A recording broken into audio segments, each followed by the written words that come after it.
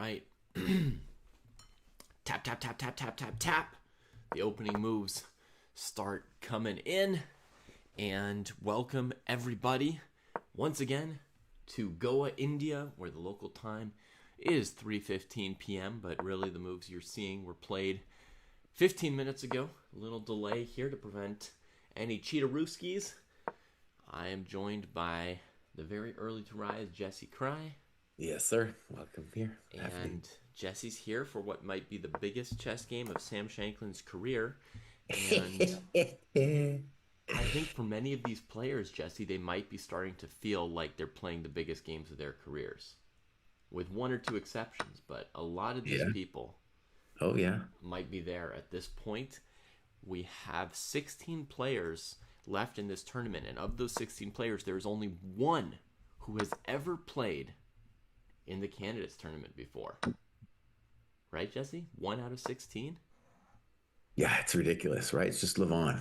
Just Yeah, Levon. just Levon, and here he is with the white pieces against Arjun Erigaisi. Erigaisi, for his part, is the last player from the top 10 in the world left standing this tournament. The others have all been knocked out, or in the case of Magnus or Hikaru, weren't interested in this level of competition. Um, and yeah, I mean, one of these two is going to get knocked out today or tomorrow, and that's going to be huge because then we'll be without top 10 players or without any previous candidates with candidates experience. I've tried to make a little graphic now that shows everybody the scores in the tournament, so that's right below Jesse. You can see. I've got the players in terms of what color they're playing today, hopefully correct. So I've got like Svana playing white against Sindarov, Dubov playing white against Shanky, etc., with the score of their current match score, or AKA the score of their game yesterday, right there. So you can see who's in what situation, who needs to win or not. You can see 7 draws yesterday. Things are getting tight. Did Shanklin play the Grunfeld? Wow. Yeah. Shanklin's been in love with the King's Indian, Jesse. Just absolutely in love with it. And here he goes back to the Grunfeld from I think long, one long ago. way, something about Sam is for both against E4 and D4, right? Where he's forced himself to be able to play a variety of different things. So Hmm. you never know. Yeah. Um, I want to say just out of the gate, I'm also following, how common this is. And we do have several games from this position. Bishop G4, also the most common move. To me, it looks like we could have an early day here. That's my guess. Just Hmm. it's on the early, just on the feel of this thing, and also on Dubov's approach, because that has been his MO, is to say, "Hey, I'm just going to end it. Hmm. It's going to end it." Um, Yeah, I was definitely thinking that he might not have any ambitions today, Dubov, since he hasn't recently with White had ambitions in this tournament. He's been leaning on the fact that he's a really top rapid player. Well, let's get into this position. So this is a well-known thing. I didn't know about it, but it's a well-known thing in the database Hmm. where queen takes d4 is basically forced. That happens. Sam's playing all of his moves very quickly. That's his MO. Yeah, And bishop b2 is the main move here. yeah. I briefly looked at knight takes g4 and knight takes c6, followed by queen a1. Didn't find either of those options plausible for White. I didn't see compensation for the rook or the exchange. Hmm. So it seems like it's got to be bishop b2. What's the next And move there, Jesse? With the bishop well, hanging and the people could queen probably hanging? guess it's basically the queen's got to go to b4, b6. Almost everybody's played queen to b6. And now if knight g4, you can take on b2.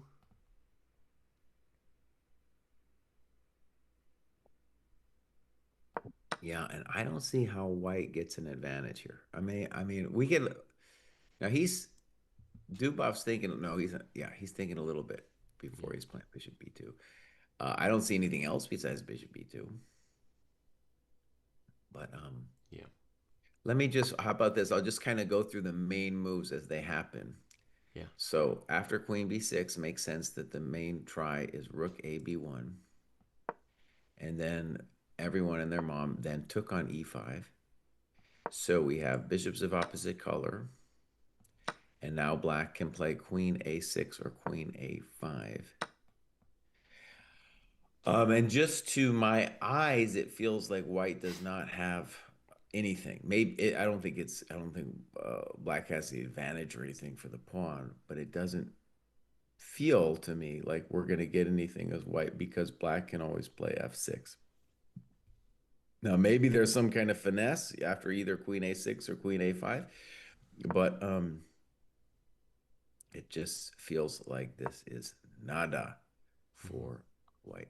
Rook AV1 played, and Jesse, I want to say we've got less games than on any other day, right? As happens in this tournament. Well, other than Uh-huh. yesterday, right? But Yeah. since I missed yesterday, this is the least games that have ever been going for me while watching the tournament. And despite that, the sound of clicking in my ears is really quite a storm. Like I'm hearing them making moves on all the boards, and I feel like the players are blitzing out their openings more than any other day today. Perhaps, yeah, perhaps. Um, so Queen A5 played, and now the natural bishop C3 is almost universally played. Man, I So mean, really, Shaky. we went down a very forcing line here. Mm-hmm. Shanky may have gotten a bit older, but his memory of his openings is still pretty darn good because Dubov's playing a very random line here against the Grunfeld, and Sam hasn't blinked for 17 moves. Yeah. Even deciding between Queen A6 and Queen A5 in seconds. Queen A6 was the more popular of the two. I don't know if that means anything, but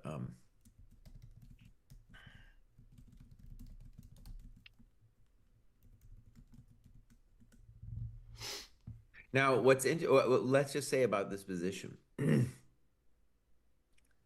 that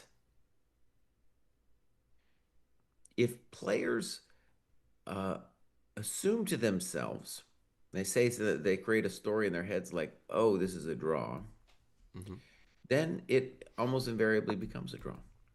That's the dumb thing I have to say today. If both, you mean But if both players think that? if both players think that, it's Yeah. just inevitable. Like a lot of times it happens in these kinds of things. It'd be like, well, all right, now we're just going to steer it to a draw. But if you just imagine a human playing against a computer, the computer's going to crack you every single time. He's going to crack you anyways. He's going to crack you anyways. But Yeah. uh, it's got to be said that, like, let's say a Magnus of 10 years ago, with either color, he's going to work you here, right?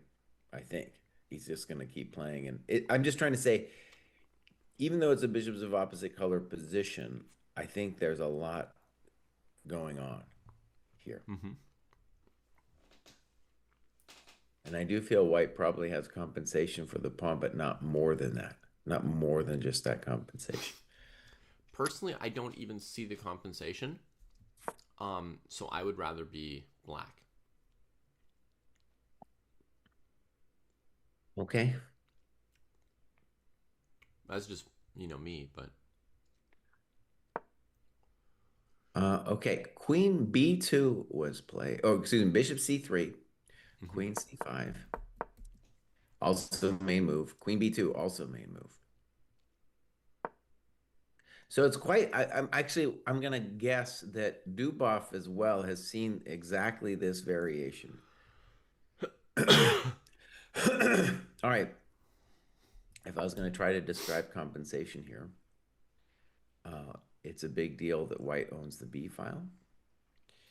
It's significant that the bishop on G4, well, for one, owes us a tempo.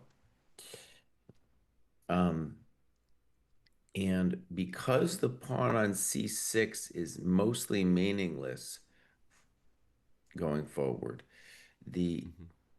what's most important is just the question, can either side get an initiative? And it's clear that black is not going to get initiative anytime soon.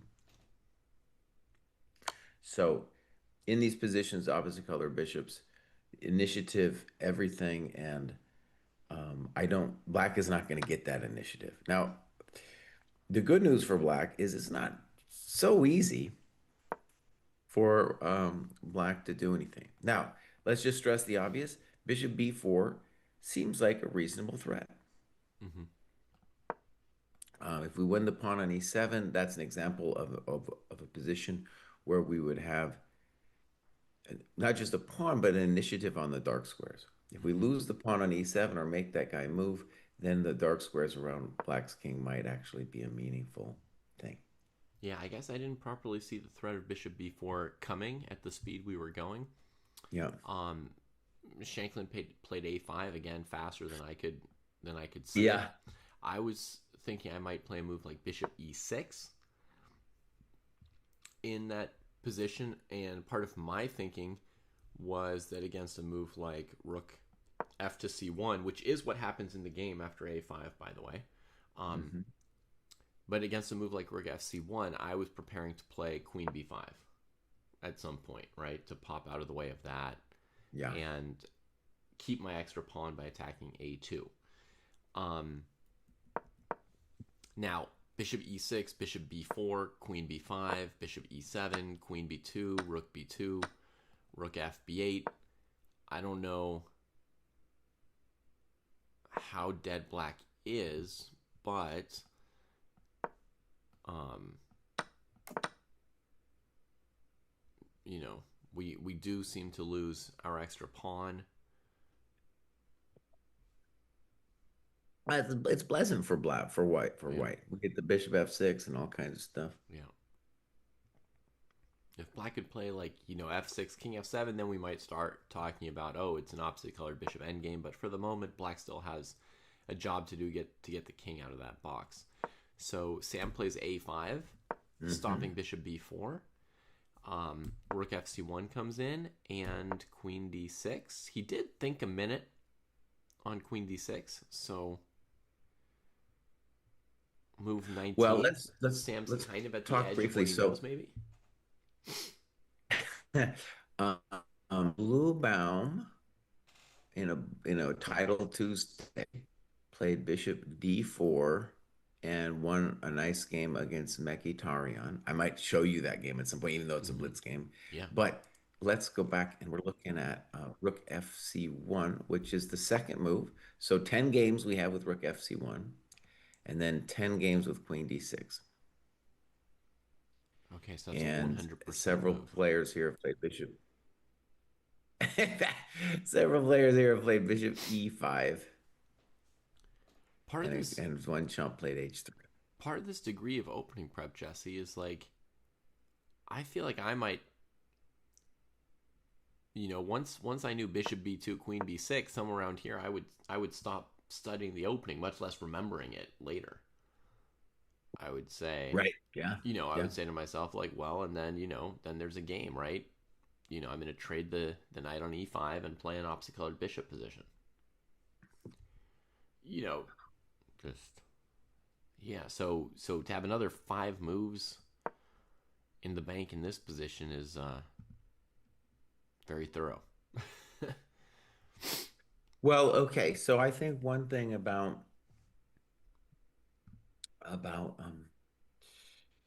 Dubov here with this variation is he is basically at zero risk, and this is exactly kind of what his jam is. And it wouldn't surprise me, right? If like it's remember what I said about people thinking it's a draw? Mm-hmm. Like he wants a draw, or he doesn't mind a draw, let's put it that way. Mm-hmm. So he's fine with this position just completely petering out. Okay. Um, Let me suggest you a position that might qualify as petering out, and you tell me if yeah. you would disagree. In this position, white could maybe play bishop e5, and one of the reasons I think of this move is that if black were left to their own devices, they could play rook b8 next, Mm-hmm. which takes the b file from white, or reduces its impact dramatically. So Right. you could look at a move like bishop e5, stopping rook b8, and that might be one of the reasons for queen d6. Now let's say I play queen b4, attacking the pawn and the queen, and white Uh-huh. trades and trades and takes and takes. Hmm. Would you agree that that position is kind of petering out? Oh yeah, that's Like maybe done. f3, bishop e6, rook b4? Yeah. Yeah? Okay. Bishop e5 played.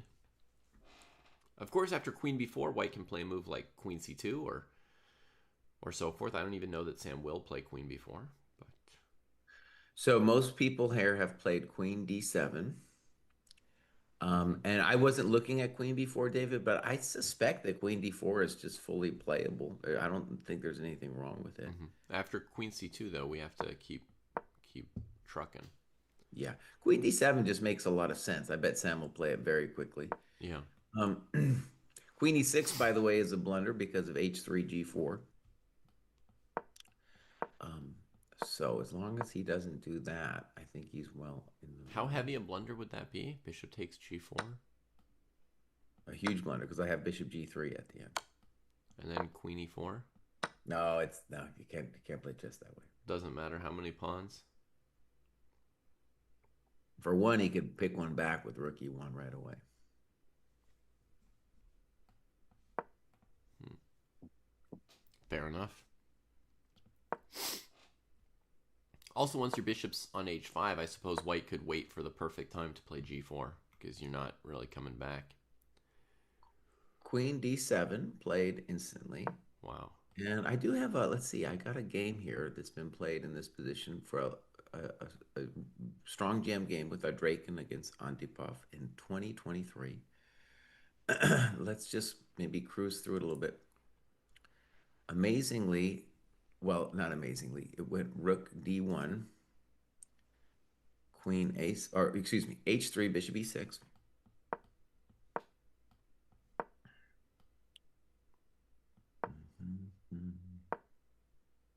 And you said then queen a7? Queen A7, yeah. And then White played the unambitious A3. Okay. We were looking at that pawn. By the way, if I was black here, I would feel very comfortable that I'm not dead. I don't know if I'd be like I got something, but I'd be like I'm not dead here. Yeah. Rook FD8, Queen C3 I takes mean, on D. black's dream of winning at the moment would be this extra c pawn, which doesn't really look like a winner. Yeah, so, so I should try not to get too excited, but I agree with you that it doesn't seem like we're dead. yeah. Queen B6, Rook C1, Rook C8, Wait, did Bishop. black trade once on d1? Yeah, yeah. Excuse me. Yeah. Okay. Then queen b6, rook c1, Mhm. rook c8. Bishop D4, Queen D8, Bishop C5. Mm-hmm. And there's our F6. I think in general, I just want to point out that that move F6 is Black's dream long term, like the setup. Yeah. Rook E1, King F7, E5. Now, E5 I think is kind of frisky Mm-hmm. because you're giving away the in general, I don't think you want to move that pawn over there. Right. Why wasn't white playing rook to b7 there? I'm assuming Rook Oh, C7. I see why. Rook c7, and if bishop b6, queen d1 check. Right. So here on Otherwise, E5, rook b7 would be cranking you. So yeah, if I were white, I would consider something like king h2 versus e5 would be another candidate at that point. possible. Yeah, possible. Though then I have Queen C7, right? So here's an example where Black just now liquidates, giving him back the pawn. He plays Rook B8, snip, Well, snop. did he not play after No, he e5? He didn't play didn't F5. He didn't play F5. didn't play f5. Okay. I'm assuming he was concerned with Queen E3 followed by Queen H6. Mm-hmm. Okay, so EF, EF. Queen A5, check on B1, King H2, check on B8. And he repeated once, and then he played G3, and they petered and pattered for several more moves here. Then they agreed to a draw. But White did try. He Mm-hmm. kept trying here. Yeah. Like G3, Bishop D5. Mm-hmm. And what's got to be said, like I think White's the one kind of sort of pressing in this final position.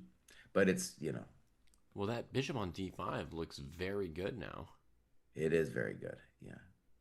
Um, I mean, it still looks absolutely a okay to me. Um, I'd probably still rather be black. Well, he's going to play A4 now, Uh-huh. Queen and b1. then Queen B1, you aren't you getting Then you have mate. horrendous? Something's happening to you. Something's happening to you if you play Queen E1.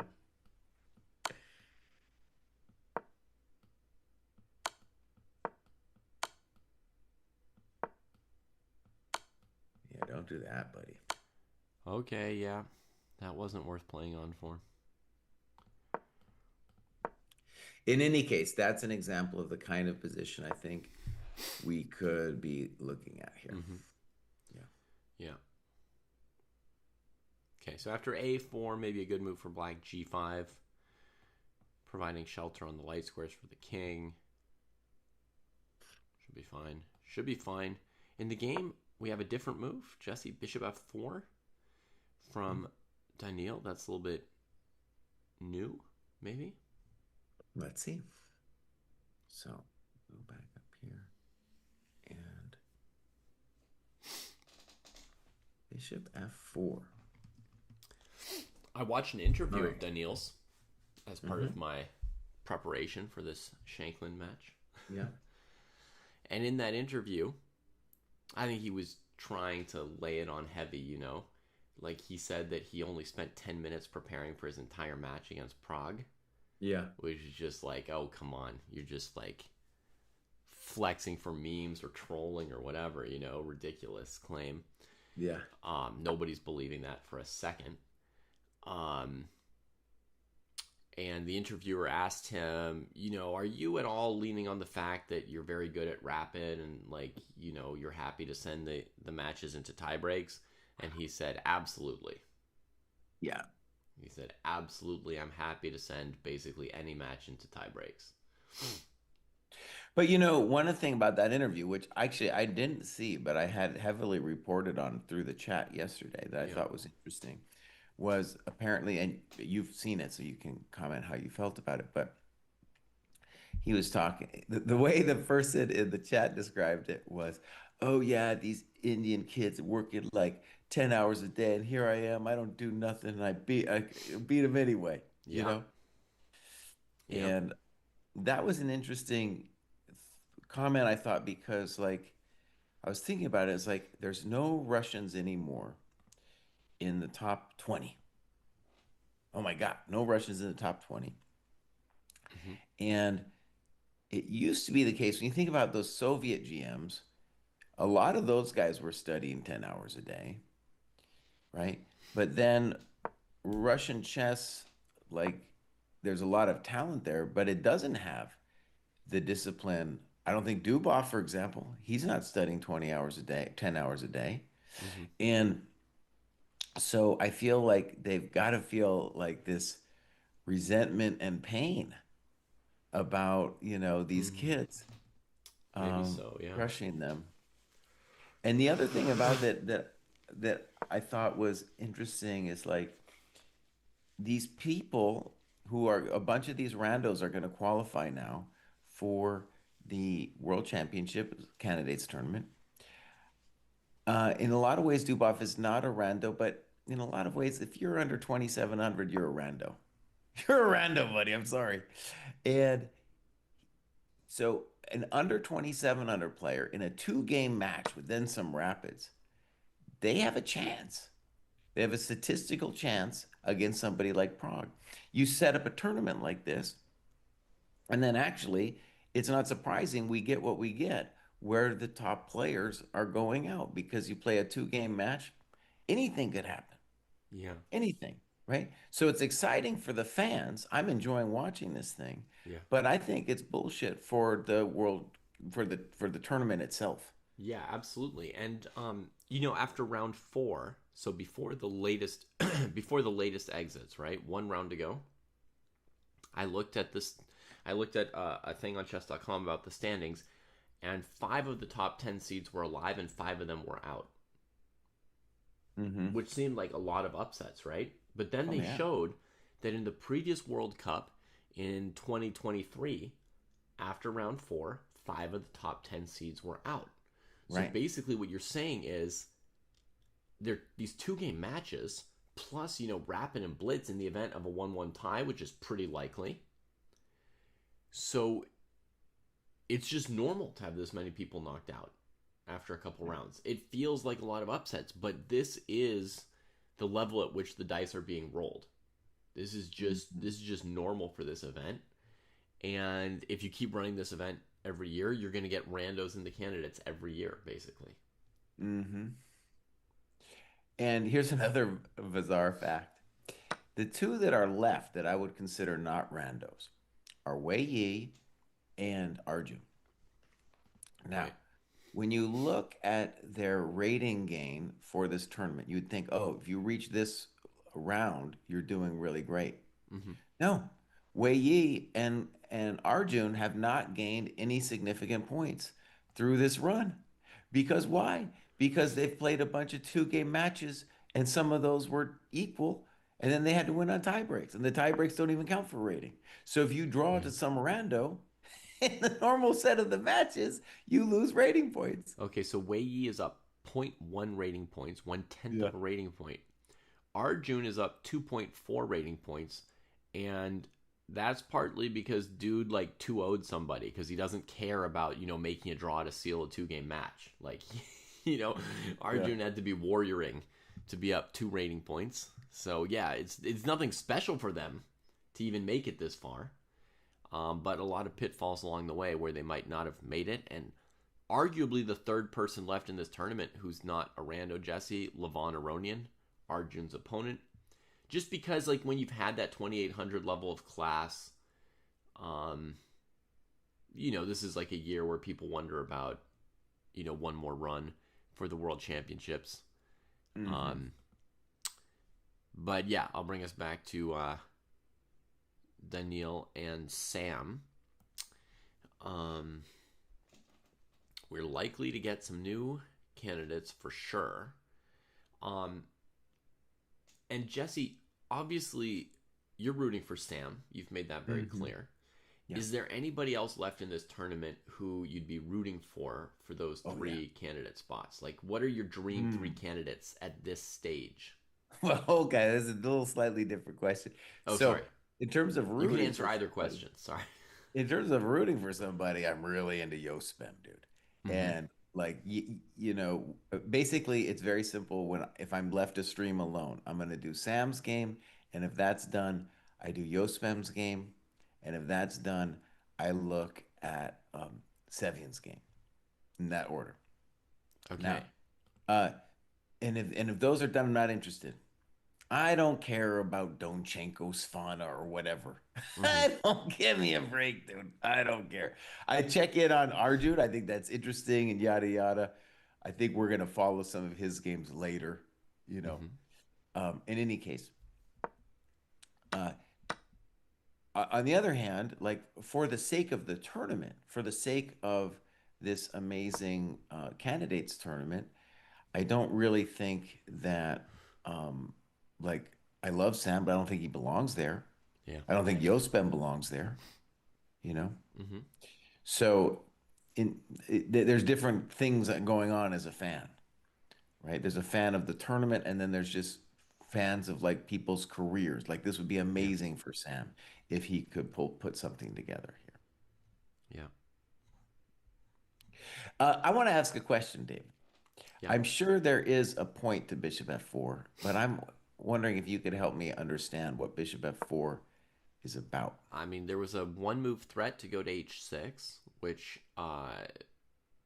in general, I think Sam wants to answer with any rook move. It seems like you want to play f6, but not necessarily too soon. Okay. You don't necessarily want to rush f6 because then white can engage you with e5 um, and try to poke at things. So Sam went for the file. And in terms of what was the planned follow up in case of rook fd8, what's the point of bishop f4 if black avoids bishop h6? That I don't know as well. Um, So Dubov played h3. mm-hmm. We're assuming bishop e6 now. Yeah. Um,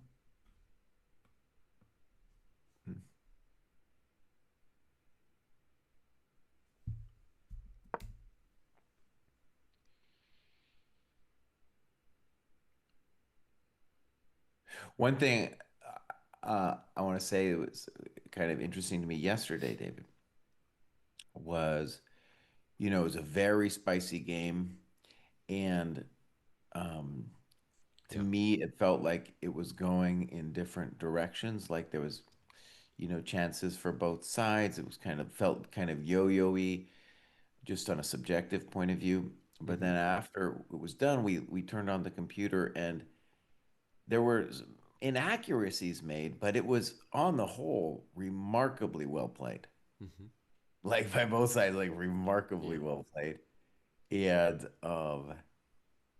it was characterized, if anything, by Sam being willing to take, let's call them gambles, even though there was never like a losing move. He definitely gambled several times. And then Dubov at several times played weenie moves, Mm-hmm. right? So it wasn't, and again, it was like when you look at the from the engine's perspective, like the weenie move wasn't the top move, but maybe it was like third on the list. So it wasn't like a crushing blunder, right? But it was Right. just a weenie move where he's trying to bail out. I played through the game yesterday, but obviously I didn't spend the 5 or 6 hours of live time on it, so you don't feel the impact of the game without the weight of all that time. But clicking through the moves, I thought Sam played incredibly aggressively. Oh yeah, Like that's what I my just said. my surface sense was that he played nigh insanely. He played so Hmm. aggressively. Yeah, yeah, yeah, yeah. It was a very interesting game. Um,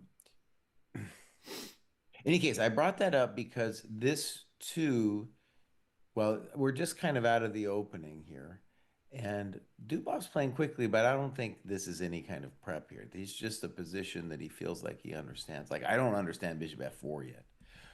Now, one thing to say about Bishop F4 is, even though it looks like an inaccuracy to me, it's very hard for White to actually lose his compensation, right? It's very hard for him to lose the compensation because the C pawn with his bishops of opposite color situation, it ain't going nowhere. That C pawn ain't going cock. Mm-hmm. And Queen A3, I think if you just, I don't understand Bishop F4 yet, but Queen A3 is um, just a simple and nice move where I put pressure on the A pawn, I look at the C pawn, I look at the E pawn, and I don't think White's even threatening anything here. Okay, one idea, Mr. Bruce, I know this is a little bit slightly highfalutin with Bishop F4, is to say, um, I know you want to play F6 someday anyway, and so with Bishop F4, I'm just getting out of the way of that. Mm-hmm. I'm just going to get out of the way. Yeah. And he's saying, preventing rook b8 is one of my main missions. So that's the job Mhm. of the bishop. Maybe if white got to keep playing here, they would play moves like rook b6 with the idea of pressuring this pawn and getting it back, or playing rook cb1, rook b7, Yeah. going after e7. Hmm. So maybe after queen a3, which keeps an eye on two of Shanky's pawns, rook b6 could be the next move. Yeah.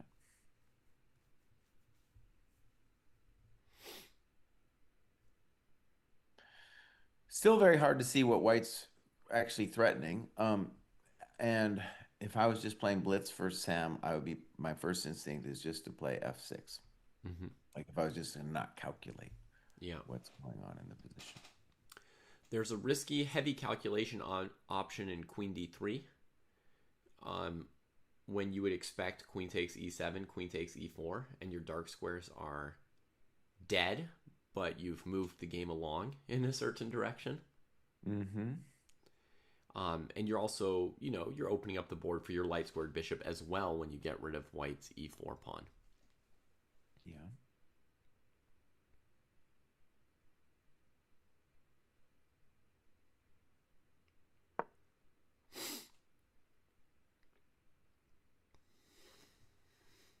I think it's so okay. So one of the things about this position is he clearly chose something that's safe and you could bemoan opening prep or something.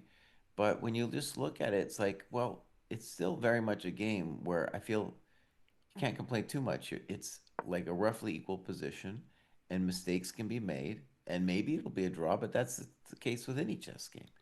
Right?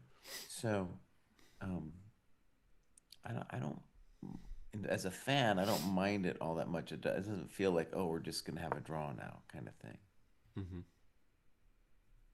We might, we might anyway, because Dubov is probably gonna liquidate with a Tausch machine of the first chance he gets. Well, okay. Let me look at my queen d3 move for a second. Okay. Most Which is forcing very move. dangerous, David. Queen d3 is a very dangerous move. Agreed. Yeah. So Queen e7. Right. And then queen e4, tapping the bishop, leaving white with only a couple candidate moves. No, I just want to say I really object Mm-hmm. to losing the e7 pawn. I feel like actually now, Mm-hmm. if I move the bishop almost anywhere, I'm going to be better. Bishop Okay. h6, bishop g5, So and I at think, at first, Jesse, I didn't like this either. hmm But then I was just, doing my due diligence of like, there's a super obvious concrete move. Let me just look one or two moves ahead. okay, let's just play bishop h6. Let's see your idea. And on bishop h6, I saw the move bishop to d5, offering a queen trade while threatening mate. Okay, yeah, good. And I thought, yes, the bishop on h6 is still annoying to me, but if you trade queens, I don't think I'm losing this endgame. Up a pawn, I'm sort of low on targets left for white. Mm-hmm. Um, Okay, yeah, queen d3 then. That's a thought. and then another line I had was queen f6 after queen e4, and then I have the move queen f5. hmm You could also play bishop d5 first, I force could, f3, and then and do that kind of thing. and then do like queen e6 or queen f5 or something. Yeah, but Okay, wait, David, though. Here's I still don't like it. So like let's say I play queen g5 instead of on move 25. okay, queen g5. Yeah. Okay, so now you're not threatening as much immediately. What are you I just thinking of doing? I'm just gonna if you play bishop d5, I'm just gonna play f3. I'm saying as long as you don't trade or liquidate everything, I will have a dangerous initiative Mm-hmm. against the dark squares. Okay, my instinct is rook d5. Oh, you really don't play, do you? All right, I'll play queen g3. Mm-hmm. Okay, I feel like if I play rook d3, you'll play f3 and not I'm really always care. gonna at f3. I want to play anyway. So I'm gonna play rook a to d8, which was sort of my intention, just to activate all my guys. Okay, I'll play rook e1.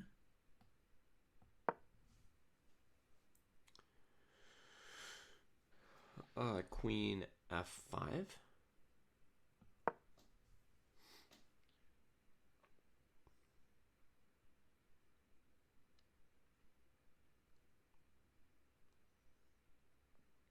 Yeah, of course you don't have to agree, but I feel like although there is some risk, it doesn't look like insane risk. Actually, it looks like black's pieces are engaged. Oh, I would say this is exactly the thing we don't want to see. Okay. because now, like, I don't know, King H2 or something, you've created a situation that maybe if you want to tell me that you're still fine, I'm okay with that, but Hmm. you've really created a necessary risk after this. Whereas in the game position, even if it's just White's move, I don't really see risk or too much risk anyway. Hmm. Okay, we got to move. I played your move, buddy. You're a GM today. Hmm. Yeah. You're a GM today, bud. Okay. Okay. There was a question in chat whether Dubov would feel himself to be an underdog against anybody who's left in the Rapid. Like, is there anyone in Rapid where Dubov's going to be an underdog?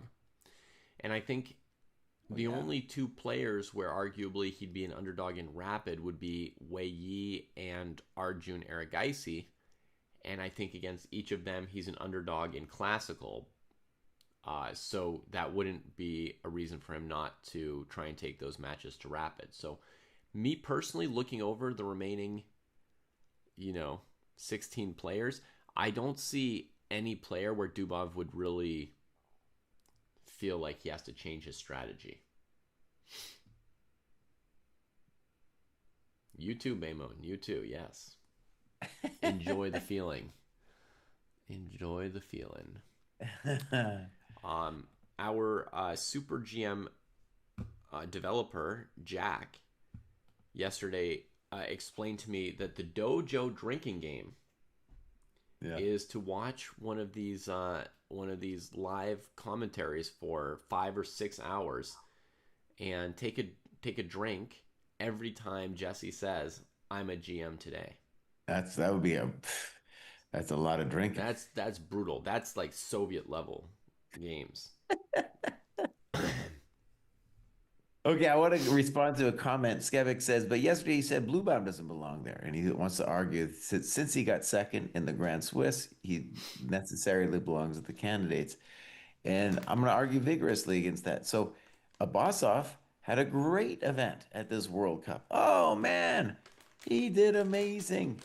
He did amazing. And it was very clear, very soon, even before the event started, that he did not belong there. So that is exactly the kind of thing we're talking about.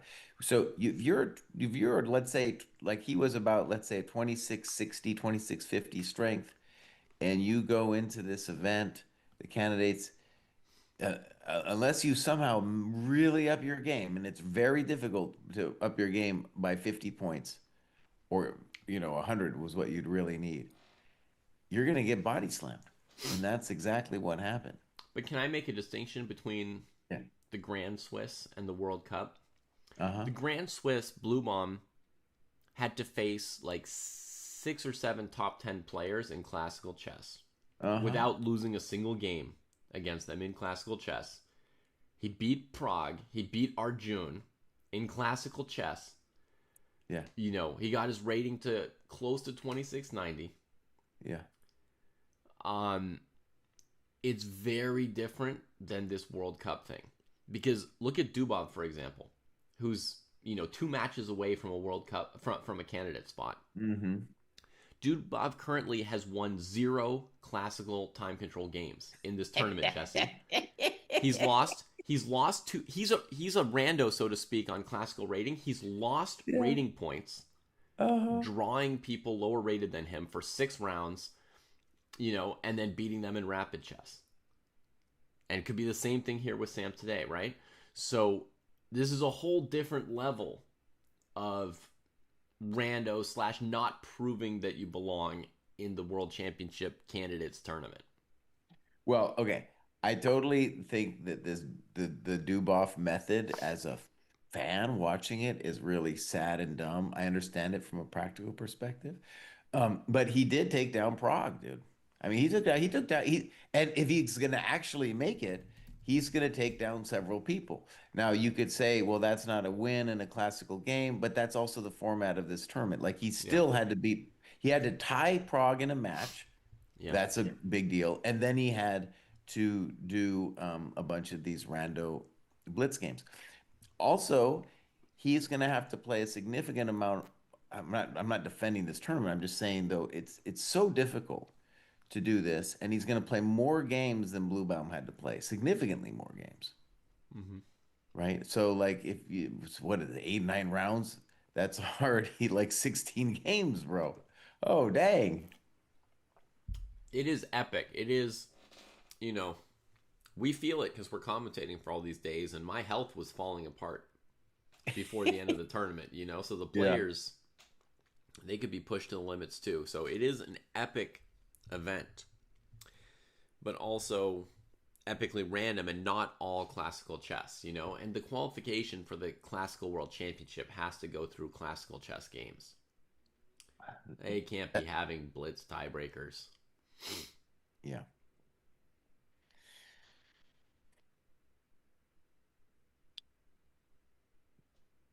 And, just, well, I was about to say that, well, I still stand by it that this is very strong chances, like 90% chance that this position is going to turn into a draw. And there's a variety of ways that dude can liquidate it right now.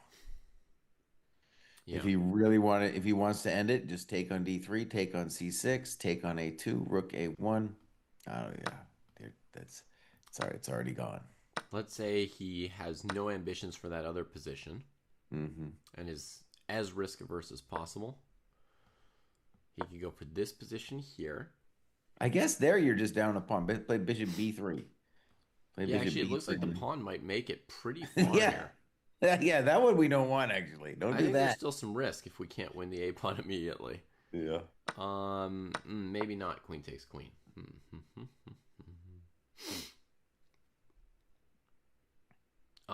Which says that Dubov doesn't have a ton of options here, right? Because his E pawn is attacked, queen is attacked.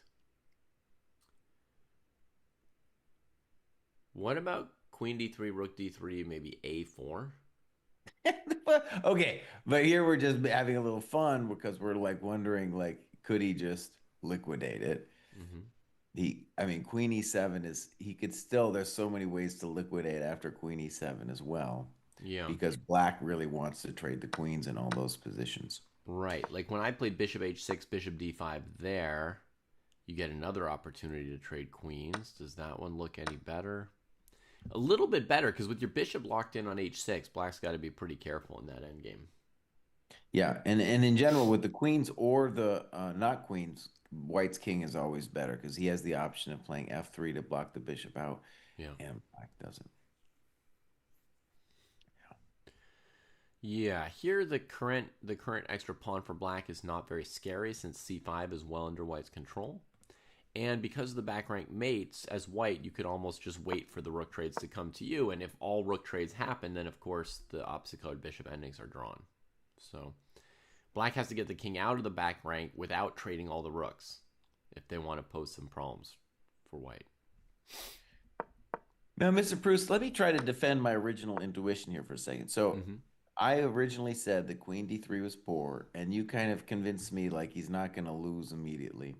Mm-hmm. And then when Sam played it, I have to admit, I was like, okay, I guess I believe you, Sam.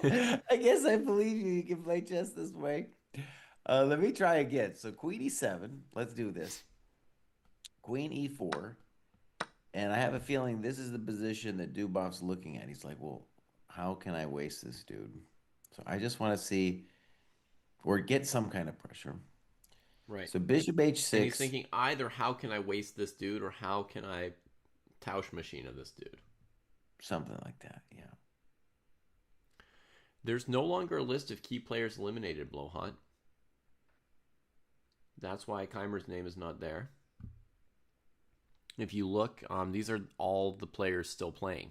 The bracket is now small enough we can fit all their names into our little graphic. All right, so Jesse, Queen takes e4. Actually, I want to say that Sindarov, because he's young and exploding, I'm Mm-hmm. not sure I would call him a rando. I can believe in that guy. Okay. I can believe in that guy maybe being able to achieve a very high 2700 level by the time the candidates comes around. Mm-hmm. Possible. I mean, yeah, I mean Sindarov, Lei Kwang Liam, they're not completely randos, but they would be a step below what you would usually expect for a candidate.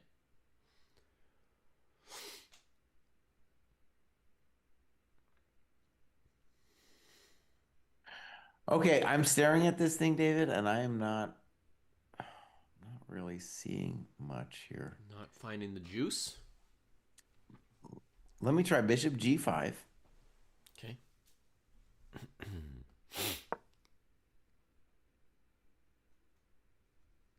Attacking my rook, huh? I don't know. You have a lot of different moves. Even Bishop D5 still, because when I take on D8, you take on B1. Yeah. Okay, but I'm gonna play rook e8 for you.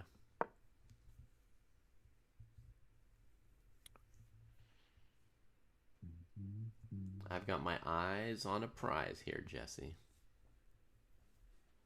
He's got his eye. All right, Queen C7. Queen c7. I don't yet know what you're up to, and I'm not going to think about it too hard. I will take on a2.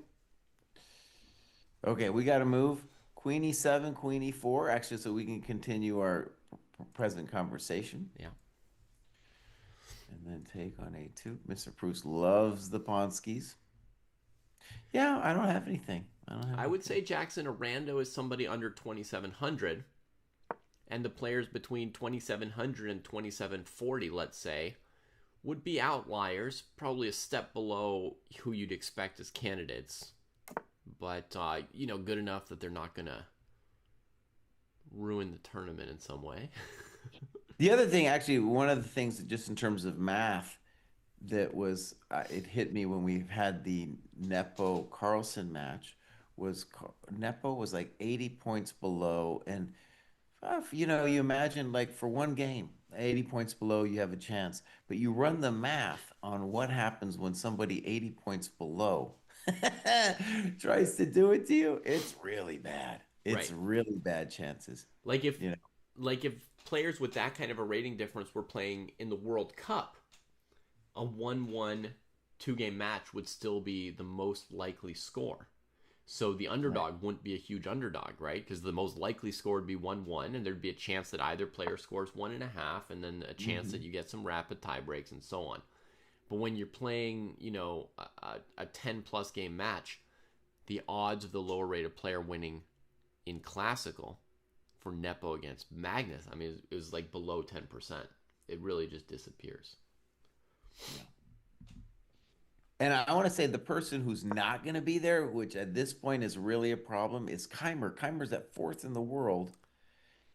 And yeah, he got taken out. And dude, that guy should definitely be in the tournament. And he got taken out not in classical chess, right?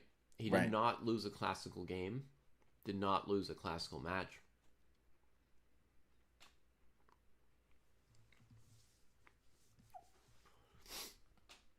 You got anything more to defend Dumov's honor? He's played bishop h6. Okay.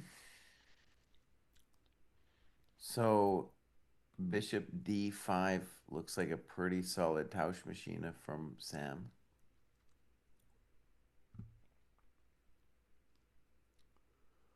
Yeah.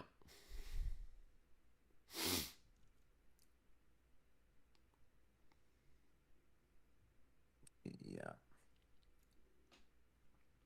I had a previous line here. I was saying this might be White's choice to go bishop d5, queen e4, bishop e4, rook b7 as a position where the back rank would force black to bring the rook trades to white to hold the Mm. game. Um, that said, I don't know if white has a threat to really force black's hand too quickly, and I might play a4 for black in that position now that I think about it. I think last time I was just looking at, rook a b8 or something lame. But if you play a4 for black there, you could keep playing a little bit. No, White's the one who can keep playing, buddy. I still would rather be White in this position. In I this don't think. in this endgame down a pawn. Yeah. because your king is pinned down and stuff. I'm not saying I have the advantage, but I'm not going to lose. I'm Okay, fully but I'm comfortable saying that here. I do have the advantage. So that means I'm the one playing on. Okay. Now, by the way, we could see that with Sam, and I like his attitude from yesterday. He was like, he got the draw offered to him, and it was he could have taken it. Wouldn't have been the dumbest thing, but he Hmm. kept going.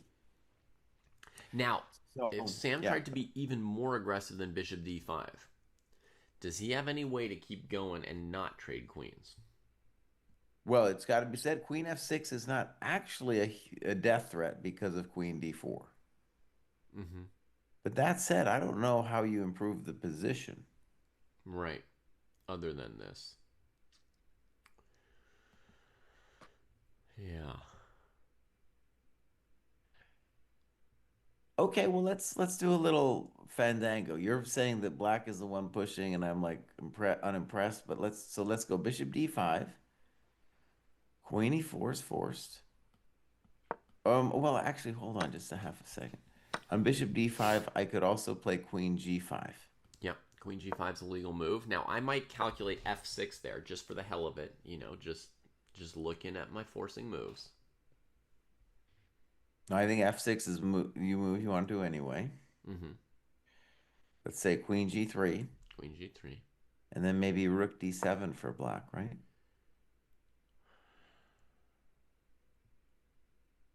It's a little scary. You got to worry about Rook B8 and stuff. Yeah. How about I play G5 instead? Dang, Proust don't play, man. He's just like, I'm a very angry man. Hmm. G5? Okay. Rook B7. Yeah. Bruce is insane. Insane in the membrane. I mean, White also has like F4 and H4, so I can't ever win with this approach. No. I think G5 was too soon. I'm gonna back No, it up. dude, don't do G5. Back it up. But Falk, I would tell you the reason it's not a dead draw is because black is up a pawn. I agree with you that the bishop on d5 can defend everything and white can't do anything. White's just begging for a draw in the in the end game. Is f6 too soon? Is f6 too soon? Well, Oh, I f6 is pretty definitely desirable. want to say too, it's like me and David have completely different thoughts on this. I think we both think it's going to be a draw, but he's thinking that if anyone has chances, it's black, and I'm like, no, buddy. If anyone has chances, it's actually white because little accidents can happen easily here. Now, I do want to say, I think we're going to see this. Well, we do have Queen E. We Of have course, Jesse. Queen. If you play queen g5, I should grab your pawn on a2 if I want to win this baby. Dang, you're a very angry man. Oh, you're pushing your luck though, buddy. Okay, rook E1, Hell yeah, I'm pushing the luck. What do rook you play? E1, rook E1. Rook e1. Leaving your dogs hanging. Dang. My dogs are gonna bark pretty soon, buddy. All right. I Oh, will maybe you have, excuse me. Maybe you have Queen F5. I'll I will take play rook. queen f5 in terror. Okay. Okay. So this man is not scared. Okay, bishop D5. Queen E4 played. He's gonna liquidate. Bishop Hmm. E4. So, by the way, Queen G5 was just an attempt that we mentioned. Like, could he play something else? Right. And Jesse would say it was risky for black. I would say risky for both sides. Again, I think this is basically equal, but if I'll still stand by saying that if anyone's playing for something here, it's white. Hmm. And I'll say you should listen to the lyrics of the song Stand By Your Sam. And you should believe in black's position here. And I think Shanky could maybe play a4 now. Stand by your Sam. All right, Rook B7. If A4, I'm assuming A3, Yeah. but So far, I've predicted every move, right? I mean, Rook B7 was my move for Dubov as well here, like I'm six very moves ago. impressed you predicted Queen D3 because I felt nervous about that. So I think a4. I agree with you that a3 would be almost forced for white because I'm threatening a3, bishop d5, and then you will Mm-hmm. cry, cry, cry. Well, I taught the weeping willow. Um. Okay. Yeah. After Okay. a3. Yeah. I'll say yeah. I think White's just so fine here. It's no problems. All right. A4, A3. Yeah. A4, a3. Um. I mean, are you doing anything? I'll probably play something like Rook C5 or Rook C4, depending on what you do. Mm-hmm. I can think, depending on what you do, I might play Rook E1 or F3. I've got a lot of little building moves. Yeah.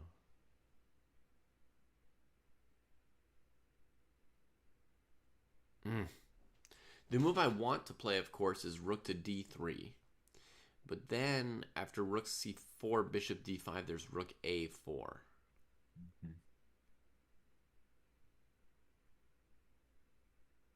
And I Yeah, can't Rook. seem to Yeah, justify that. yeah, it's pushing your luck. If I have to play bishop d5, it's not that impressive. What if I play rook a b8 now? What did you have in mind there? Okay. I'm afraid you might go rook a7.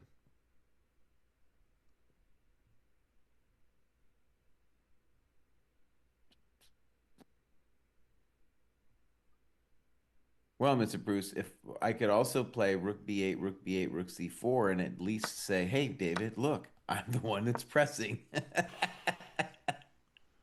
You think you'll ever get me to admit it? Yeah.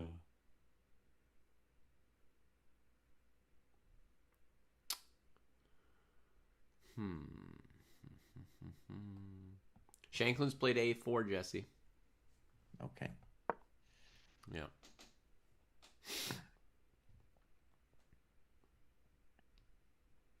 Okay, and so after a3, I'm kind of thinking I might just play bishop d5, lame as it is, but it just defends my coconuts. Yeah, I think that's a totally solid move. A3, Bishop D5, and White can do all kinds of different things. But it's so difficult for Black to actually do anything to us. Yeah. Um, Falk is wondering, does black want to trade a pair of rooks? I think I'm personally I'm mildly agnostic to trading rooks or not trading rooks.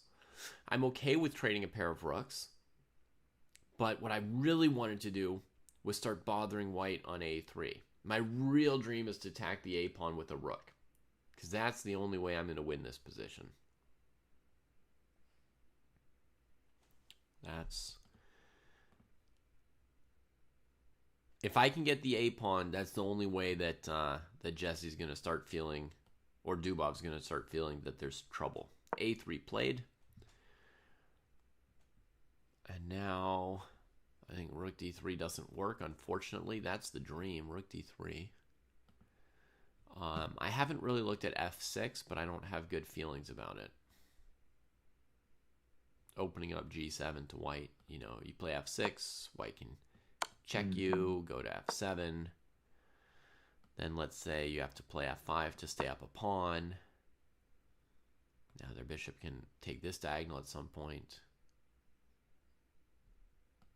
Maybe F3, bishop here, rook here.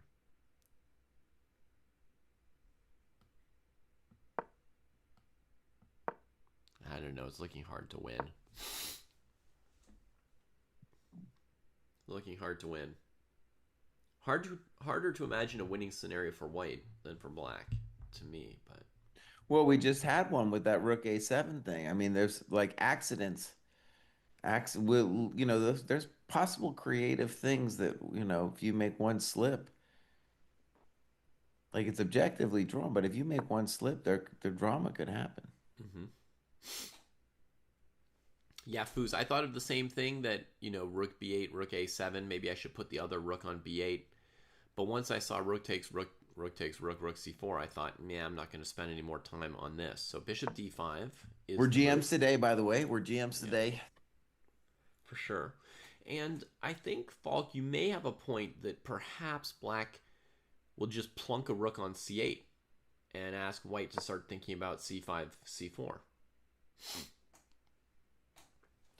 Actually, maybe this is a good way to put it. If I was playing like a 2200 or 2300, Yeah.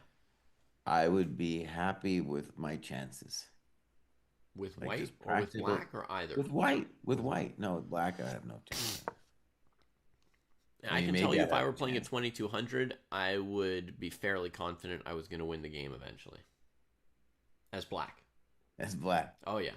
I think, So any 2200 in chat, I could probably crank them like 5 times in a row with black here. one thing here is, for example, it's hard for you to move. It's hard for you to do anything. And I think one building plan for white is to play h4, h5. hmm And notice h4, h5, I'm just tickling you a little bit. I haven't even done anything, but I might put the pawn on h6. hmm And that would be a minor. Then, if I achieve that, then I can really start maybe massaging you a little bit. I mean, I will gladly take your pawn if you want to hang it on h5 at some point. I will gladly take that pawn too, bro. Okay. So what I want to do now as white is I want to try to guess Dubov's move or guess what I think the best plan is here. hmm So the basic candidates that come to mind are f3, h4, king h2. Um, there is dreams of some kind of Nigel Short thing. Go to f6. Yeah. Too bad you don't have a queen So anymore. a queen. Now, Also, okay, too let's bad talk that black's about not paralyzed like in the knight or like in the short versus Taman game. black's pretty paralyzed. Here, let But me be but the here, let's first. just Let me be the first person to alert you to this possibility, Jesse. I uh, think there's like a 13% chance that our boy can win this game right here and avoid rapid tie breaks. that black's gonna win it. Yeah, 13%. I'd say there's a chance already. One thing about the chance I think that's interesting about it is like if Dupov has his lame-o attitude, then Sam's the only one with the chance in almost any position. Right, he's just free rolling as he played so aggressively yesterday. He's saying I can try for anything, and if it turns against me, you'll be willing to just agree to a draw. That's right. Definitely encouraging aggressive play from black. Okay, I'm going to take away these arrows indicating the king march to f6 because that was a little bit silly. Yeah. Yes, you Okay, can go Mr. king Bruce. h2, f3, h4. Yeah. Let's practice again. Yeah. So how about I start with rook c b1? Yeah. Why? Yeah. Why don't we just play this out until one of us has been bloodied? I actually wait. Let me take it back. I want to really think about it. I'm not sure yet what to do as white. Hmm. What if we played a bunch of blitz moves? Just see who comes out on top.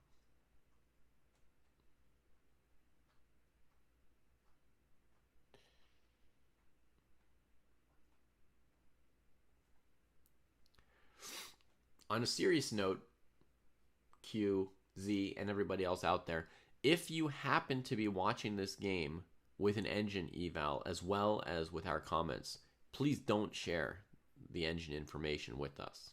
Okay, that's all we ask. If you want to do that to yourself, try and suck the suspense out of the game. You do you, but don't tell us about it. We don't want to know. Well, and one thing about this, actually, yesterday's game, there was an example of what I think the engine would say here too. I'm gonna guess the engine says zeros here. Mm-hmm. And in the game as well, it was a very hot position, and there was a stretch of moves where it was just like zeros, you know? So it's like if I was watching that, I'd be like, oh, this is dumb. What am I doing? You know? So I think the engine, yeah, it's an example of where it just is really unhelpful. Yeah.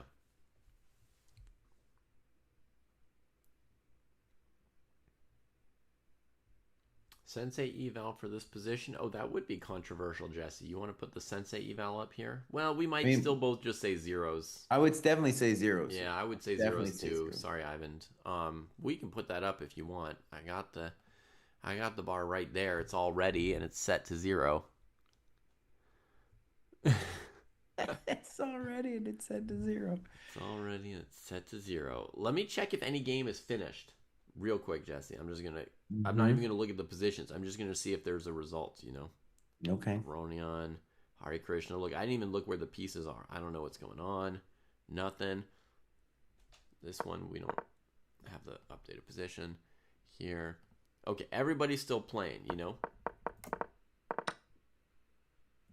Everybody's still playing. So no information yet. If any of you are rooting for someone other than Sam, that player has not yet won or lost, whoever you're wondering about.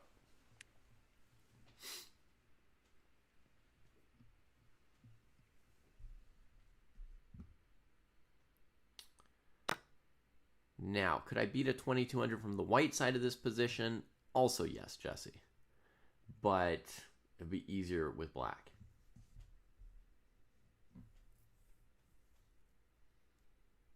All right, let's play a move or two here. So H4. H4. There it is.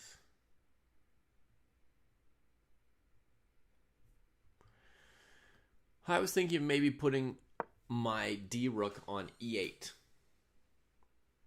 Okay.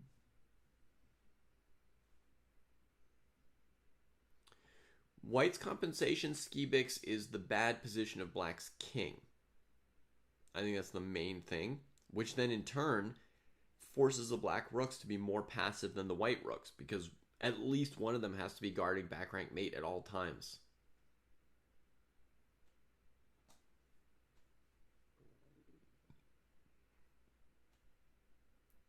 Could Shanklin beat me from this position 5 out of 5 times? That's a good question, Ivan. Um, Maybe 4 out of 5 times would be my guess.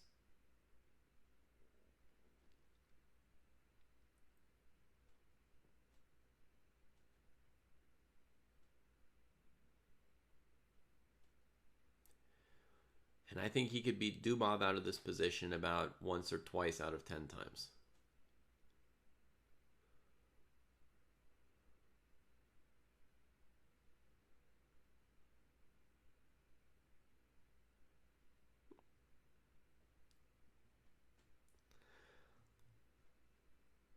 I might be underestimating 2200s yellow.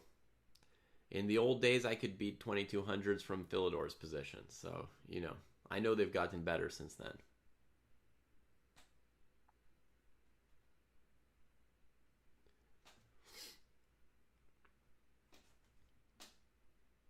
All right, I'm just gonna play a couple moves. I'm not convinced about what I should do exactly here. I'll play F3. Mm-hmm. Sure.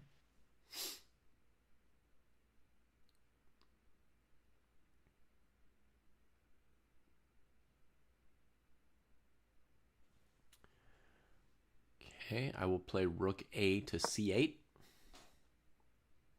What am I even doing? I don't know. I'm just doodling around.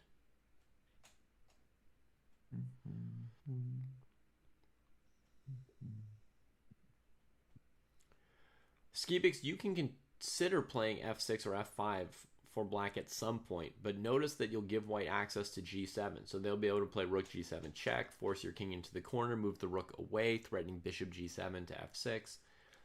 It's still going to be hard to ever get your king out if you move your F pawn.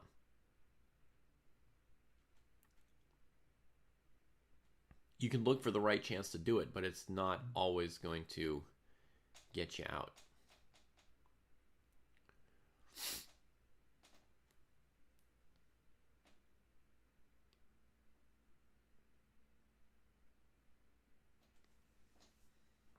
All right. I'm again unconvinced exactly what I should do, but I'll play King F2. King F. Mm-hmm. We got to move in the game. Yep. Rook E7. Rook E7. Interesting. That prevents my move Rook E8, which is what I played against H4. Well, it doesn't actually prevent it. Okay, it taxes it with a rook trade, right? If his goal is to trade rooks and draw or something.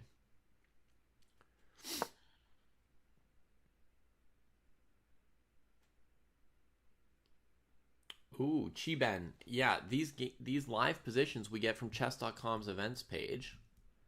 I send you a link to the one for this tournament, but even beyond that, there are all kinds of other tournaments on chess.com events, live tournaments from around the world. Um, Top players, even tournaments that don't necessarily have top players are broadcast live nowadays, right? So, David, rookie seven, I want to say it's funny because it's not, I guess that the the only big thing that we can see that it does is it avoids some kind of, maybe at some point maybe you were going to do a C5 trick to me or something. Mm-hmm.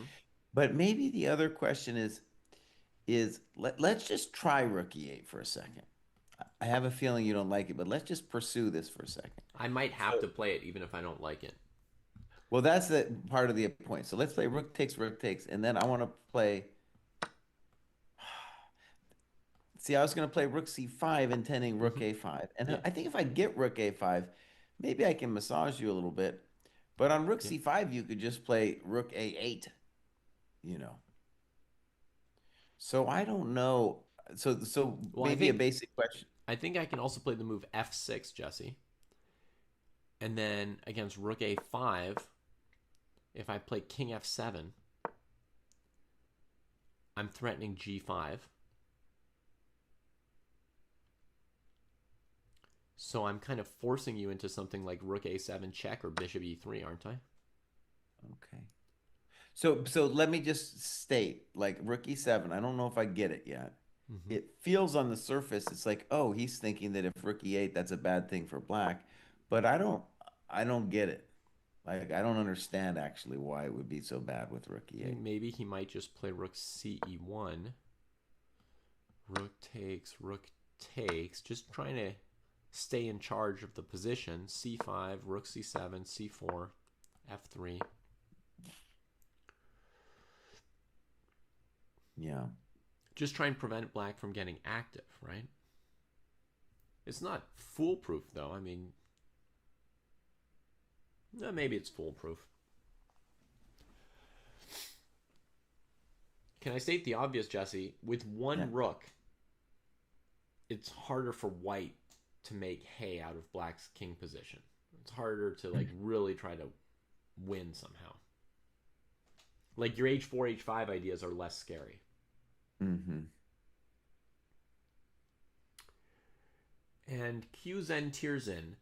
I think, there will be maybe 4 or 5 people in the next candidates who have a chance to become world championship. Hikaru will be one of them, but the fact that he's not playing any serious classical competition should be hurting him a tiny bit. I don't think his chances should be better than the Oh other no, three or no. four players who will be the best players at that candidates tournament, right? We'll have players like Prague, um, Anish, Fabi. I don't know. There'd be a couple other players who should have similar chances to Hikaru. Yeah, I think not only has he not played, but he's getting older and he just had a kid. All of these things affect dramatically your chances. Yeah, if he's doing nights with the kid, if he's the one who's up at from midnight until 6 a.m. walking back and forth shushing, then he's going to be in real bad shape. Well, even just hormonally being around a kid like that, you're just totally different. It's a totally different game. We're gonna do a podcast on that. Mm-hmm. We're gonna try to do the research. Yeah. The pirate, that was what we decided to call Dubov, by the way, is the pirate. The pirate looks, he looks like he's just waiting for those rapids. That's where his buried treasure is, dude. Jesse's watching the video feed, folks. FIDE has Yeah. video feeds for probably all these boards at this point.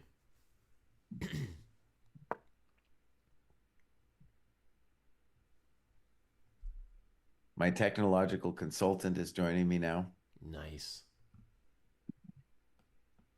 Snap it up, everybody, for Fire Snap. Snap it up, snap, dude. Fire snap might cover for me while I go make myself a second coffee here.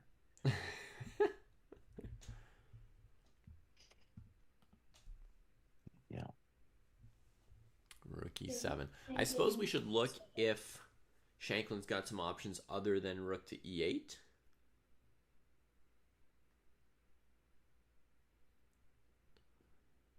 In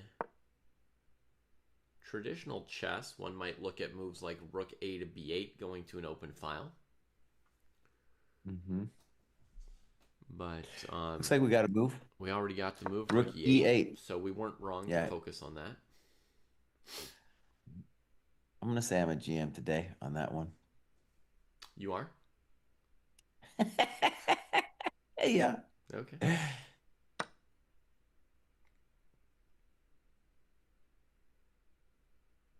All right. Looks like he snipped. No, we played your move, Rook C1, Rook right? c1. Because you're a GM today. Yeah. Here I Now, was thinking that if Black wanted to just be simple, probably Bishop E6. Oh, sure. that's Yeah, bishop yeah. e6 is certainly a candidate. Joao was suggesting that we could also maybe trade and then play rook to c8, preventing rook c7. Mm-hmm. Um, and the idea is to motor that c pawn on down to c4 or maybe even c3. There you go. I like motors.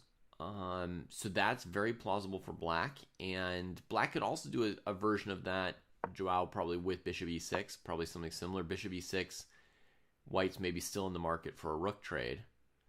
Um, and you can do a version where white's rook's not on the 7th rank, although, they don't have trouble getting to the 7th rank if that's where they want to be.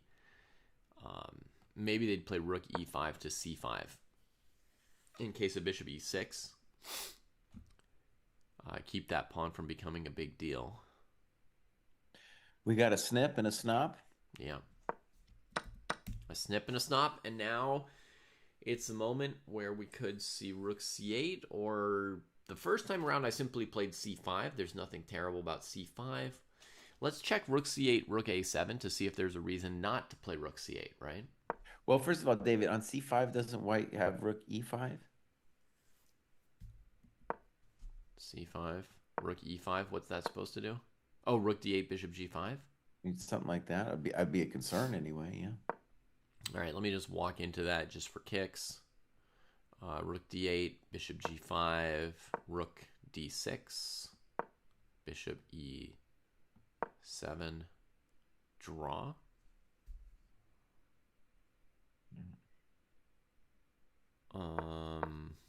Bishop g5, rook d7, bishop f6, king f8.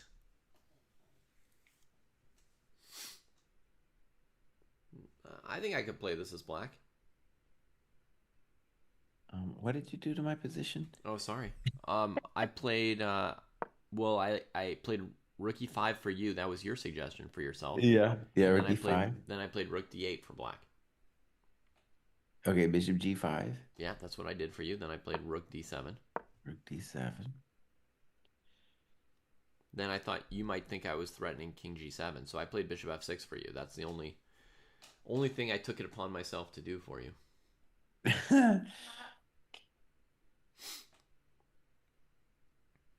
So,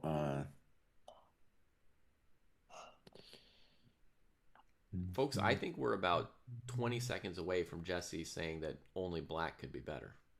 well, okay. What I think though, David, is if I was about to actually say I've been coming around to it, but on move 31 for black, Mm-hmm. why the simplistic Rook C8 Sure. has got to be if we're gonna just ask black white some simple questions. That seems like the way to go. Yeah, that does. Yeah. I'm just saying we first looked at c5 and we didn't find anything wrong with c5. I mean, rook c7, c4, that's in no way a disaster for black. Hmm. But yeah, maybe rook Yeah. c8 will put the most pressure on. Joao's suggestion.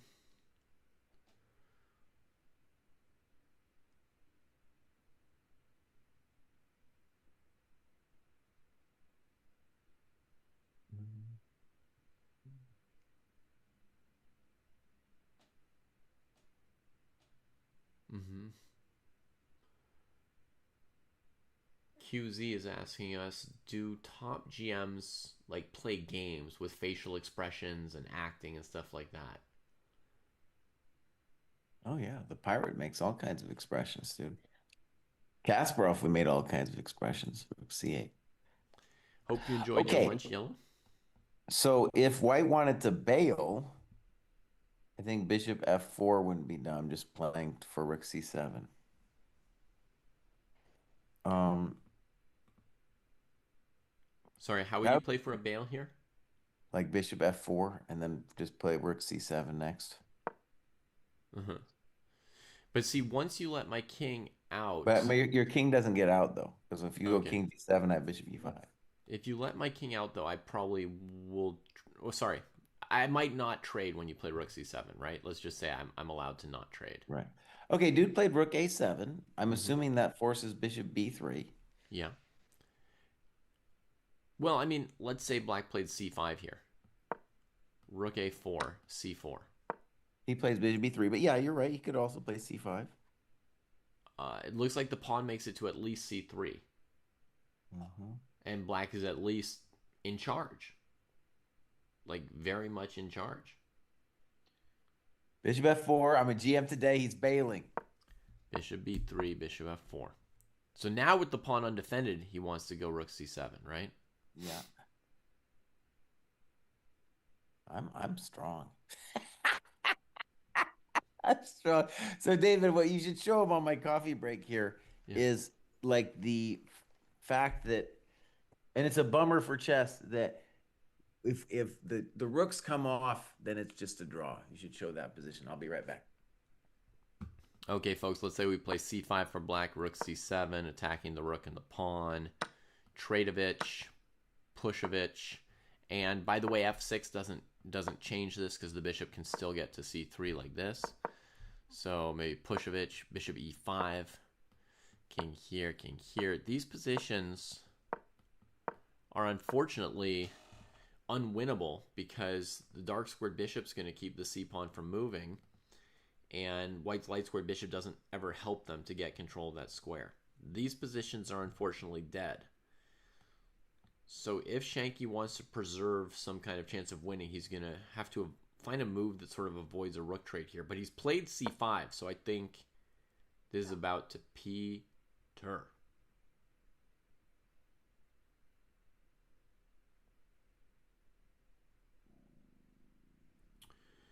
I think it's going to be rook c7, and I wonder if there's even a way for Sam to play this position. Just starting with f6 help in any way?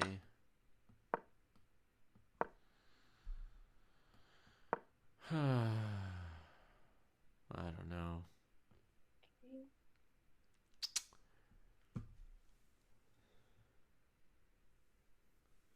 Not seeing many chances here.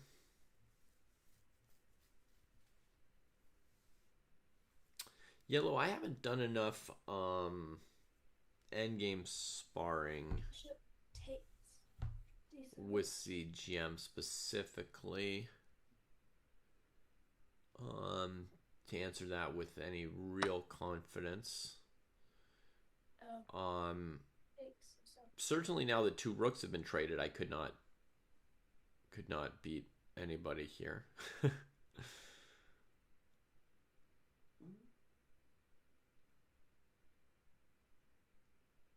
With rooks still on the board,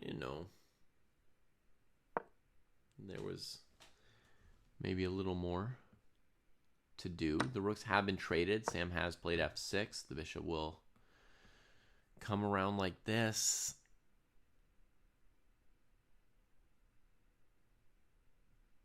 Okay.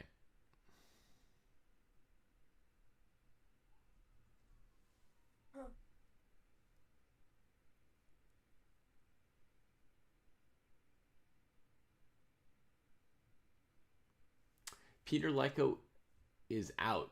Qzen, Tierzen. Eric Geisy defeated him in rapid tie breaks. Yeah.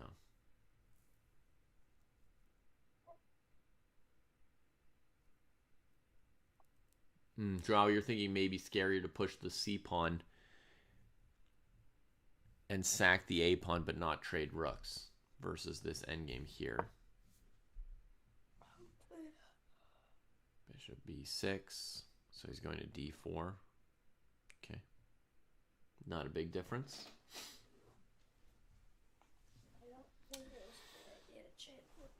Yeah, still a good run for Lecco. And, a 1-1 classical match with Aragaisi is not bad either.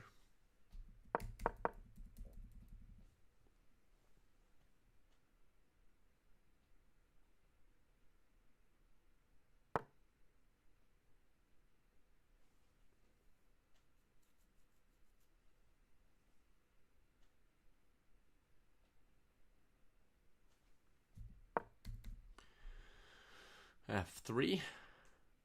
Taking this square away from the king. So now White's bishop and pawns forms a barrier to keep this black king from getting into the game.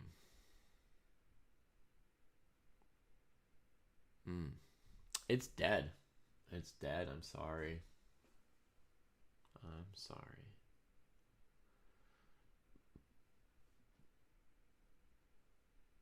I think we might have to switch to another board. We'll see if Jesse gets mad at us when he gets back. Let's have a look at Svane versus Sindarov. This is the only game, or the only match, that had a decisive game yesterday, so it's a must-win situation for Svane with White. He's taken out world champion Gukesh earlier in the tournament. And it looks like he's got a funky position out of the opening against Sindarov, which, when you're in a must-win, I guess a funky position's relatively good. Knight G5, nice. Gets that pawn back. Sindarov grovels a queen trade.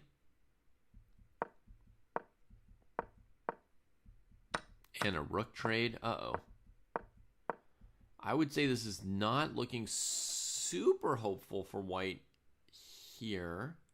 Not sure what rook H8 was about, though. The rook seemed okay here. Stop in knight G5. I guess Black's bishop's a little worse than White's, but Black's pawn structure is potentially a little bit better than White's.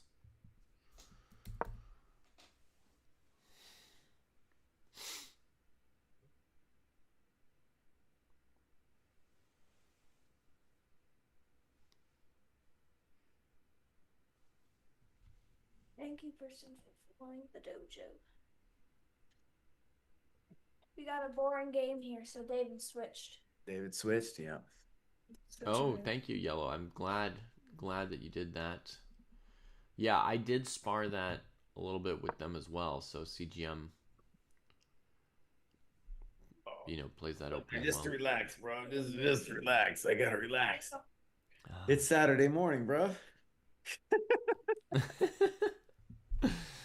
Okay, Jesse, so let me show you the current position in Shanklin versus Dubov. They traded rooks on C7. They're playing very quickly. They're at move 39 after king F2, and I was ready to write this off as zeros and move to another game potentially. Yeah, and first, before we move on, I just want to acknowledge that in the great debate of equals, but who is right, David or I, and the pressing question, well, Dave, we got to hand it to you, bro. You were right. Thank you. Black was the one who was pressing. I appreciate it, Jesse. It's very good of you to go out of your way to bring that up and acknowledge it. Bravo to you. Okay, so that game is still going on, folks. We'll sort of announce the time of death at some point, but it's going to be a draw and a tiebreak match for them tomorrow. And let's just say the obvious, dude. Like Sam has a big chance tomorrow, dude. Dubov thinks of himself highly in this rapid stuff, but I think it's about an equal shot tomorrow. Well, yeah, Sam beat Vidit and Report in rapid chess, and notably Report is quite an accomplished rapid chess player. He's rated about 2,700 in the FIDE rapid ratings, and Sam annihilated him. So that was something that Sam can draw some confidence from. Let's go check on Jesse's other favorite now that Jesse's back. So that's going to be Hari versus Jose Martinez. Um, both Hari and Jospem have played some of the best games of this tournament. These two guys here. And right now, it looks to me like just a mild little massage from Hari. I don't think so. No? Who's better here?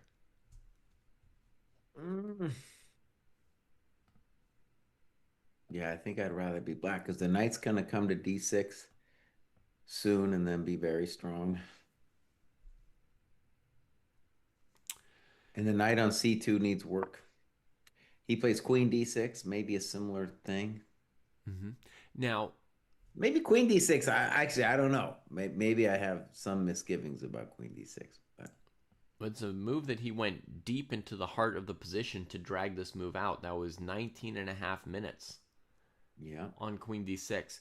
My question, Jesse, is if you want to bring the knight to d6, are you going to play a6 or b6? What are you going to do about the guy on a7? I don't know.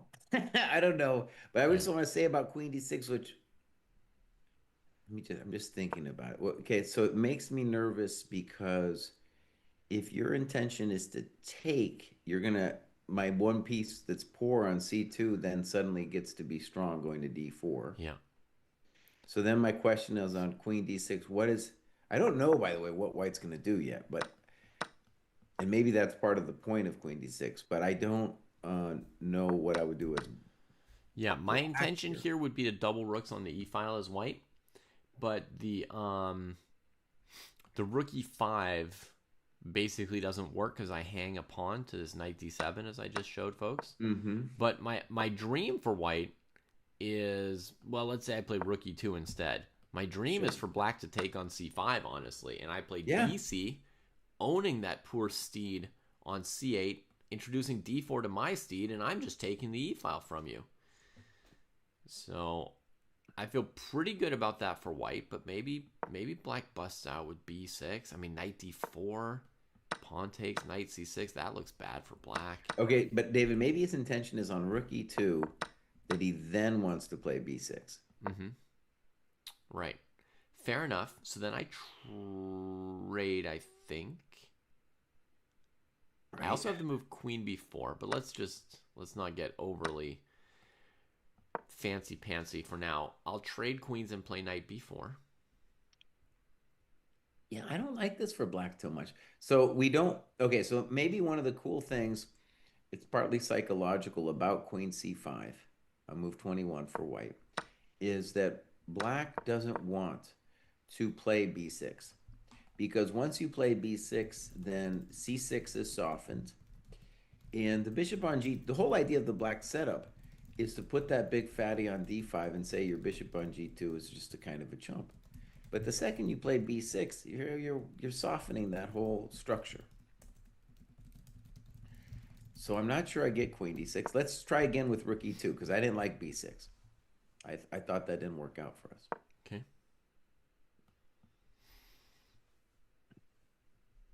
I do believe, though, that if we get a knight on d6, that we will be okay. So with that in mind, I'm going to play knight d7. Knight d7.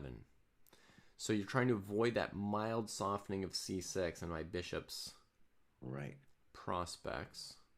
And I'm saying that if you go in with the rook, that I'm going to be able to survive because my knight on d6 will cover all kinds of nice squares. Yeah. The knights will cover each other's wings, and then you just boot me out with the rook trade, which is not enough. I need more. So I'm going to go queen a5. Who's Chess Dojo? What's that, bud? Who is Chess Dojo? That's Bruce. Mr. Bruce. Yes. Hai kono watashi desu.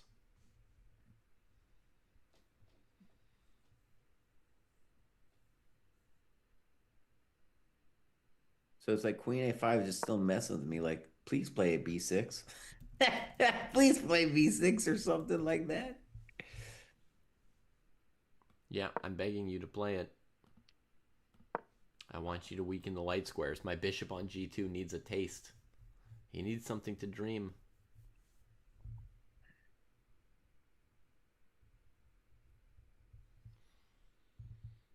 Yeah, okay. I'll say white is probably a little bit better than I haven't figured this out. Okay. Especially after Queen D6, I feel like white with a simple move like Rook E2 he's going to be on top. Yeah. And I'm not arguing for much, when I said just like I'm just a tiny little massage from Hari, right? Just a little bit of a something. So I tell you what, let's do the Arjun game Hmm. because he's a guy he could get knocked out. That would be terrible for chess if Arjun was knocked out, buddy. You hear that, Oh. Aronian? You love chess. Don't do something terrible for chess. Don't knock this guy out. Well, Aronian should just play, but yeah. If Keimer and Aronian weren't in, Yeah, it's definitely good news for Fabi. for The more of everybody these else. guys that don't get, it's good news for them. Yeah, because so far the candidates field is not particularly scary. It's missing like all the teenage dangers. Well, I mean, position looks interesting from Levon's side with the bishop pair. It looks interesting for both sides. Mm-hmm. Yep. We got some frisky hoppers for black on the king side, trying to make something happen. No, no, but thank you, bud. If I was just moving for white, it'd probably be H3. Okay. Hard to say who's H3. better here. I don't really know. Love to see it. So you're just keeping me out of G4, huh? It's probably a move I want to play anyway, too. Telling yourself that. All right, I switch it up with bishop B8. Oh.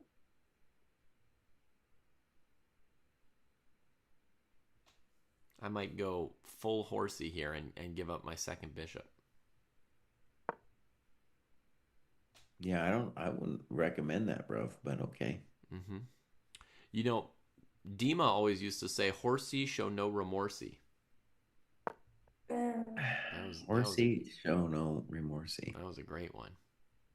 Now, what is true on this position and also with H3 that I'm not quite sure what Levon should play. Like, it's Mm-hmm. not clear to me what plan. Um, but okay, I'll just play along for a second. I'll play Queen C2. Mm-hmm. Okay, so you're preventing bishop G3, knight F5. I might also play Knight F5 next myself. I'm not sure yet. Mm-hmm. Yeah. All right. Well, while we wait to find out, let's put our queen on D6. He wants to make me. No, I'm just, you know, m- n- just sitting around waiting for knight F5. uh, All right, we've got the update we've been waiting for from Ivan. Shanklin and Dubov draw agreed. G3, H5, H4. And a move or two further. We'll update our Yep, there it is. standings over here.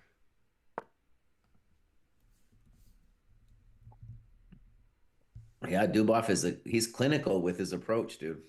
He's clinical. He's got it locked in.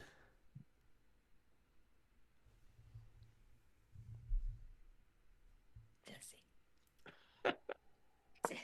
You can't be farting like that. Now he'll give an interview and say, against Shankland, I only needed 7 minutes to prepare. You gotta accept those 59 friend request pals. 59. Um, I briefly went over to Svana's game, Mm-hmm. and I do think Sindarov, dude, like we were talking, I think we might want to start paying more attention to him. I think you claimed we had various drafts. We had the junior draft, and then we had the like, who's going to make 2,700 or something? Who's going to be in the top? I don't know what draft it was, but I think in one of those I picked Sindarov. Mm-hmm. And so I think, yeah, this is an example of a kid you might not call a rando if he makes it. Like when you're young and you're 27, 20 or something, um, and you're moving up the ladder. As far as I'm aware, Syndrome is one of two juniors left in this tournament. It's him and Alexei Grebnev Hmm. are the two 19-year-olds left in the tournament. Otherwise, you know, it's veterans.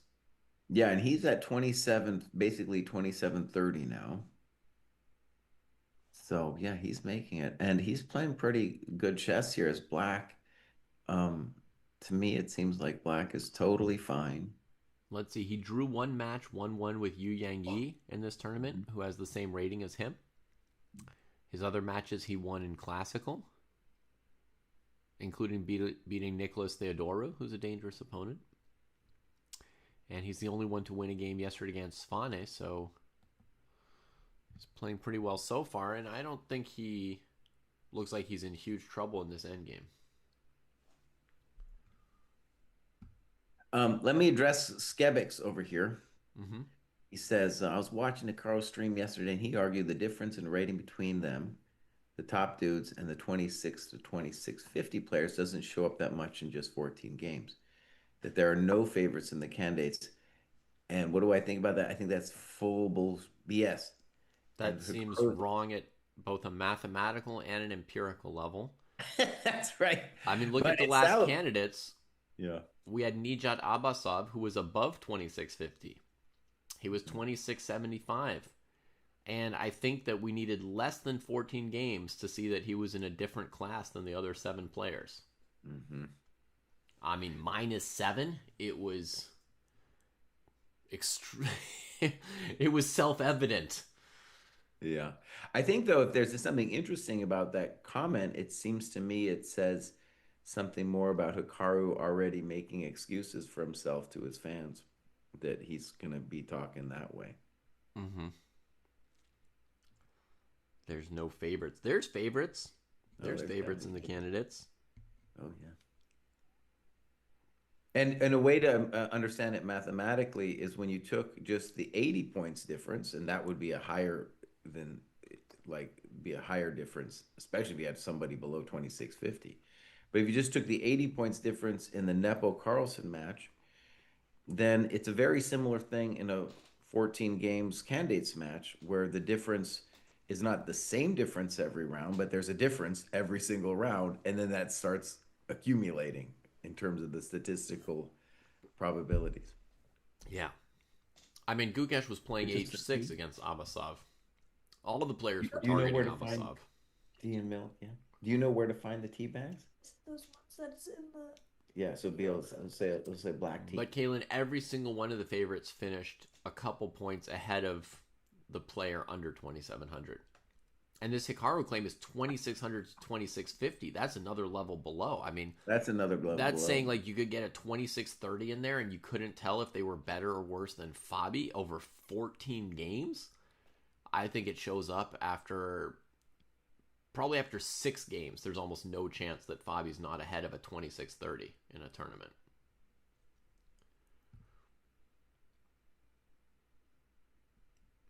But certainly 14 games is way beyond the point where you would notice a statistical difference.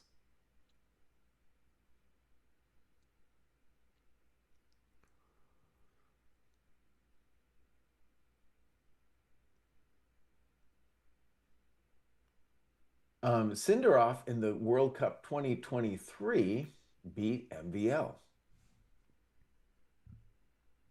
Yeah. Mm-hmm. So this kid is for real. Um, yeah, there's so many, it's interesting. If there weren't other kids, right, that are also very strong, right around his age range, like all the Indians, then we would be talking about this kid for sure as the next coming. As it is, he's just one of many in this generation that are super powerful. And I admitted that I was a little bit wrong in a position earlier, and now I'm going to claim I was right about something else because I need to compensate for that loss. We had the podcast about Neiman and it was kind of like somebody had wanted us to discuss whether we thought he had a chance to become world champion. And in that discussion, in that podcast, there was this also the discussion, could he make top 10 even? And what you see in guys like Sindarov is like, forget about whatever you think about Neiman's talent. You just look at that generation, and these are kids that are younger than Neiman. Mm-hmm. And you're like, oh damn, you're up against some people, bro. Mm-hmm. And Sindarov's 19. You know, he's had a very amazing growth spurt for any chess player. And then, of course, you know, you got all the Indians on top of that, who are all his generation, right? All his generation or younger. Mm-hmm. And it's just a brutal generation. Yeah, Skibix, 50 rating points is close to nothing. I agree. 50 rating points could be erased by who's in good form or something like that. Also, when you're talking 16, 1700s, the ratings are a little more volatile than like Fabi. Fabi's rating is very, very established. If you're playing a 1600, you don't know if they've improved 200 points since the last time Right. they played in some tournaments, you know, but there's no way that Svana or Fabi have improved 200 points in the last month, right? Like it just can't be done at their level, right? Mm-hmm. So yes, if you're playing 14, 1600s in a row, you're not going to beat them 99% of the time. We're not even saying Fabi's going to beat Svana 99% of the time. Far from it, right? Mm-hmm. But over 14 games, Fabi's going to score +5 against Svane with minimal variance, basically, right? Like occasionally he'll only score +4, once in a while he'll score +6, you know, but it's going to be fairly consistent. When you're playing 1600s, there's a lot bigger like K factor on them, you could say, right? Which is reflected in the rating system that those games are scored with a higher K factor because it's known that a 1600 could get much better or much worse, much faster than Fabi could, right?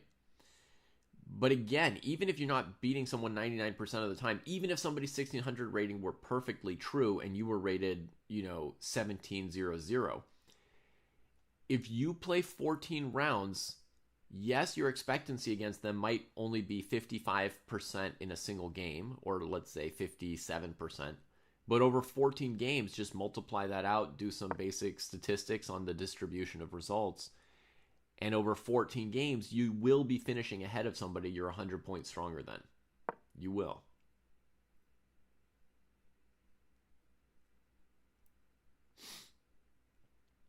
Kalen says Sindarov is very close to catching up with Abdusatorov on rating right now, which is crazy.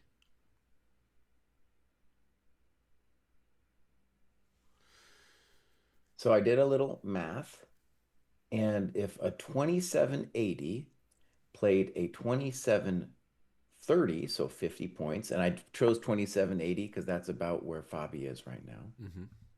then the 2780 player would have 8.2 points, and the 2720 player would have 5.8 points. It's a dramatic difference. Dramatic. And that's where we're talking somebody like Sindarov or Lei Kwang Liem is a player Mm-hmm. who I would say is about 2730 level. And as I Exactly. clicked him, his live rating seems to be 2729. So Mm-hmm. pretty fair. With Sindarov, there's maybe some doubt that he might be 2730 in April, but his strength might be 2760 or something. Like he could close like a big chunk of that gap, right? Right. Yeah. So you wouldn't be as certain with Sindarov, but I would stand by the fact that he can't be 200 points better in 4 months. Yeah. He could be 30 points better. That's possible. It would be a huge accomplishment to gain 30 points of strength in a few months at this level. But I mean, that's what Gukesh was doing last cycle, right? He was gaining 20, 30 points of strength in like 4 or Mm-hmm. 5 months, which Right. was insane and got him from a point where he's barely making the candidates to a point where he's barely winning the candidates. Yeah.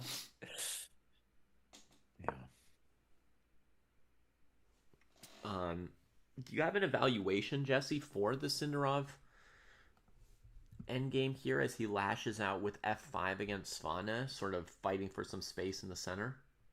I think he's a little bit better because I think bishop d3 is basically forced, and then knight g6, and after knight g6, I'm going to have good pressure on the e pawn. I can always play f4. You can't move your knight. So if the bishop retreats, it takes the pressure off c6. That frees the black pieces a little bit. Yeah. If instead white traded on f6, which you seem to think is impossible because you called bishop d3 forced. I didn't see. I honestly, I just saw the position. I didn't see what the last Oh, then move en was. passant was legal. Okay, gotcha. The move was f5. Yeah. Yeah. Um. And I would call that position equal then. Yeah, EFGF. Yeah, EFGF. That looks more equal to you. Yeah. Yeah. Each side has a majority. Yeah, feels pretty close to equal. Sindarov thought 15 minutes about f5, so he went deep into this one here. Yeah, he's got some time. Yeah, I think actually, David, going forward, I'm assuming Sindarov, he won the last time, so he's going to beat Svana. And going forward, we'll probably be able to watch some matches with Sindarov and get a kind of taste of his play and level, you know, uh, for the rest of the tournament. Mm-hmm. So just a decision here, like bishop d3 or ef6. This is like heavy stuff for Svana. As his tournament is dwindling down, every remaining move becomes heavier and heavier in importance, right? He's got to somehow drum up winning ideas here for white in an endgame that's somewhat close to equal.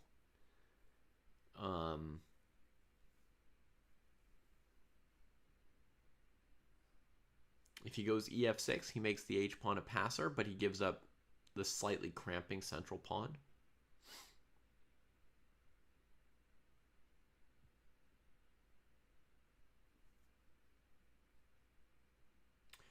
Okay, so some people are citing some rating gains of top players, pushing on my claim that gaining 30 points in strength in 4 months is good at a 2700 plus level. So Alireza gained 50 rating points once in a similar period of time, and Vincent has gained 50 points in, well, I mean that's more like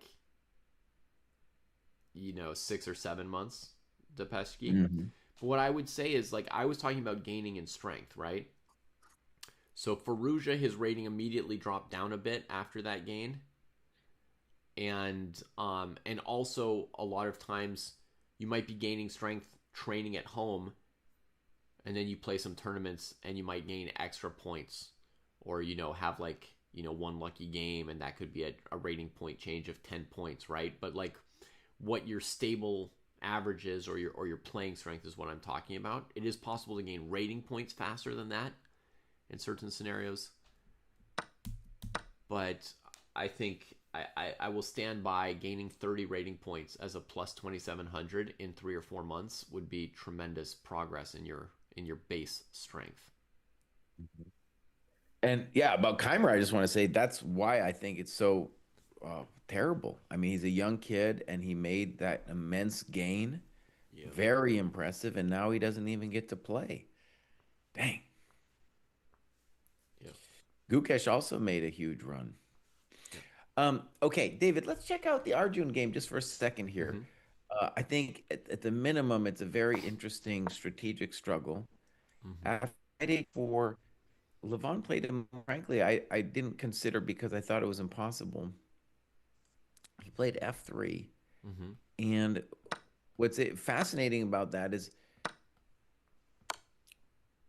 that, okay, it looks like the kind of move that a chump GM such as myself will simply not play because I'm terrified of rook e3, bishop d4. Mm-hmm. But Levon, it's interesting. He's like, wait a second, that's the move I want to play, so I'm going to try to make it work. And the intention is to say, well, now I can play a later bishop f2. f3 dominates the knight on f6 entirely. And even though it looks like black is the one attacking on the king side, it is true that I have more pawns in front of my king. Pawn majority. So, yeah. I mean, his move f3 is not super different than your h3 move, right? Well, but the fact that it allows rook e3, it's like, mm-hmm. Holy moly. Yeah. And I don't even immediately see why this isn't good for black. So what isn't good for black? Rook e3. There's bishop h7 check. Well, but at the end, but I take your bishop. Okay. With your knight or your king? Okay, I'm just looking. Yeah. I'm just looking. I was like, okay, good. So that's the end. That's the end. It just made me super nervous. Okay. So F3, I think to me, just a good example. It's just a nice positional move. Yeah. Um, Argaisi plays knight H7. It keeps the knight at bay like H3 Mhm. does, but it also keeps the rook on F8 at bay, Thank you, right? bro. So knight H7 was played, so he immediately moves the knight that's just been dominated, right? He instantly starts repositioning it. He wants to do something frisky, maybe knight G5 and a sack on F3. Bishop Hmm. B1 gets played. Knight G5.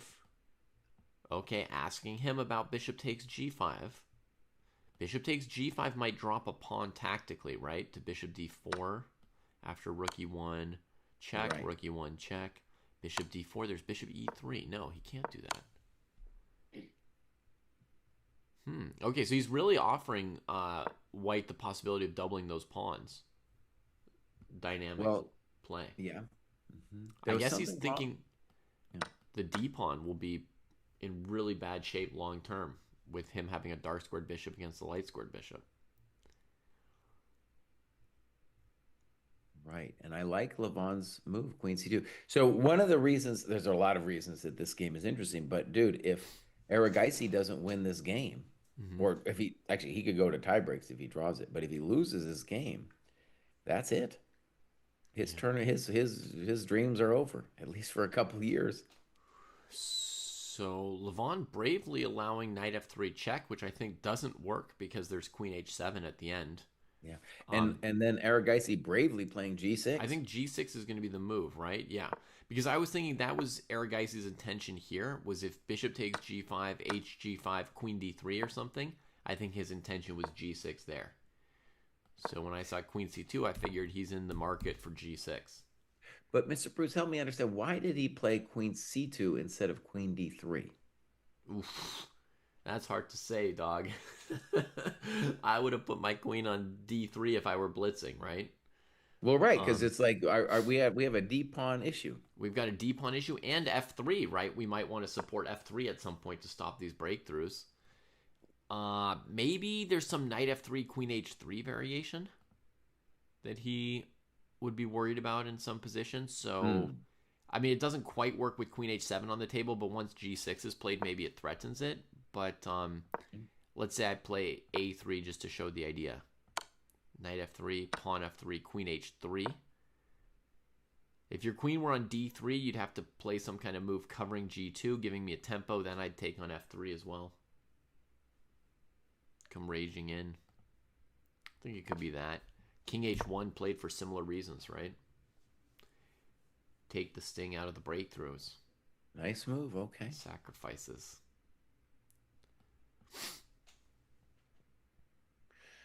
Now, Yeah. one thing I will say about this that's a little bit interesting to me is, I play in all these senior events. And one thing about the seniors is like Levon, their rating has gone down from their peak, Mm-hmm. right? A lot of times with the seniors, you can have dramatic losses, but with the seniors, they still have certain positions that their hand can play. Mm-hmm. Like they know how to play, how to work you in certain situations. And this feels a little bit like one of those where Levon knows where the pieces are going. Yeah. The bishops are very strong. And if black isn't able to do something, I think white's just better. Yeah, this is a classic pawn structure from a lot of e4, e5 openings. Like open Rui Lopez's with an f6 break by black would be one way you get these kind of positions. I've seen Levon play this structure before. So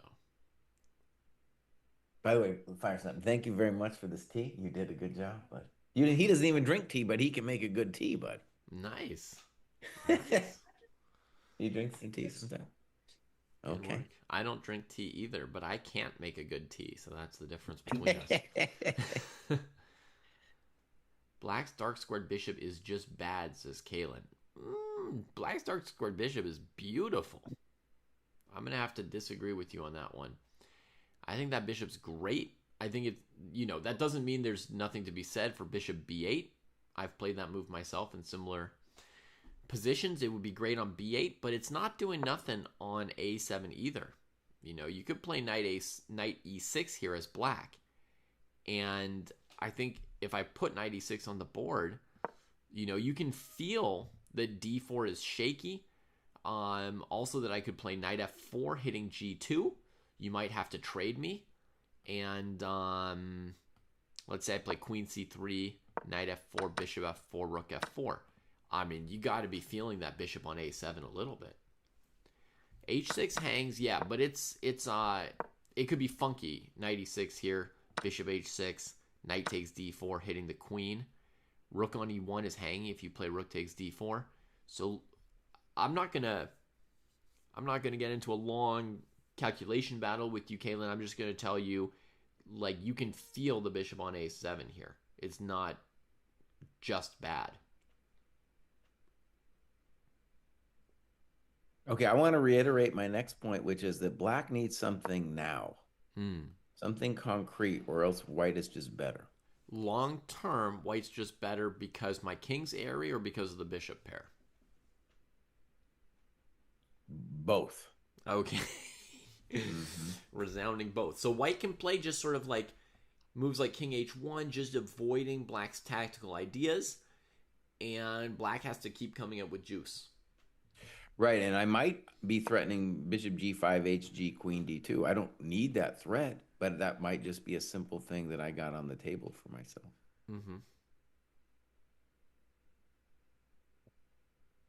Yeah, fair. Yeah, black's king is really a problem. And that g6 pawn is trying to control the light squares, but I'll tell you, buddy, that guy looks a little shaky. That's some shaky defense, yeah. Maybe king g7 from black or something. It's hard.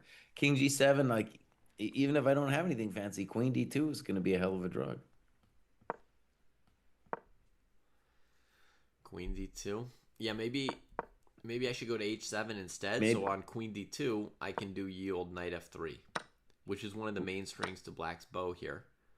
You just do this deal, and your idea is that at the end, maybe you'll win the d4 pawn as well in the melee of trades. And you could end up with just a boatload of pawns. But, when your king is asking its compatriots whether it wants to go to h7, generally it usually says, boss, that bishop's looking at me, buddy. Yeah. He's looking at me. Yeah. White's knight on g3 is not great at the moment, so I'm not pumped on the idea of knight f5. Trading that knight does not appeal to me particularly. I actually, maybe we should get into calculating knight e6, bishop h6, knight d4. But I just want to say on knight e6, yeah, white is just clearly better after queen d2. Queen d2, just defending d4. You don't have to be a genius. You just play queen d2. Hang on, I do like to be a genius, though. You do. I got a thing for it.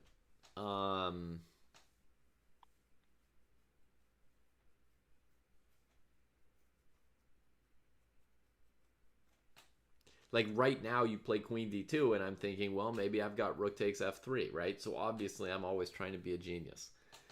Now, although I don't believe in that, David, what I want to say is black is going to want to be looking for that kind of thing because, again, if he doesn't find anything, the position is just going to slowly get worse for him.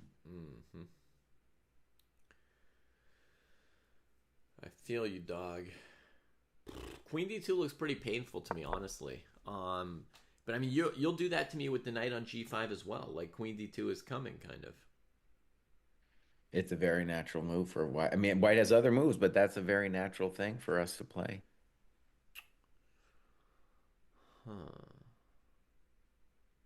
And let me just say something just to me, it's interesting. It's like, if I've been in these situations before and I'm like, let's imagine just a couple moves ago, and I would have said, all right, the D pawn's weak. I got some jush on the king. I should be fine. And then you get to this position, you're like, oh, wait a second.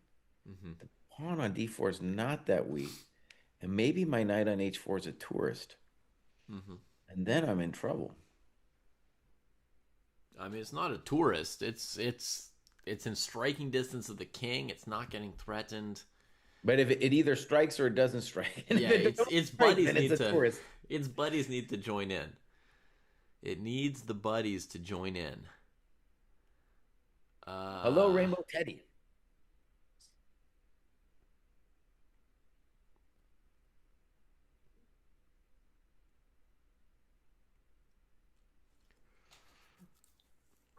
should black consider queen d8? Maybe. There's a lot of moves we could consider. Let Okay, me yeah, I'm gonna flip the board just for me and think about what I would do. I don't know. I think this is really tough. Eric Geisy could go down, dude, and then that's it. We're witnessing history. Oh, sure. Plenty of chances of going down here. Um I was considering rook takes e3 from black's side, but I think the move knight e2 uh,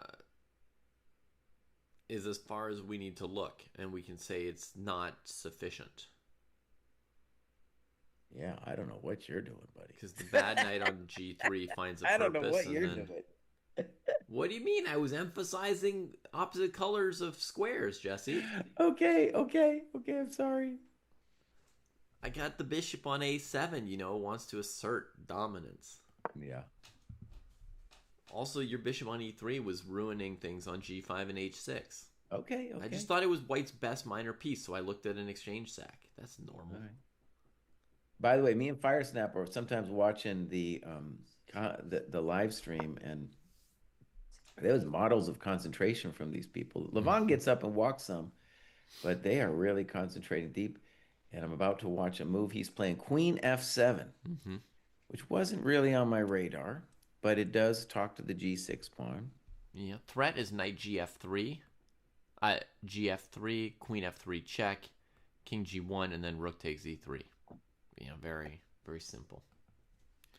All right, let's ask one basic question first. What happens on the basic bishop g5? Yep. Now you can play rook e1 if you decide, and then I could. I get it. Now if queen d2, he has queen f4. We'll start basic here. Queen d2, queen f4. Queen f4, and then I think we could say that black's okay. Black's fine in that position.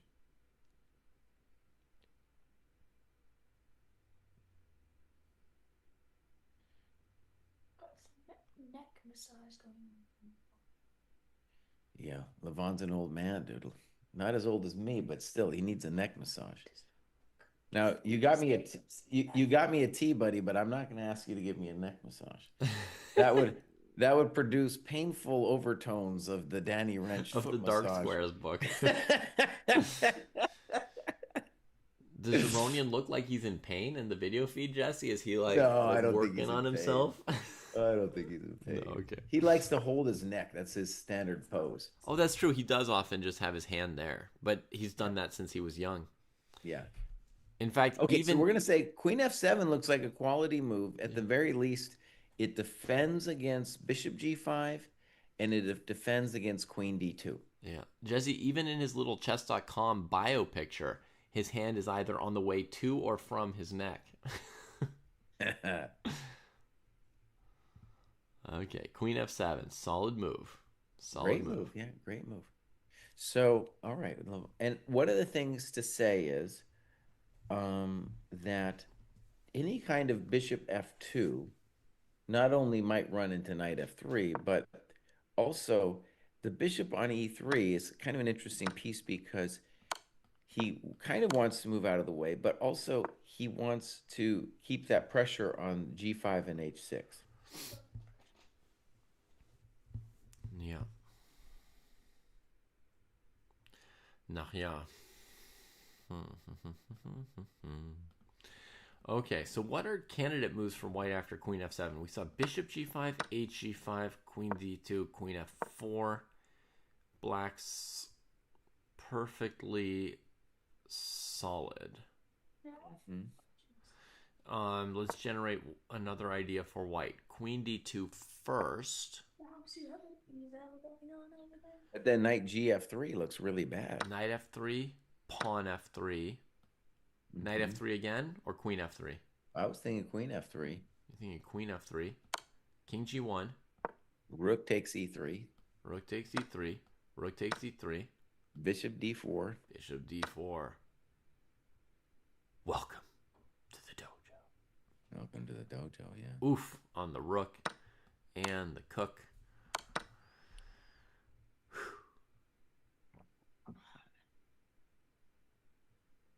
Not so pleasant for a peasant. No. You guys are so recognizable by your coins. By our coins? Yeah, like you say, like word. Wait, hold on. You're teaching me a new word. What do you mean coins? So a coin is a phrase? Signature phrase. Because that's something I coined. Is that the idea? Say Oh, dude, the new generation has some cool words, bro. They got some cool words. Are your kids talking in the lingo too, bud? No. They're not? No. Oh, it's coming for you, buddy. How old is your oldest? 10. 10. Oh, yeah. By the time 11 hits, bro, the 6, 7 is going to be out of control. Oh. It's going to be out of control, buddy. She reports that kids in her class say those numbers all the time. Yeah. She's going to be saying it, bro. She's going to be saying it. Yeah. Yeah, Rainbow Teddy. I spent much of the 90s in Germany. I studied in Jena, Heidelberg, and Bielefeld. That was my little trek in the 90s, which was great. Great for my chess, too. Got to play in Bundesliga and all that stuff. Okay, well, this is hard for Levon, this Queen F7. I haven't been able to find a nice move yet, Mr. Bruce. Yeah. Wow, Teddy's fiance is Bielefeld.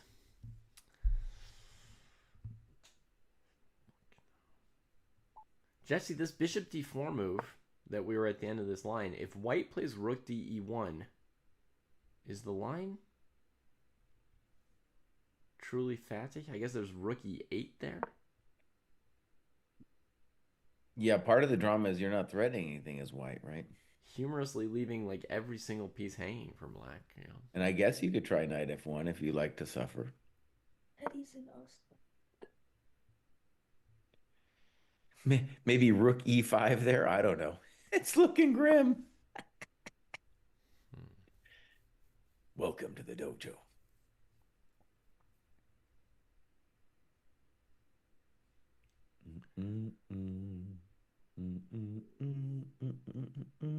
Jesse. Yeah. Do you know the guy who hosted the chess tournament we went to on Monday at Peabody Brewery? Yeah. Has hosted all of my chess tournaments so far for school. Oh yeah. I did know that. Yeah, but I didn't. Yeah, that guy's really cool. His name's Andrew James. He's a local chess organizer. Really pumped about chess. Yeah. Okay, Jesse. So the move f4 has been suggested in chat, Oh, right? I really don't like it, but we need to consider everything. Yeah. Yeah, we have to consider everything for white because we don't yet have like a true candidate move for white. Now I will again look at my move rook e3, Jesse. And also, I just want to say with f4, I'm not sure I get it. Like, also, if just the basic knight e6, what is the idea?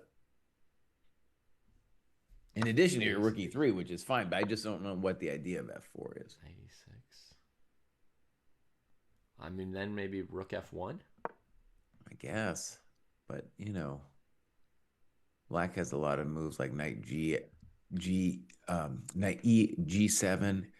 You got to move the bishop. Then we can play knight f5. We're doing okay in that scenario. Knight g7. Now maybe we don't have anything better than okay, but yeah. f4 looks very dangerous to me. That would also be the kind of thing I don't even think that's crossing Levon's mind. Maybe that's a computer generated move. I don't know. Yeah. Well, I would say that rook e3 looks pretty good for me after f4. Yeah. Because now I get one pawn here. I'm hitting another pawn on d4. Yeah. And all my guys are alive. That feels like something white wouldn't want. I would actively want this position for black. Now, one of the weird things is like it's a little bit of a process of elimination. So if you say, okay, bishop g5 I don't like because of hg, queen d2, queen f4, you could be like, that's a bummer. And then you could say, well, I don't like obviously King G1 because of Knight GF3, and Knight GF3 just in general looks like a hell of a drug. You might Yeah. come up with F4 as a process of elimination kind of thing, even though Hmm. it's really not what you want to do. Yeah.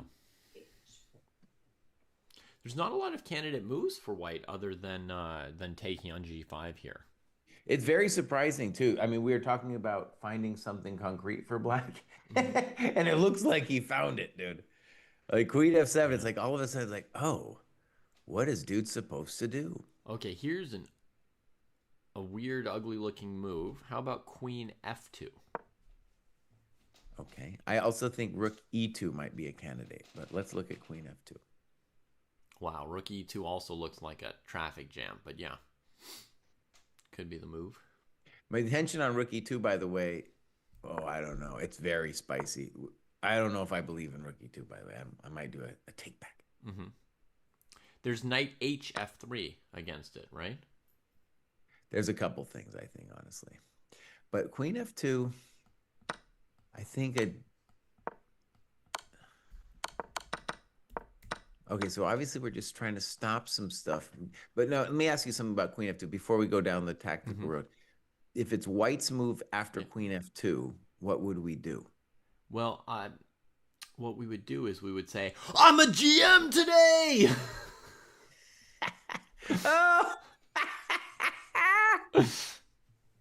nice, dude. That's the follow up. Congratulations. That's the follow up. Congratulations. Queen F2. What's my intention next here? I don't know. I don't know.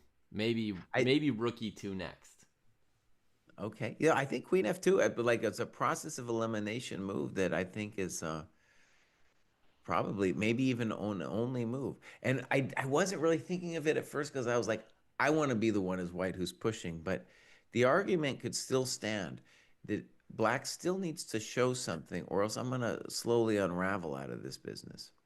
But Knight E2, knight, yeah, you might never quite unravel though, right? That's something to bear in mind. Like you might yeah. always be just sort of holding it together. It could have a dynamic balance. It might be that nobody's better.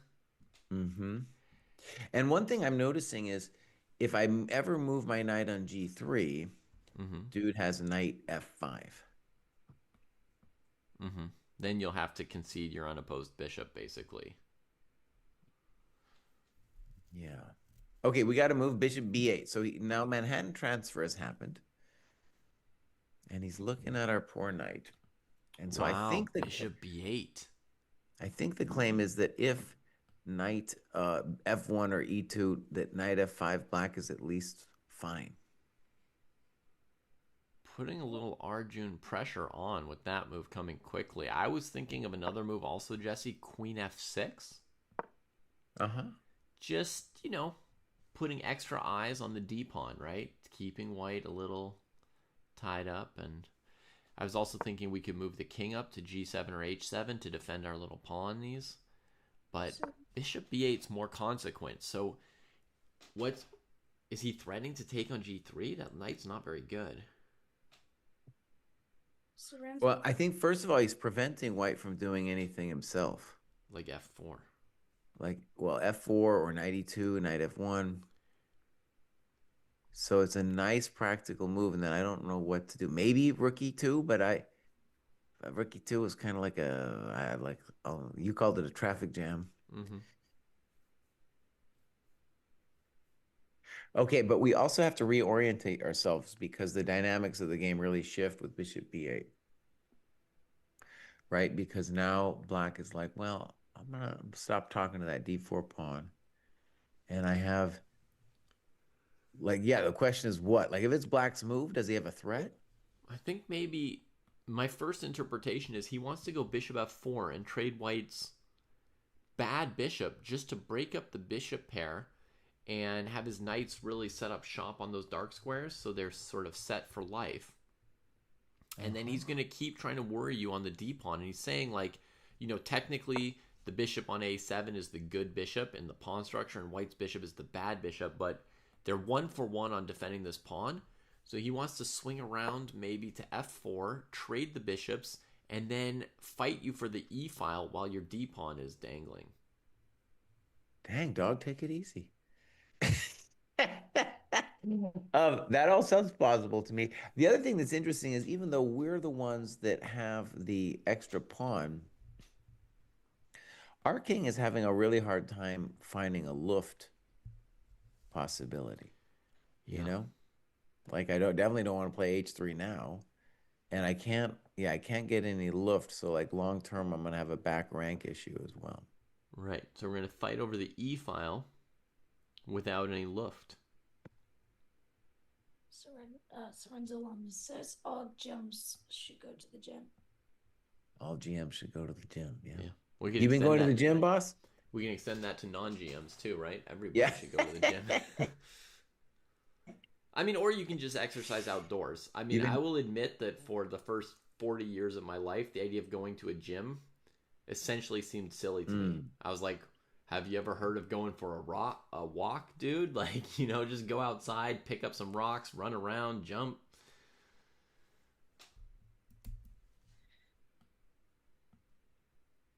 Okay, Mr. Bruce, I got a candidate move. How about Rook F1? Okay. I just want to talk to F3. I want you to worry a little bit about F4, though I guess maybe you're still going to. Yeah, okay. So that's my little, that's my, yeah. Maybe we'll just first start with your bishop F4 thing. Yeah. We do have a move knight F1. So I was right about the square, just wrong about the piece. Okay, knight F1. Now, the reason I didn't like this too much is I felt that knight F5 was at least a reasonable position for black. But you know what? Maybe that's not so true. So like knight F5, I could just play bishop C1 and say, what? Oh, really? I thought you were going to play bishop F5. I might think about bishop F5, but I don't want to give up my bishops if I don't have to. Okay. Now, knight F1 seems to force knight F5 unless I'm missing something dramatic. Oh, you want to establish if this is forced before we go too deep? Looks pretty forced. Yeah. Okay, so let's go. That's knight F5. But And it's I still kind of sort of believe that white has something. It might not be true. he played the amazing move bishop D2 instead of bishop C1. Looking at A5. I was going to say, Jesse, if knight F5 is forced, it's unlike Arjun not to play the move quickly. But then he played it faster than I could say that. So good moves by Levon, honestly. To me, it feels like he's maintaining his advantage in this position. Whoa, advantage. Big words coming out. Yeah. Big words, big claims, big dogs. Black could play a little bit out of left field the move knight e4 here. It's just a candidate move to put on the docket. Knight e4, nope, it's a thought. My gut is that white is better after fe, knight g3, queen g3. Bishop takes, knight takes, huh? Yeah. Yeah, I think you're probably right. That's pretty simple, I guess. But it is something you would have had to calculate. Yeah. Because those are the tricks that black needs. Like black, whether we believe in white's better or not, black needs to show something before white's engine of positional power proves itself. Mm-hmm. Bishop d2 is also nice because if I need it, I can play bishop c3. Yeah. What I see Arjun doing here is probably rook e1 and then knight e6. Mm-hmm. Just let it with the 450. Rook e1 and knight e6. Doesn't that hang h6? Depends how you take back. Rook e1, how were you thinking of taking back? I was just going to play rook e1. I don't know. With maybe the I'll rook. change my mind. Okay, Yeah. then maybe I'll play bishop a7 before knight e6 in this move order. Fair.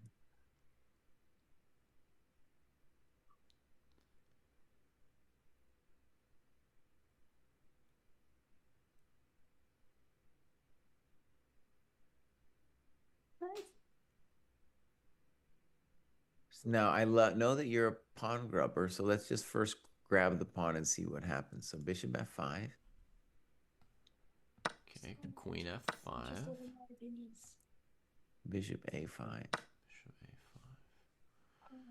Dang, he went all in on the grub. Whoa, whoa. And he's got the e file. E F F4, maybe? No. No. Take it easy, Jesse. I steal your coconut. Brutal. Oh my God, Sorenzo Lamas. He's saying you want to say 6-7. You're just dying to say 6-7, bro. That's probably true. That's my take on you. Actually, is there's a 6-7 bubbling out of the inner, that inner core of your soul. Just wants to scream 6-7 all the time. Mm-hmm. Yeah. 6-7. 6-7. Oh, you said it first, Jesse. Oh no, he loves it, bro. He loves. I hear it all every day. I hear the 6-7. Really? Yeah, it's at school. It's everywhere. Every single kid. Mm. It actually got banned in my school. It got banned, bro. That's how intense it was over there. You say it, you get Saturday detention. You get And one of the detention things- just for saying numbers? Well, dude, it's because once you say it, the other kids will lose their mind. Dude. I'm gonna say I am Jesse Cry Jr., but combined I have one full head of hair. 67. And then one thing that the chess lover is onto is the fact the origins of 6-7. 6-7 comes from the Gen X song Jenny. Jenny? Jenny? Jenny. And we got her number, bro. It's 8675309. That's where 6-7 comes Isn't it from. 9? 9. Seems like you snacked my pawn with impunity.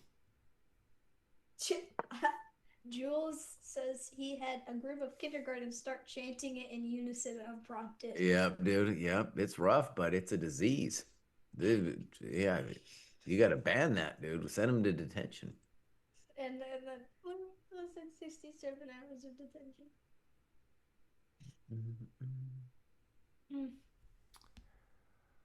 All right. What do you now? Firesnap often has good takes on the players' demeanors. You got anything to say about these people here, bud? First of all, do you like Levon's style? His fit? No. You don't like his shirt there, dude? That style's there? Yeah, but like it's kind of tight on him. So whenever he sits down, he's like, It's kind of tight on him, huh? it looks like he's big back. And then Oh, bro, we can't watch it no more. The stupid FIDE, bro. Originally, they weren't putting the eval bar up, but I just saw an eval bar. Really ruins the whole situation. Ugh. Chesscom? Chesscom? No, it wasn't on Chesscom. It was on that live feed, so now I can't watch it anymore. They just superimpose it on Levon's face or something to No, piss you they off? show the two people and they show the board. It's cool to show the board because if you're just watching, it might not be easy to see it. But then they superimposed the eval on the board like chumps. The problem, Mr. Pizza, is if I play bishop a7, Jesse's always going to trade on f5 real quick and then grab my pawn. So then I'm down. Then I'm down my Ponaruski. Arjun might just have to play bishop c7, He might just have to be honest here. This guy. What did he do? He said c7 and thought you were going to say 6-7. Well, that c7 is kind of a stand-in. That's like the chess. That's the chess 6-7, bro. Oh my goodness. Okay. Food Chess says, when I first heard about 6-7, I wondered if it was a Douglas Adams reference. I don't even know what that is either, but it's from Jenny, man. It's about her number. Yeah. Jesse said he knew some girl named Jenny at the dinner table, and we actually believed him for a total of 30 seconds, and he was like, and her number was 8670309. No. No. He probably did know a girl named Jenny, but that wasn't her phone number. Yeah. There was a girl named Jenny at my elementary school. But actually, it was better than that because the question was like, now with modern phones, you don't remember anybody's number. So I was like, well, how many numbers can you remember? And I said, I remember Jenny's number. Yeah. That's easy. I I know probably about remember Jenny. I probably remember about 50 phone numbers. 50, bro? Yeah. Dang. Dang. 50 is 50? crazy. Yeah. Really? Okay. What was David Petty's number back in the day? I know it. I'm not going to say it out loud, but I know it. Why? Because it's still his number or something like that? Yeah. Which is Wow, okay. His books, the number 42 is significant. Dang. What was I think I know your number too, Jesse. like my current phone number? Yeah. How do you remember this stuff? Which I will also not say. But how do you remember it, bro? I think the first 3 digits of your phone number are the same as the first 3 digits of one of my siblings' phone numbers. And then Okay, wait, what are the first 3 digits? well, the first number times the second number equals the third number. No, you got it wrong, buddy. You got What? it wrong. No. Yeah. I have a Bay Area area code. Yeah, I'm not talking about your area code. Oh. Think past your area code. Of course I know your area code. It's the same as mine. Okay, so you said the first times the second equals the what was it? The first times the second equals the third. Yeah, there you go. Dang. Yeah. There it is. So you just And see then- a number and you're like, I got it. And then then of the next 4 numbers, the second Yeah. and the fourth number are the same. Rainbow Teddy. Dang, bruv. Just guessing. Right? No, he's real, bud. Bruce has got some skills. Yeah. So I didn't know that about Bruce's skills. So now these are like he's got the best bladder in the chess world and maybe one of the best number memories. Well, that's interesting, man. Well, one of the things I want to talk about on a future podcast is like the role of memory in chess, and my memory for that kind of thing is abysmal. But I know like Levon, if you ask him like to various memory things, he can remember all kinds of things. And of course, Magnus is the champ when it comes to that. Rainbow Yeah. Teddy wants to know if your mother took And Jesse, speaking of champs, he did play bishop to 6-7, like I told you. You're a GM today, bud. You're a GM today. There you go. bishop to 6-7 is crazy.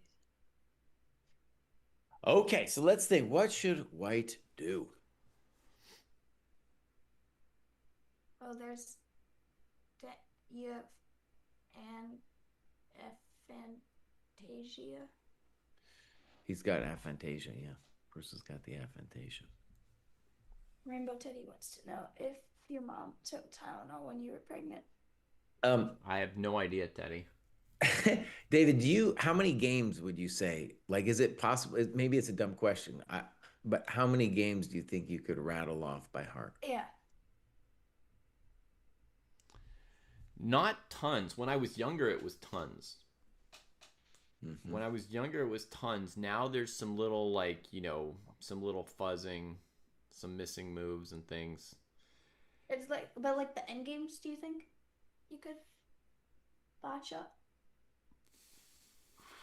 I might be able to play out somewhere between 10 and 20 games. Nothing very impressive. Huh? It's crazy.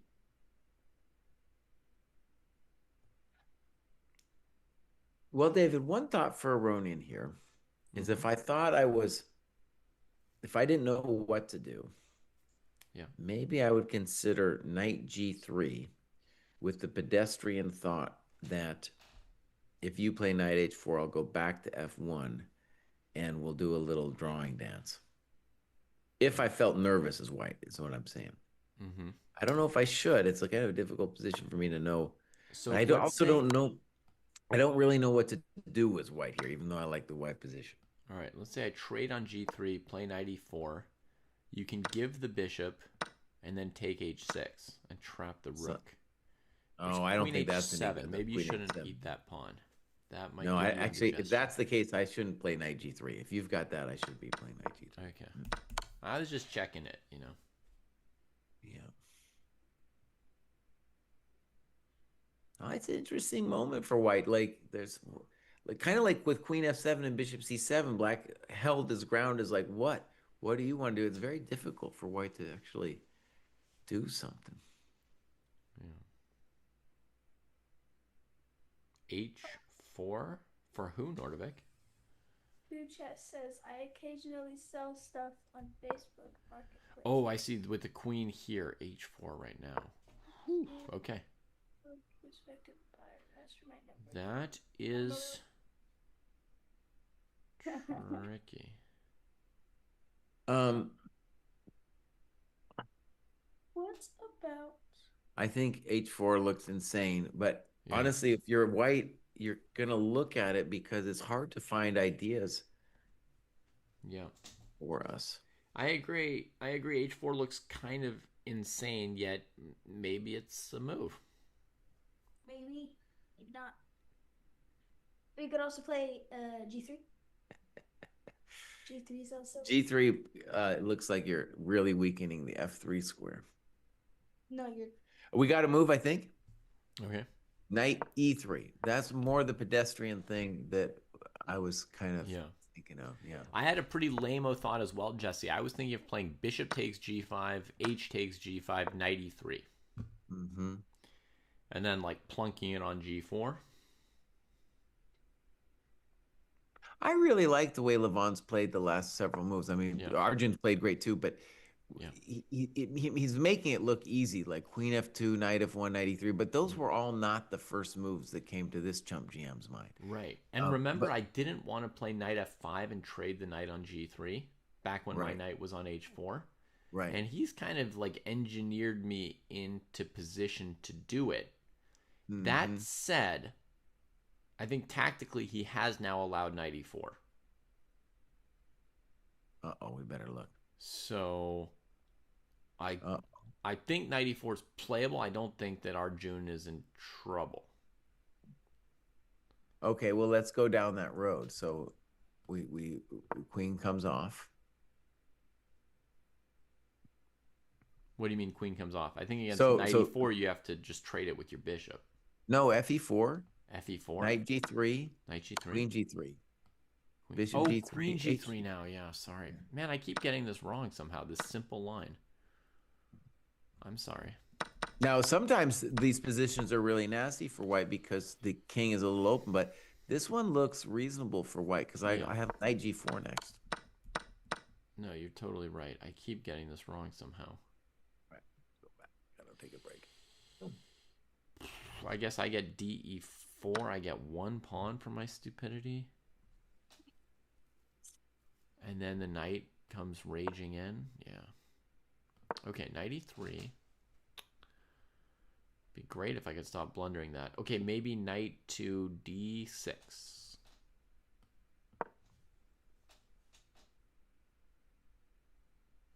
Knight to g4. Oops. Oopsies.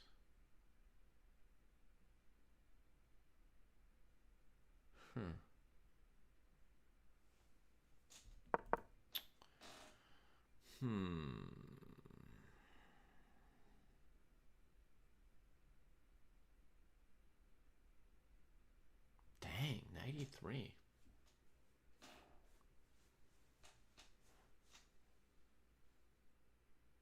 This is a scary position, Mr. Cry. Mm-hmm. And just to note that Levin has 18 and Argosy has 28. Yeah. I think, the knock against Argosy, if you wanted to make a knock on him, would be to say that he has his success by being super prepared in the opening, by doing this thing like it's like an advanced Sam Shanklin where he likes to get ahead on the clock and really put pressure on you. Yeah. And that he's obviously incredibly strong tactically. But what's interesting about a game like this is you're seeing an old timer like black is still, I think, okay, but it feels to me like black is just getting outplayed. Okay, let me calculation check Levon. Yeah, Knight as you, takes d4. yeah, Insane, right? I it just looks insane. So knight g4. knight g4, queen g7. Ah, that's fun. But aren't you okay? So I'm but probably blundering something. I'm aware. I'm just checking on the guy.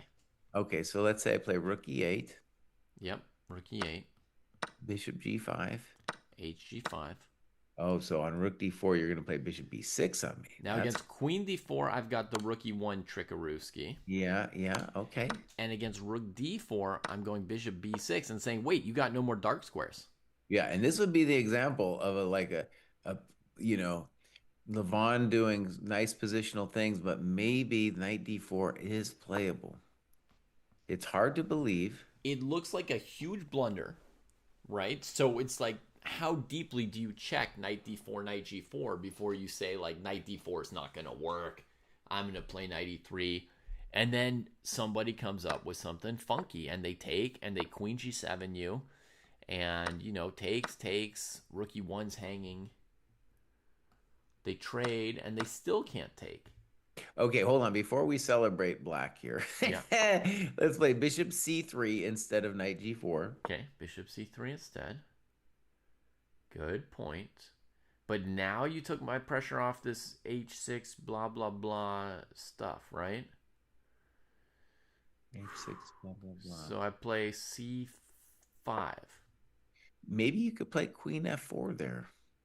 Queen f4. See, queen f4, I'll probably still play knight g4. But okay, you do your move. c5 Queen f4 from where with who? with black. Threatening mate. But okay, knight g4. Knight Let's e3. see what you want. Wait, knight e3. When could I play queen f4? At what point? Knight here, knight here. So knight d4, bishop c3.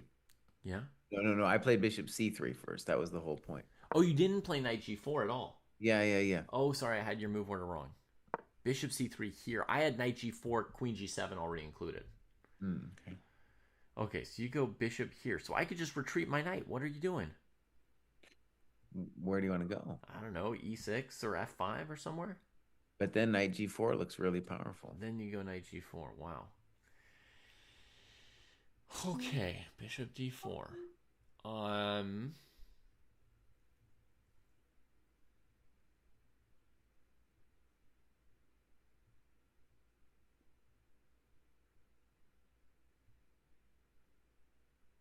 He's looking at it too, buddy. If he's thinking this long, he's calculating some stuff like that. Let's check the live. No, I can't check the live anymore because they have the eval on there.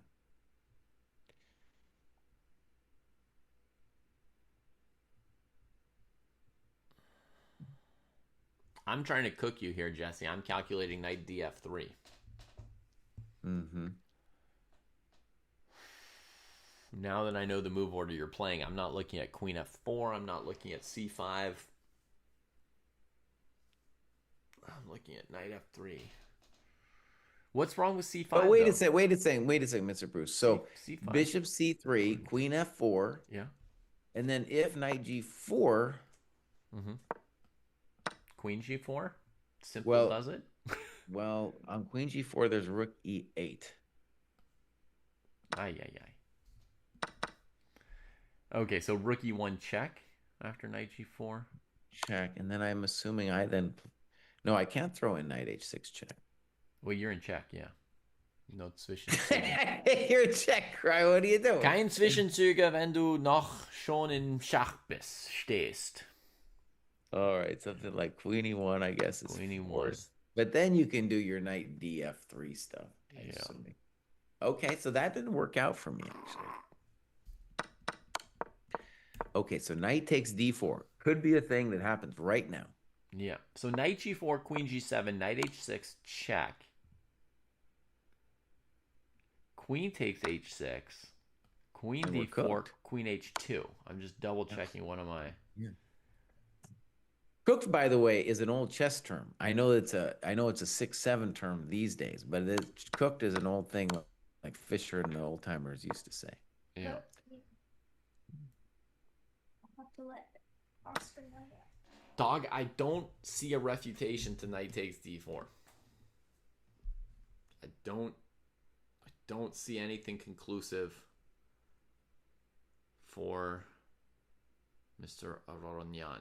Maybe knight takes d5. We got to go. Yeah, that's what I was just looking at. It's pretty wacky though, because first of all, there's queen d5. Mm-hmm. There's so many different moves Black could do. Queen d5. The idea would be rook e8, rook e8, bishop. Oh, but then it's still the back rank. I mean, it's still just simple back rank. Yeah, yeah. And we mentioned this earlier as the big problemito in Casito. But in that final position, Bruce, I do have bishop e4, right? Where? Well, instead of rook takes d4. Bishop g5, hg5, bishop e4 here. Right. Bishop e4 here should lose to queen e5 or d6 or something. Queen d6. Oh, you're totally right. Yep, good move. Simple chess. With a mate in the Casito. But you can play rook d4. Actually, the back rank doesn't immediately win. But I think you might lose weirdly to queen e5. That looks terrible. With the idea of like g3, queen e1, trying to pick up the bishop. Or simpler, g3, bishop b6. Goodbye. GG's. And I got b6, yeah. Ay, ay, ay. So that's a delayed loss there for white, but a loss nonetheless. Dude. All right, let me frame it. If knight d4 isn't playable, then Black is, has got just long-term positional problems. So knight d4 is definitely, it's not just a tactical thing, it's the kind of spice that his position needs. Also, it's potentially, 5 to 10 minutes of calculation, and then if it turns out it doesn't work, you're like, shoot. I just spent a lot of my money on that, on hoping that Levon had miscalculated something. The thing is, Levon played knight e3 in 5 minutes, so it is possible to miscalculate. Or he could have just not, like me, he could have been like, no, I don't believe in knight d4 because I have so many different ways to seemingly get at him. I currently believe in knight d4, Jesse. All right, so let me try it again. So knight d4, knight g4. You wanted queen g7 is my memory. Mm-hmm. Okay.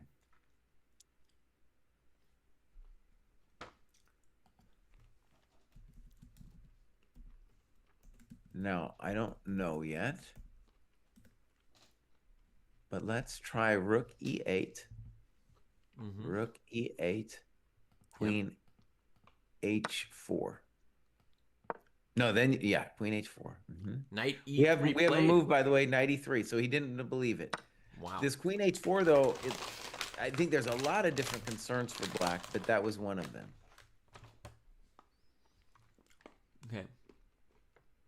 I'm going to go back to that for 1 second, folks. I know it's irrelevant, but we invested so much in it. I want to see Jesse's queen h4 briefly, at least.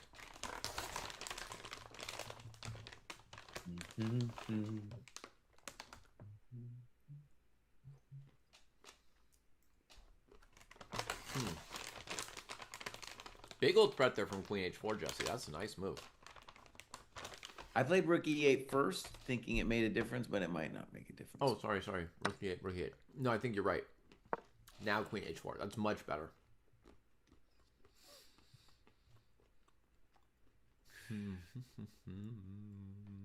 All right, so my claim, David, is now after this knight e3, bishop e3, king g7 move, that white is better. All right. Now, Jesse, I will say after queen h4, I can play knight f7, and I'm definitely not lost. No, knight f7, I have knight f6, but... Oh, that's why.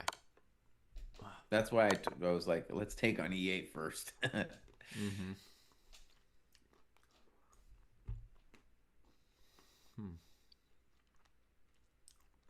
Rough.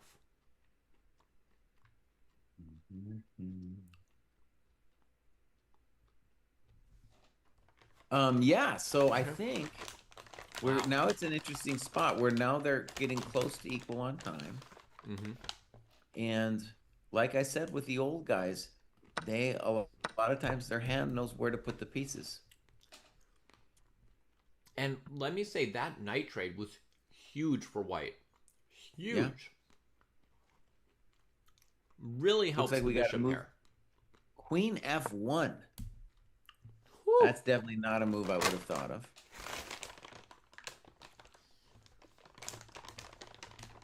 Ay, ay, ay, Arjun.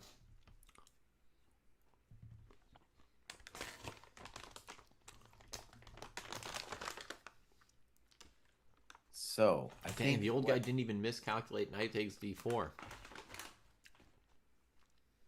Queen F1. I think what are we talking about here? Maybe we can play Bishop G. Now that you're not going to nail me on F3 anymore, I can Mm-hmm. think about like Bishop G1 and slowly building the position. My queen might go back to D3.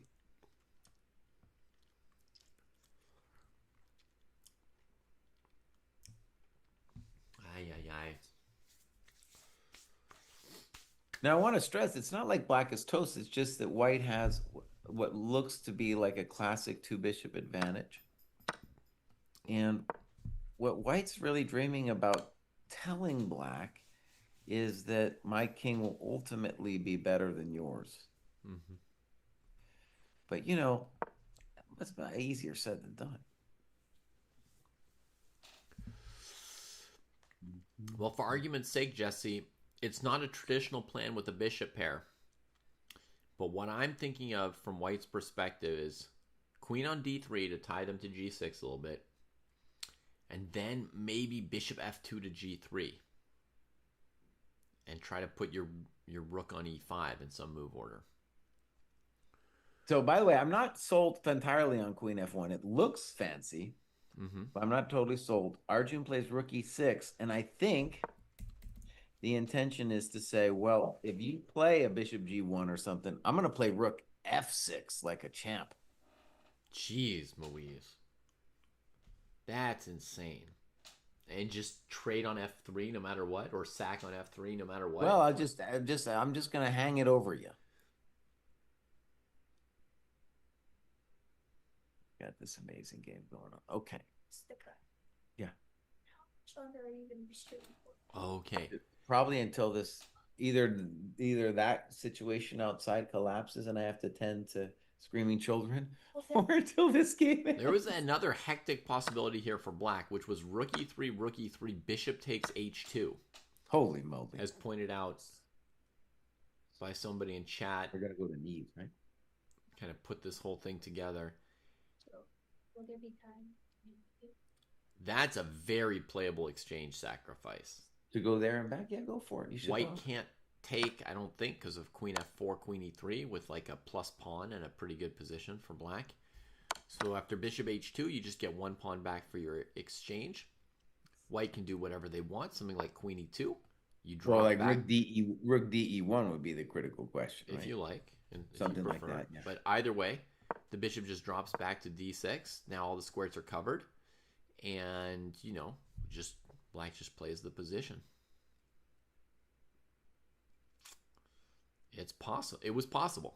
It was possible. All right. He played rook e6.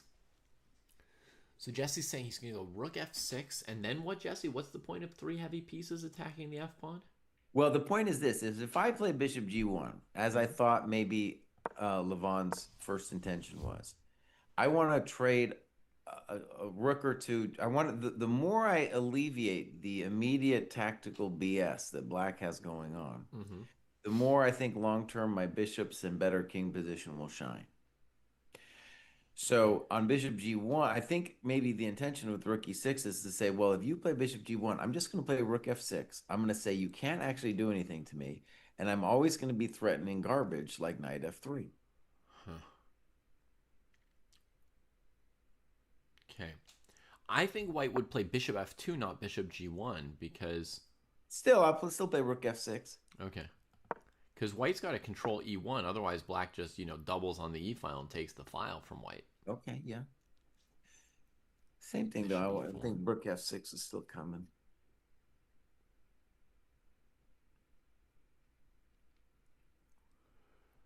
Now, am I trying I to don't know prove if that I'm that's better or something equal? White should be afraid of, but it's just that Black is maintaining dynamic thoughts while White is doing his positional BS, you know.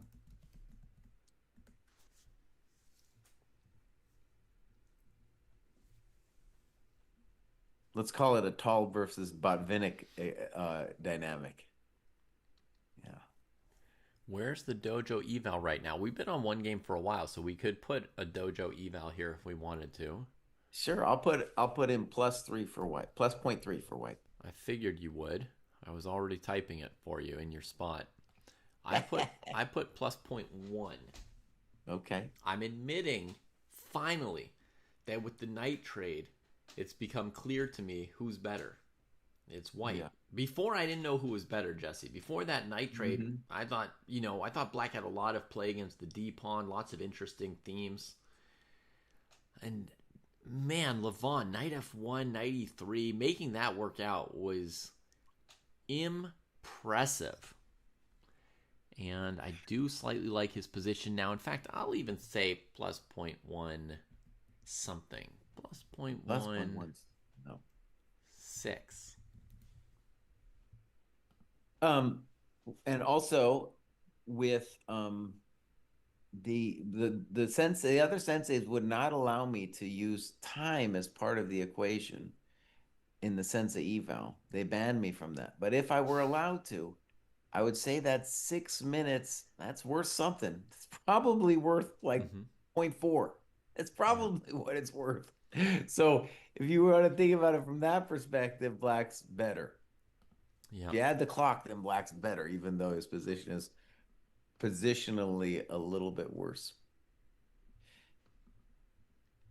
Esipenko and Grebnev drew. So that's one other match that's going straight to the tie breaks. Everything else is still going, Jesse. I'm not trying to distract us, just doing my job of reporting on the event. So I'm going to update Grebnev and Esipenko's score here to 1-1.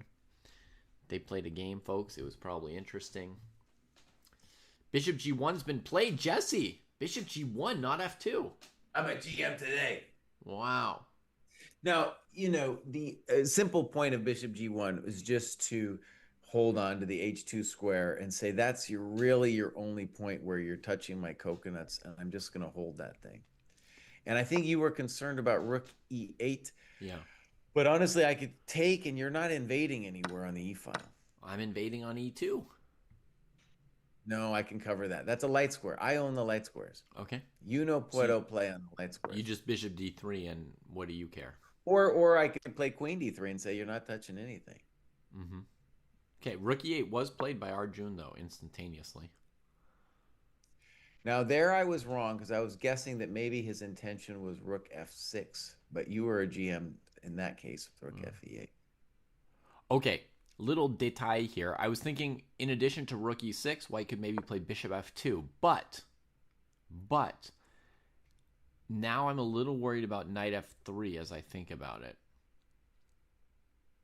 Yeah, I would say the basic time pressure thing would be Rook E6, Queen D3. Yeah. I got Rook E6. Yep. Yeah, and then Queen D3 or Bishop D3 both look good. Queen D3 looks the most evil. I'm going to go for 0.4, mostly because now I feel it's just easier for White to play the position. Yeah, easier and getting easier, right? I mean,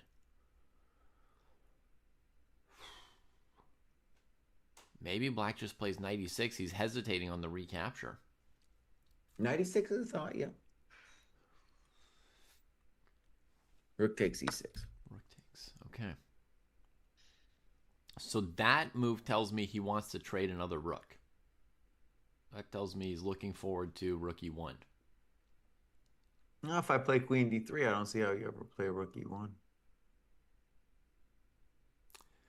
No, I mean, I think he's encouraging White to play Rook E1. He wants to trade the last rook if White contests the file.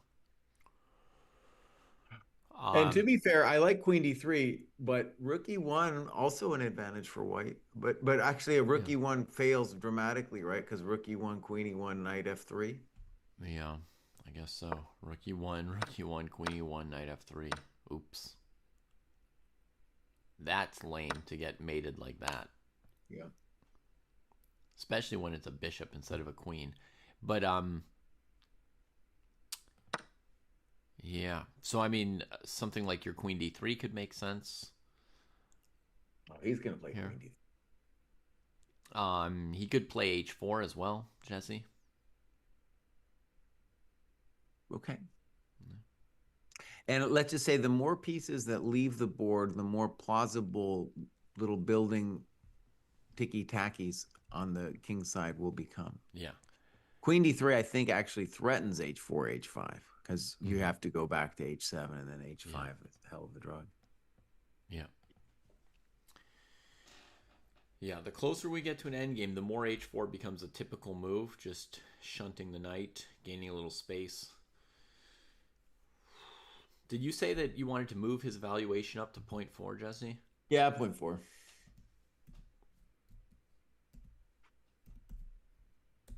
But again, those now it's 8 minutes on the clock, so Yeah. at the clock it's going to be more like Black's favor. Now that Or said, Jesse, he's equal. got 5 moves to make to get an extra 30 minutes. So he's not in bad shape on the clock. True, but as we saw with, let's say, the Shanklin game yesterday, Mm-hmm. just because you make time pressure doesn't mean the fact that you're down on the clock doesn't mean anything. Right. It's, Even in it's the gonna sign. like if Yeah. you imagine trying to win this game, it's gonna be an 80 move game It's if going you to be want to long. win this bad boy. Yeah. So you might still want your time later on. 30 minutes is not going to fully fill you up. Blowhot doesn't see the power of the bishops. He says it's equal. Or Black's better, excuse me. He says Black's better. Black looks better. Okay, we both disagree with you for what it's worth. Bishop pair looks nice. White's downside, his Achilles heel is just the d4 pawn, Jesse, right? Just like it requires a little defense, that isolated pawn, and it's on a dark square. So it's the kind of square that black can gang up on a little bit with the bishop and the knight. Now, by the way, I think what he's thinking about, like Chump GM would have just played Queen D3 immediately Yeah. because it looks so nice. But I think the issue is if Queen D3, he's looking at Queen F4 and then saying to himself, well, what would I do then if Queen F4? Queen d3, queen f4. Oh, yeah. Just to kind of pin you down and be like, well, what? Mm-hmm. What? All right, we got to move. What is it? Yeah. A3. Wow. Good. Now there's a there's a simple little move. Oh. Yeah. And by the way, I can tell you exactly what he's thinking there. He is saying, I don't know exactly what to do. I don't see a threat from black. And A3 is the principled right move because I'm putting the pawns in the opposite color of my unopposed bishop. Yeah. By the way, Jesse, I think there was a problem with h4 right away. And I know in general, h4 feels a little too soon to you and me, Yeah. just in general. Like we would Yeah. want, maybe queen d3, bishop f2 first. But h4, there was queen f4. And simply hg, queen h4. Okay, yeah. And yes, after queen f4, you could try to play queen f2 or something, but then black has knight e4. No, not knight e4. Not knight e4. By the way, the other interesting thing Maybe about rook A3 e2. Yeah, rook e2. is that A3 also says, you know what, black, you need to wonder if I'm going to minority attack you with B4, B5. You think? Huh. I don't know how big of a deal it is, but it's just a little option. It's like the correct pawn move anyway, and then it's an option just to hang over his head. I don't think, like right now, it looks very unimpressive to me. Black could respond with AB, AB, B5 as an example. Mm-hmm. But it's just something he's going to wonder about. All right, black gets very frisky. Black gets very frisky and plays H5. Frisky. That's like it. Maybe that's a genius move. I think black's intentions are pretty clear. He's saying H4 is a threat because if you play H3, your dark squares are permanently weakened. And if you allow me to play H3, that's a thing. Mm-hmm. So H5 at the minimum creates a crisis that we need to respond to. Right. As we mentioned before, folks, it doesn't look like White's ready to challenge the pieces with rook e1 because of trades and knight f3. So White has to think about what to do about this pawn advancing. We've refuted the idea of h4 with queen f4, queen f2, rook e2. That's just like a heavy refutation. So where do we stop Black's h-pawn on its route? I did not like the a3 move, by the way, Jesse, but I was willing to say Levon's been playing like a genius, so it's probably a good move that I don't appreciate. But it's going to take some more time for me to understand how a3 was good. Dude. Oh, okay. What? So Martinez and Hari Krishna, they drew, so they're going to tie breaks. Oh, yeah? Hari Krishna and Martinez. Some simple moves. Finally, he traded on d6. Hari, I'm surprised by that. Yeah. Solid game. Never too much for either side. Well played by Yosman. Yeah, I mean, he's showing that he can play some positional stuff here for sure, as well as the tactical flair. We'll update the standings here. We got to move after h5. He plays queen f2. By the way, Jesse, I'm torn in the Hari versus Yospa match because I'm very excited about Hari Krishna as well. No, Hari Krishna's an old man. He ain't got nothing, buddy. Come on now. Well, Hari Krishna's been nice to me in the past, so he's somebody that I know personally and like. On top of the fact that he's played some sizzling games at this tournament. Now, I want to admit that h5, okay, queen f2, so we're mechanically stopping h4, but like Black, let's say queen f4, I have to admit to feeling a little bit of discomfort. Also, Jesse, this may be not desirable for Black, but technically Black could still play h4 because of queen h4, knight f3. It's just a trade. I don't know. Okay, good point. Yeah. I have a feeling he didn't realize that. No, come on. He's noticed knight f3. But I mean, queen f2 looks like it's saying, because wait a second. Queen 8, if h4, queen h4, knight f3, isn't it fair to say that in that position, Black is better? Better? I think it depends on detail. Oh, you're going to just trade into opposite-colored bishops immediately? Something like that. It's hard for you to prevent me from like getting to. Well, maybe it's. So my most active square would be g4. In any case, he plays my move, queen f4. Yeah. I don't know, because when I look at queen f4, I'm like, okay, maybe I can play h4, but there's no rush. What is like the queen f4 is the move that I'm like, well, what the f? Excuse me, what am I supposed to do? What am I supposed to do now, bruv? Maybe now you can play rook e1? But then the king goes to h6 at the end, and I don't understand. So what do you play after rook e1? Oh, wait e1? a second. Okay, let's look at it. You're right. So rook e1. Let's first look at snip, snop, knight f3. Okay. I give the Chekaruski, which was my plan. All right, so king h6, no lo puedo. Let's put that on the board. Bishop e3. Yeah. That's not what we wanted. No. Okay, true. So maybe on a queen f4, I can play rook e1.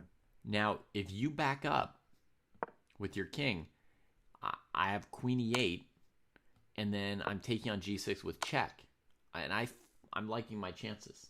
Oh, well, that's crispy critters. So maybe rook e1 here for Levon. Your h4 move, maybe, if this turns out to be a good move for Levon, then your h4 move looked better. Well,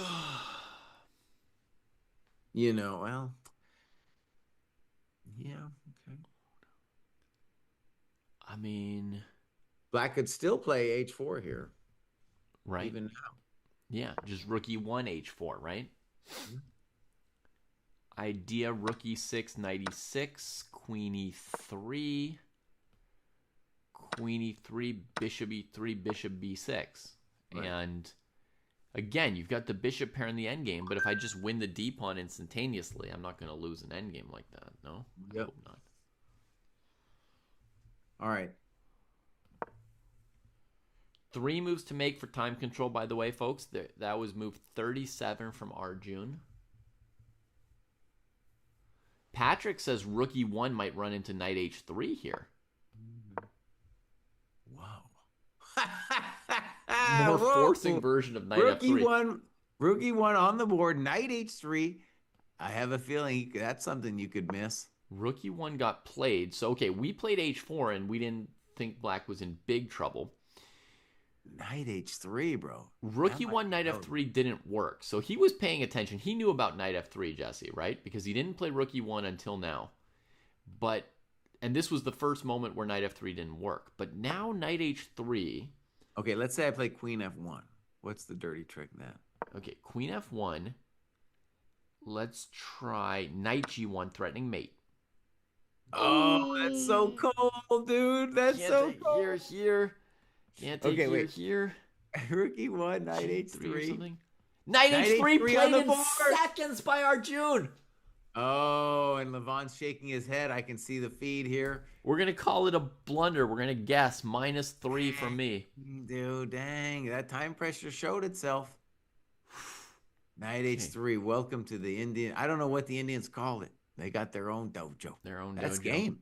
Because Queen F1's out. GH is out. Goodbye, Lucy. Well, Queen F1, Knight G1, G3 is Rook E1. Yeah. Queen E1, Knight F3. Oh, hitting the queen. Queen E7, and we come back. Oh, it's just cooked, man. Isn't it? Yeah, the Armenian fans are not happy today. I'm gonna adjust yours to -3 as well, Jesse, just for you. Well, it's -1,000 now. It's -1,000. Fine. Yeah. I mean, for us, it's sort of arbitrary. Once it goes beyond -3 at this level, it's just vaguely dead. So it doesn't matter if it's 4 or 8 or 20. Mm-hmm. Oh, it's brutal to watch Levon here, dude. Knight H3. Man, like I would have said, like last candidates was his, objectively maybe the best chance, the last chance. And now, dude, like I'm sure these people never give up the ghost. All these people who are 2,600, they've got the dream alive. Even though Magnus doesn't care anymore, they got the dream. Mm-hmm. And Levon, dude, you can just see is like, oh man, that was my life's hope gone in a one little pony move from some Indian chump. Yeah. Oh man. Well, I mean, he's not thinking that Arjun's a chump. I mean, you know what I'm saying, though. Yeah. He's like, I had this game. At least I shouldn't have lost it, Okay, Grabsius asking, doesn't he just have Queen G3? Well, black can trade the queen and then take the rook. Yeah. And that is a collapse. Yeah. Yeah. So... All right, so Saketh is telling you something important, Jesse. The Indians call it Akara. Welcome to my Akara.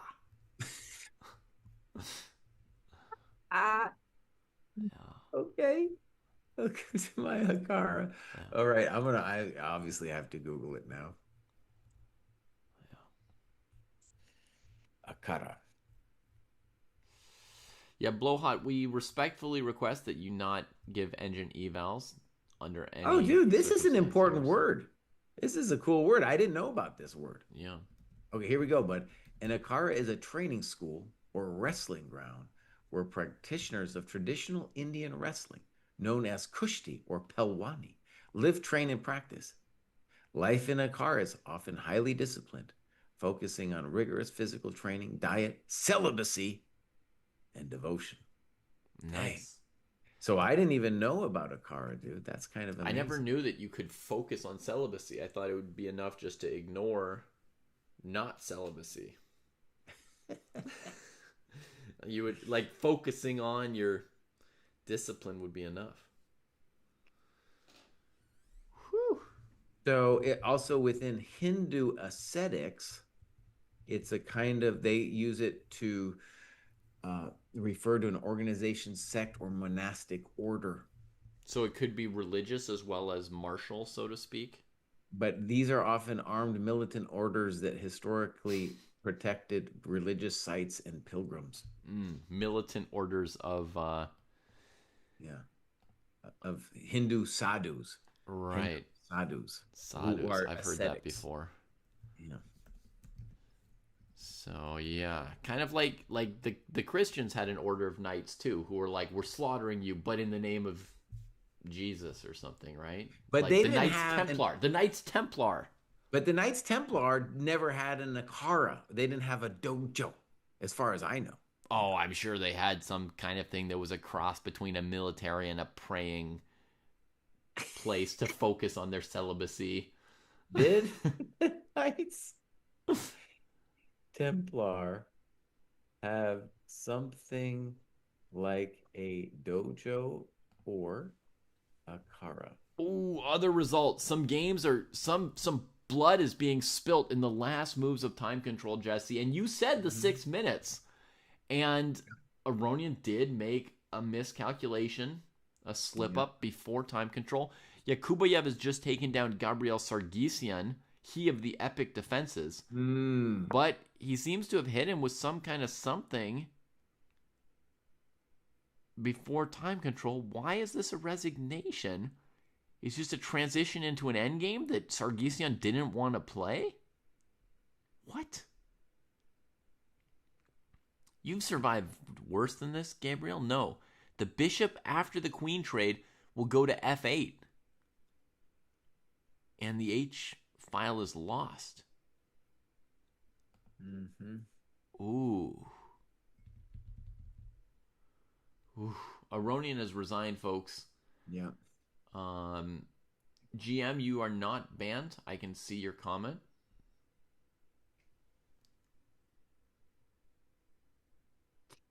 Um, so we got the words preceptories or commanderies, and they were large estates that housed the order's administrative, financial, and logistic hubs. Yeah, there you go. Sevian is also on death's door with 8 moves to make time control. He's in danger of Let's go getting there, bud. Let's knocked go out there. here by Wei Yi. Wei Yi, one of the few remaining favorites, but if 8 people get knocked out this round and they are not Arjun, Wei Yi, Lei Kwang Liem, or Sindarov, it'll look a little less random next round. And we could say that on Rook A8, it's just completely over. Knight A4 played, and Jesse says Rook A8 is enough to end the discussion. Rook B7 to A7 should have a similar result. Yeah, dude. Or Or you effect. could play B3 now too. It's not going to change anything. You can also play B3 now. And that's what I would play in this position is B3, Knight B6, A4, and just say, dog, you're dead. I think B3, Knight C3 would be Black's best chance. That's probably what way he's thinking about. But then after A4, similar, right? Yeah, now your A7 pawn's still. and then Black will try some Rook B6 or something. I don't know. Mm-hmm. Yeah, try something. Fair enough. Other possibility for white, anytime I see a knight on A4, I consider the move bishop to D4. There you go. Yeah. And also a position I would never want to see from black's side. Though right there he could play Rook D6. Right, you can play Rook D6, and we play C3. And then he got Knight B2. Oh, he doesn't know Knight B2? Not even. Yeah, that's also a good move. Mm-hmm. Yeah. Oh, it's over 10 ways. It's over in 10 ways here. Like, if we put the Sensei eval here, it would be plus 1,000,000, but looks like we're getting some heavy blood spilled today after 7 draws yesterday. Wei Yi's a cool, interesting player too, where he's always been kind of in the shadow of Ding and stuff. But he's only 26, and he broke into the top 10 here, and he's got a good chance to make the rodeo. Mm-hmm. Yeah, he was like the youngest 2,700 in history, I think, when he made 2,700. He must have been something like 16 years old in some months, something just completely insane. I think Faruja has tied his mark. Maybe Gukesh, but he's one of like the absolute top child prodigies of all time. And then he had a period of semi stagnation uh, for 7 or 8 years, which felt like a long time. But he was so young that when he made progress again 2 years ago, he's not that old. Yeah. Rook b7 gets played. Danchenko might be a little bit better in his game with Lim Lee.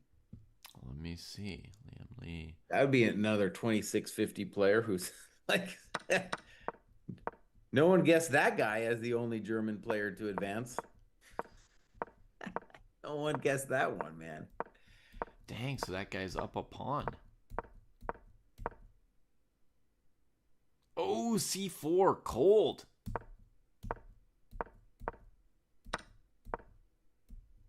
Holy moly. I mean, he's either winning or he's not winning at this point, right? There is no better in a position like this. Mm-hmm. He's anticipating rook e7, king a6, I guess. And then white could have counterplay against g6, which seems too feeble compared to black playing the king into d3 and rook f2 to f3, maybe. Looks like he might be winning. He does have 1 minute to make 2 more moves here.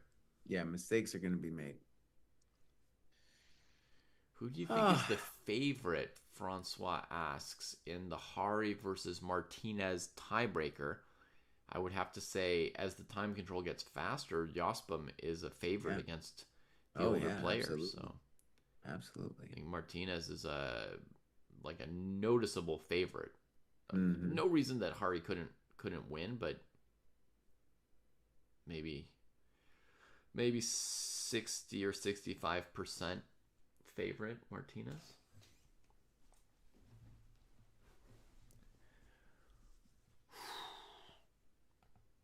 Dude, knocked out today. Sargisian, Aronian.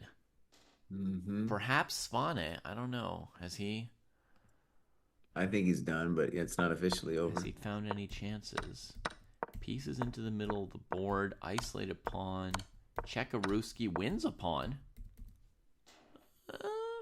Still everything to play for is my. And then so day after tomorrow, bro, we'll have it looks like Arjun against Wei Yi. That's our first, I think, matchup where we know it's gonna happen. That'll be a battle. That'll be a big battle, dude. Yeah. So Wei Yi played semi-simplistic, trading the rooks. That was my first instinct, by the way, because it's like, let's bring this position. Dang. Yeah. Yeah.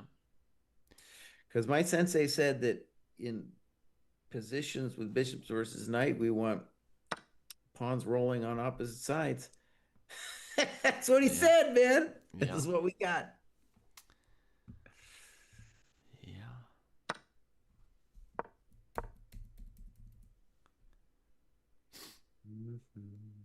All right, Mr. Bruce, I think I am done, but it's been a great stream. Cool. Yeah. And Enjoy so your I guess morning. I'm going to see what, well, let's see. Tomorrow's tie break day. Tomorrow's tie break. So I'm assuming you're not going to be here. I will not be here, but Shanklin will be.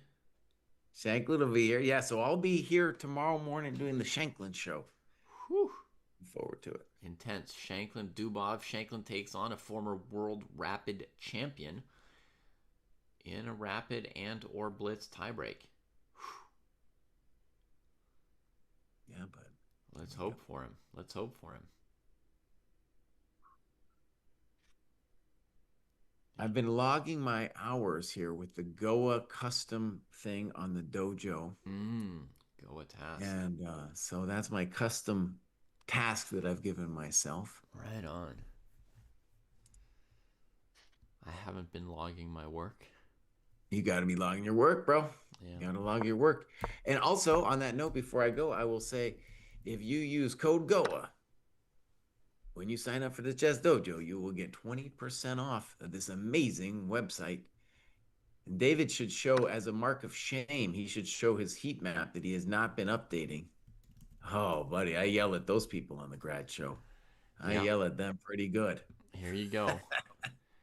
My blank heat map. I have been working on my chess. I just haven't been logging it. You gotta log it, buddy. Come on now. Yeah. All All right. right, you guys, I'm out of here. It was a great time. Cheers, Jesse. Bye. Thank you very much.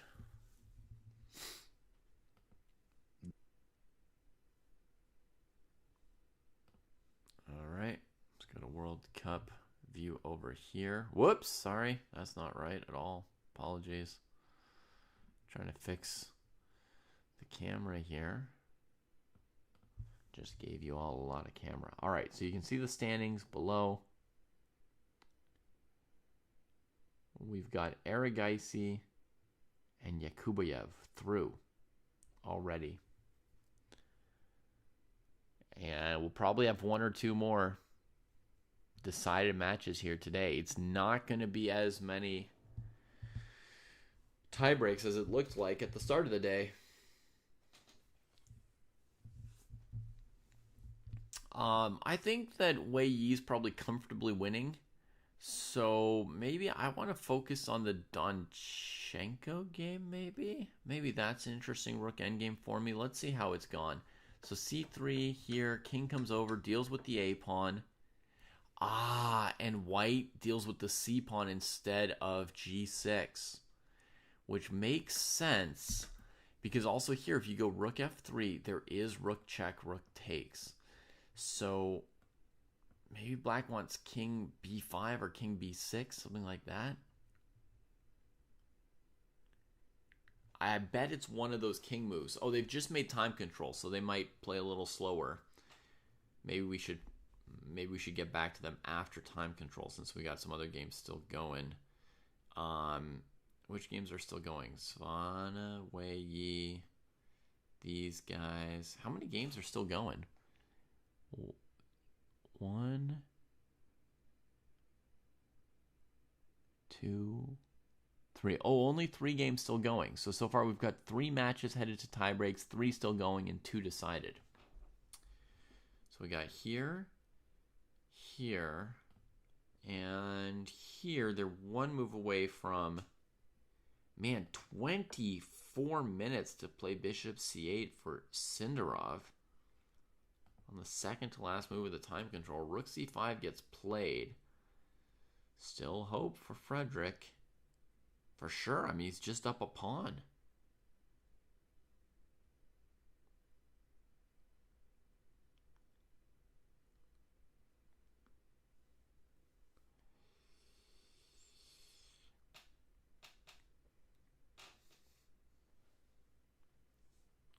Yeah, I mean, in Rapid and Blitz Francois, Martinez is not an upset against Hari Krishna.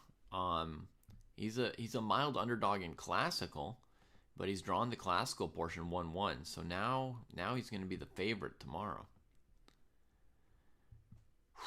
Javokir, his match win is looking in danger. Maybe part of his plan was to go rook g8 check, bother white here. Then maybe bishop here makes sense. Even setting that up before giving the check. Let's look at that move for a second. Bishop here.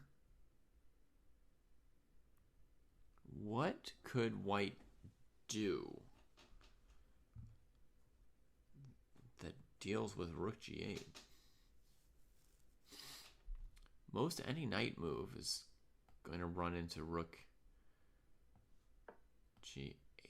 But the knight could go to h4 or e1 conceivably, right? And just hold like this.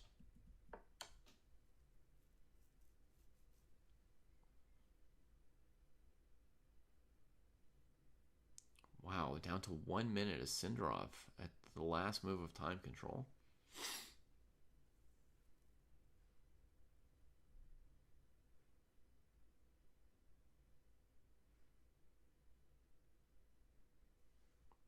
Yeah, maybe you might as well send the white king into the corner, then put your bishop in charge in the middle.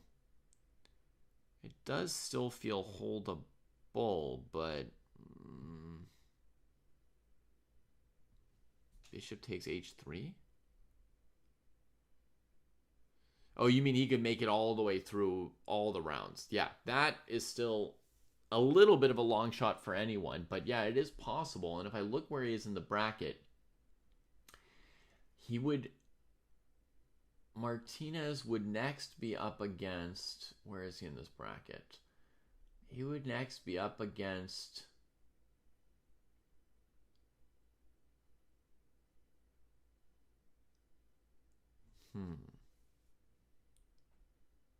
after Hari Krishna, he'd go up against maybe the Sindarov matchup. Right? The Sindarov versus Svana matchup that we're currently seeing. Okay, so we've got a suggestion here. Maybe you could go bishop takes h3. No, he's played rook g8. Let's just see that move for a second. Bishop takes h3. White's got no checks. They're covered. Pawn takes, rook check, king over, king takes, rook check, king here, rook takes. This rook ending looks a little miserable, but maybe, maybe it's just enough to save yourself like so. That looks holdable, plausibly holdable. But he gives the check, sends the king into h2. And they make time control. So now, does he want something like bishop b7? There could also be rook f5 then, huh? Maybe that's why he didn't play bishop b7 here. Remember, I looked at this for a moment, but we hadn't mentioned this move. Defending the knight very solidly, right? You don't want bishop f3, rook f3 check. And just planning to take this pawn next. But the question remains here, if not bishop b7, what are we doing, right? We're down a pawn. King here. Rook check. Back up. Ooh, it's going to be some defensive play needed by Sindarov. I do believe that it's probably possible to hold still, but not obvious. Not obvious.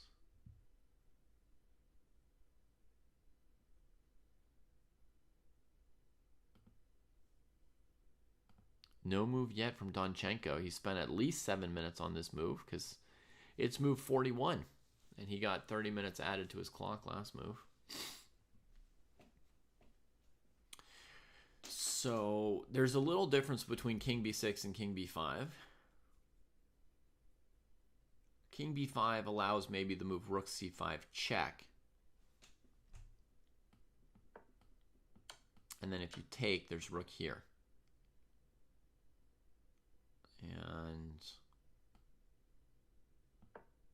here, here, here.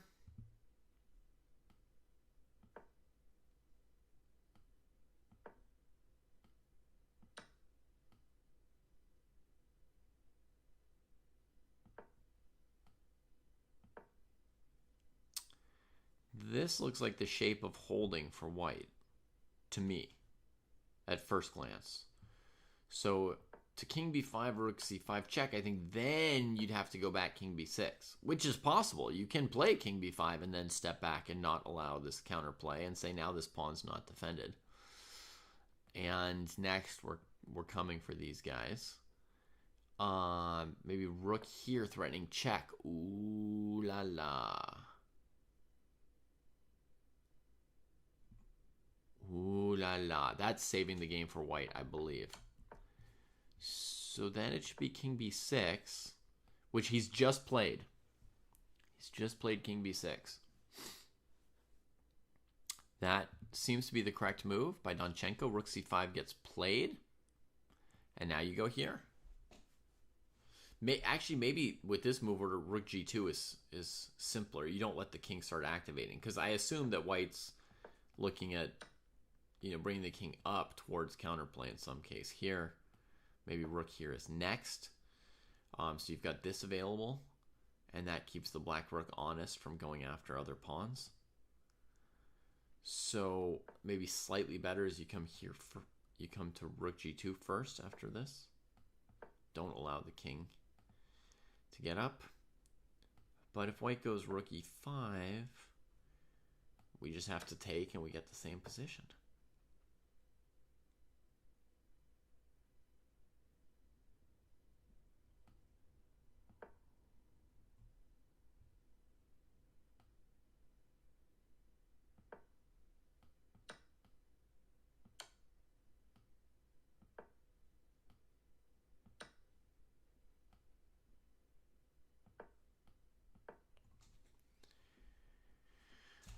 No, rook e3 check to f3 wins. Okay. Rook check here, rook check here. Still a pretty good threat right there. It's on a knife's edge, this endgame. Rook g2 played. I agree, Francois, although I wasn't watching it closely at the time, but it did seem like Sindarov was really, really safe before he sacrificed / blundered / whatevered his pawn. Which, yeah, we don't know why he did whatever he did to his pawn. So here... Okay, let's follow that analysis just a little bit further. Rook e5 makes sense for white, right? Just activating the rook. We got to get counterplay or this rook will just keep going through things. So get the rook active. That's basic. Takes. Now rook check king here looks bad. Black can take care of the pawn and just sit on the 2 extra pawns then. So it makes sense to activate the king. We could bring the king this way to try and defend the area. It seems feeble. Or we could do this, which is what I tried first.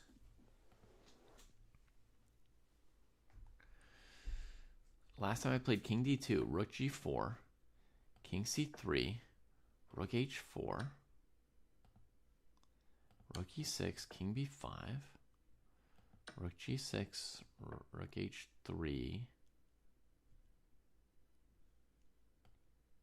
king d4.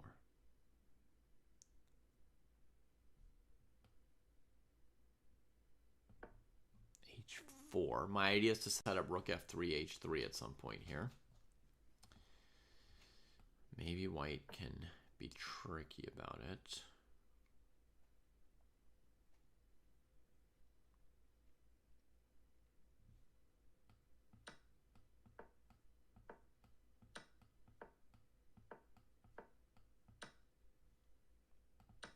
That would be a draw, by the way. Rook h6.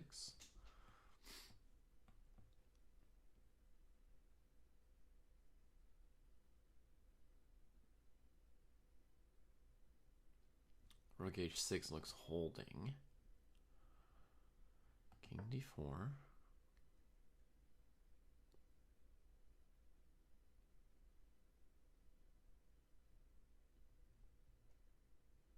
That seems to hold for white.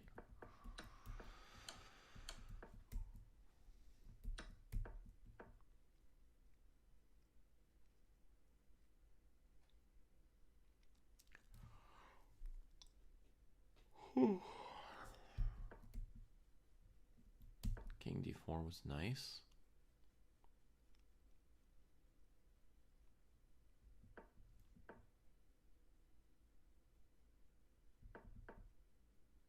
That's nice.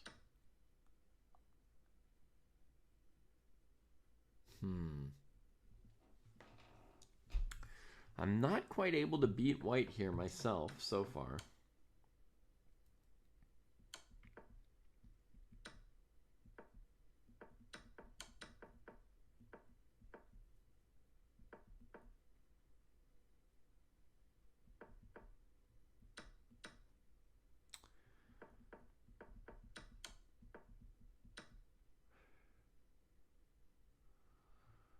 Good moves. Good moves.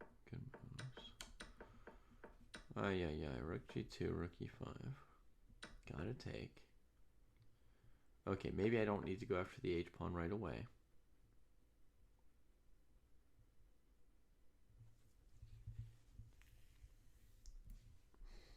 there any way I can bring my king over? Like this. Abandon this. And try to hold my extra pawns. He gave up G6 willingly? What do you mean? He played rook G2. He hasn't given up G6. That's just me trying out some moves, Patrick. All that analysis.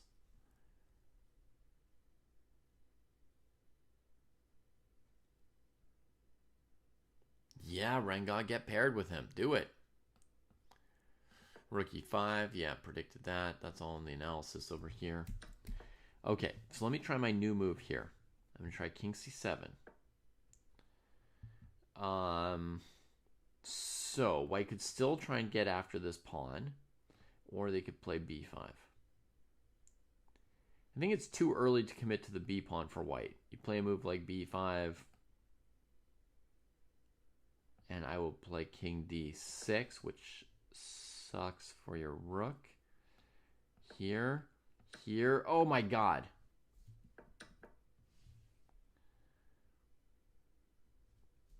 B6. I gotta be careful. Proust's gotta be careful, but I can make this work. You gotta keep me out of B2.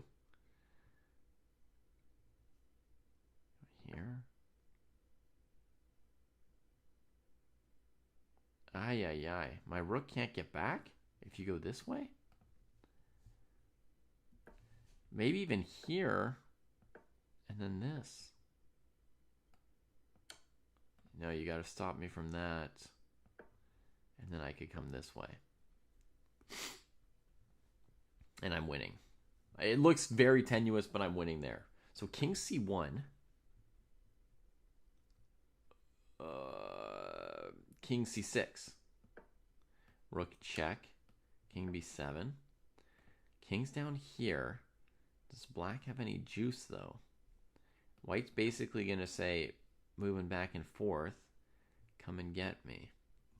In fact, they could even reduce black's options by taking this away.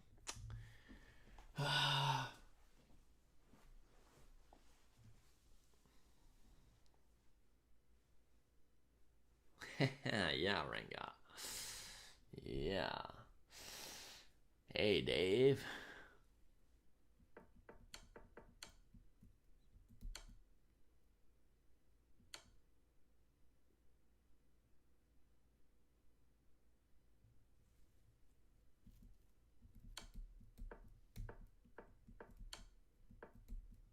This looks holding for white as well. Oof. I know blood is exciting, folks, but it feels like Liam might hold this one. Rook E5 played. Rook G3 played. King E2 played. King C6 played. Oh, so the white king went this way in the game, not here. So he uses a slightly different defense than what I expected. But does the move King D6 not win for black? No. White has a couple options, like Rook A5.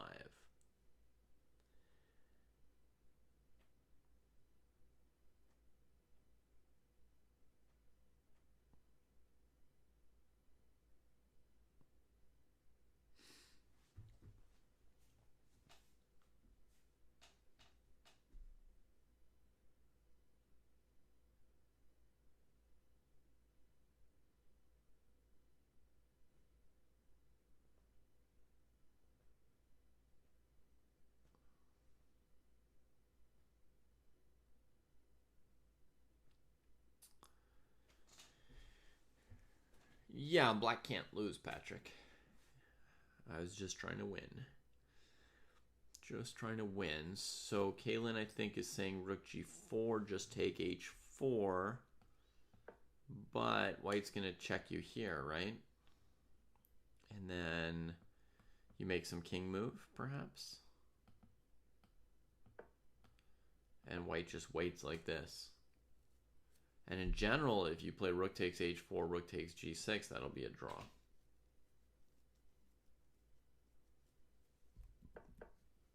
You want to try King B5? Sure. Oh yeah, King B5 is winning here. You just leave the rook on G4 and take the pawn. It's new to me, this king on F2, because I had expected Liam to play the king this way. So yes, in this position, rook g4 check, king b5 looks like an easy win for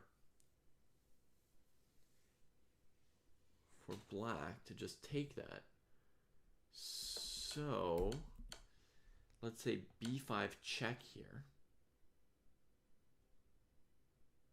for white. Okay, that's going to be better.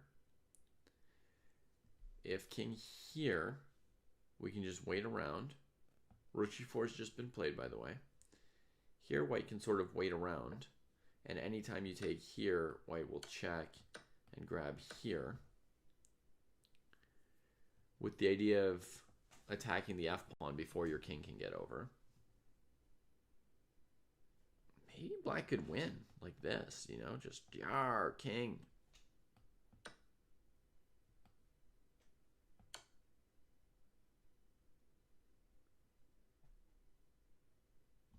Actually, rook h3 might be easier than rook h2.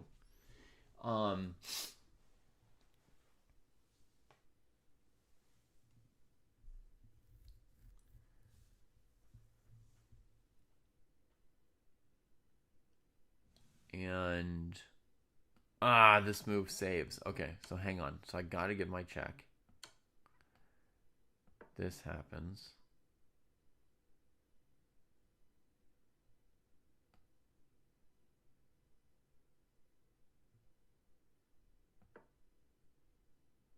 No, let's not do that. Let's just go. Takes and takes. Is this winning?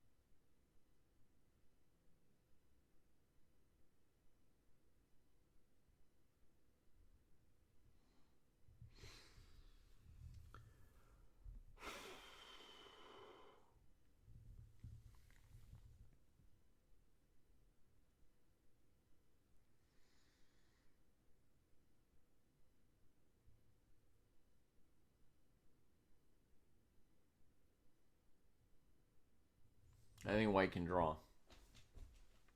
I'm not the best at these little theoretical positions, but basically, I suspect white can just barely draw. This is like death's door for white.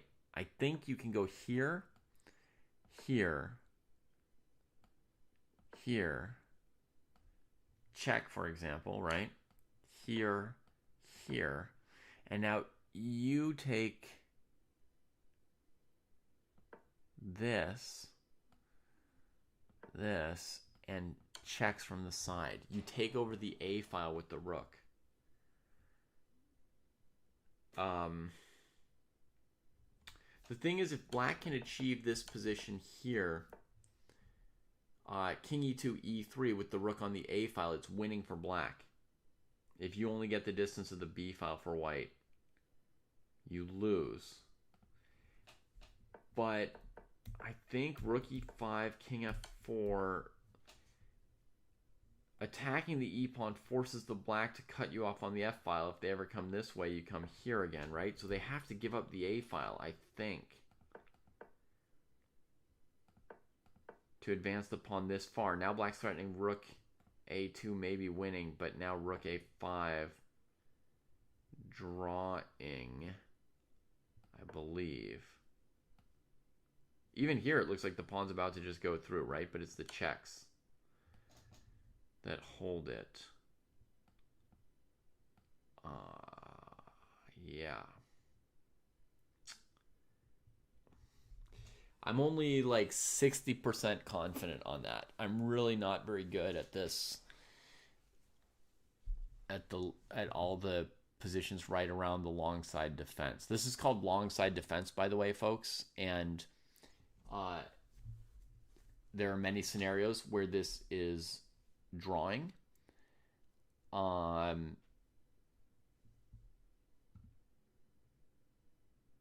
Whereas if your king's on this side of the pawn and your rook's on the short side, it's basically always lost. So this has drawing potential, although it's tricky. Okay, rook g4 was played, but then rook c5 check, which was not our main move. Rook g4, rook c5. Huh. Our main move that I suggested was b5.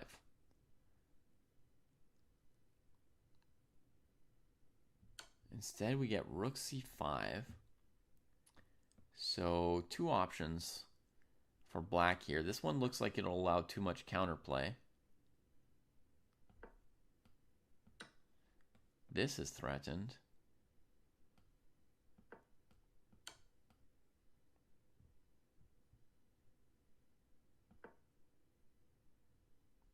The point is that black can't get to the pawn with the king. h4. If rook h1, king c6, b5, h3, rook there, king c5, black wins. So I don't fully understand. This looks like the king could go either direction. This direction, what white's going to do is probably play something back like this, right? Saying rook h4, rook here is ready. I suppose black could even play a weird move like king b7 just to be off the 6th rank, but maybe white keeps giving checks with the rook till you commit.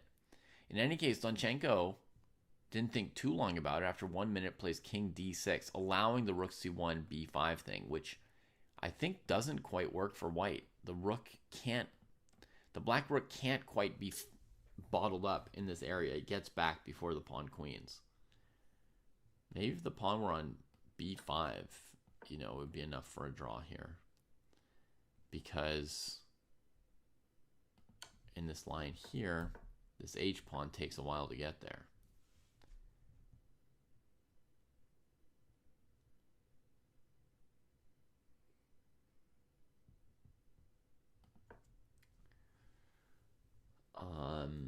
Finito, says Francois. This game here, Francois, is done. White definitely still has some defensive options like rook a5 with the 6th rank threat.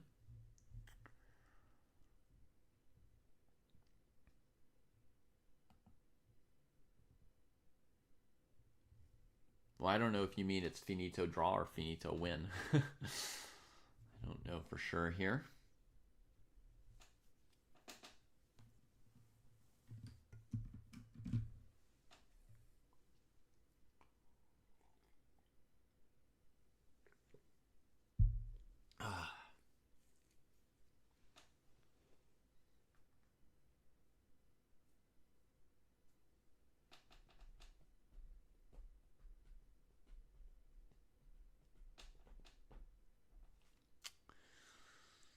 Yeah, rook a5 is the only defense I'm seeing here for white to try at this point. Rook c1, rook h4, I don't believe that the b pawn matters enough or is fast enough. So I think you've got to threaten the g pawn.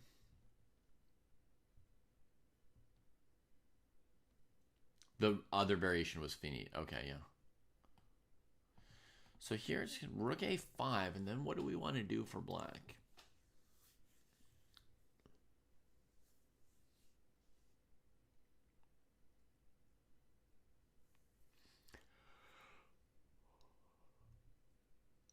Rook a5.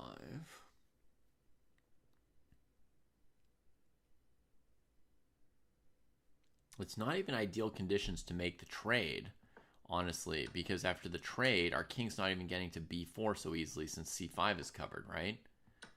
So there was a variation where I took this and came back to d3 and it was close. This one's not even close. It's an easy draw for white. So I think if white plays rook a5, Donchenko's going to move the king back this way. I think he's going to try this, just repeating because of this idea, which would win. So I think he'll try repeating, and white will go rook c5 again, and maybe then he'll try king to the 7th rank. Oh, there's more checks then, huh? Maybe king here, rook here, rook here. We could get back to this one, right?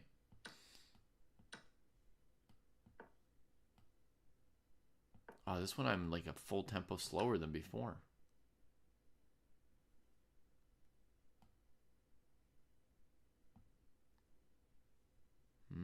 So this looks like a very solid draw for white. Right there. Yeah, rook a5 still looks like it holds for Lei Kwang Liem. Right here, in grave danger against Donchenko. Donchenko is a great tournament so far.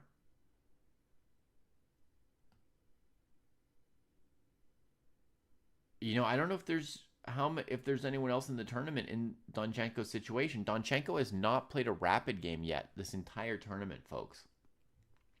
And he played round 1, unlike the top seeds who didn't have to play round 1. So Donchenko has a 2,800 plus performance here, all in classical chess. He beat a 2260 2-0.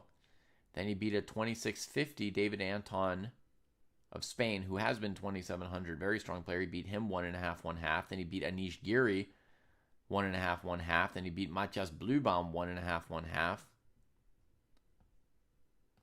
He's very close here, but I think that Liem should be able to force the first tiebreaker against him with rook a5. Very close. Chess Lover saying it doesn't surprise you for Shanklin to be America's last hope here. Yeah, is Sevian out? Let me double check. He was not yet officially out, but he was losing to Wei Yi, right? Let's see what's happened here. Knight b2, king f2, king e4, trying to keep the white king at bay, to keep white from playing a4. Looking for counterplay. He's not done yet. He's not done yet, is Sevian.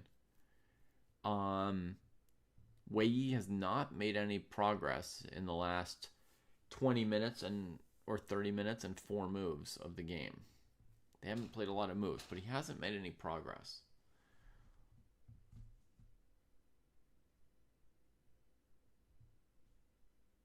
Now threading this pawn.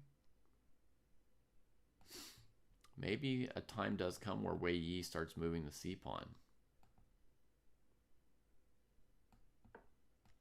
But here it would just give up this pawn, right? And then here. Game over. No hopes for white. You know, just easy. Easy, black's back in control. So it feels like he's got to play bishop d4 here when he's making no progress after knight b2 so far. So, he's not out just yet, Chess Lover.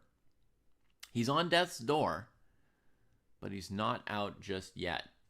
And Jesse said he would have gone for rook a7, trading the rooks, and just playing the pure bishop ending. Jesse may be stronger than me at these kind of decisions, but for whatever it's worth, I personally preferred keeping the rook and bishop on the board. I thought my pieces were better. I didn't want to break up my pawn structure. Trade my a pawn for this b pawn. No, I think that a pawn's really weak. So I liked the idea of playing either bishop d4 or b3 better here. So we had b3, which looked like this. And these pieces are kind of frozen here. The rook's going to come here at some point. Keep black frozen to the a pawn. Gives you time to centralize your king. Or maybe to even advance the c-pawn. And then a second idea was bishop d4. Just freezing the knight against the side. Against knight b6, and we have to play b3. So I don't like this better than b3 a4, but it was another idea. I think b3 a4, that's what I would do. That looks massively killer. A healthy 3-on-1 majority, and the a pawn, a weakness under pressure, looked much better to me than the rook trade. Though both should be winning. And here we are. You know,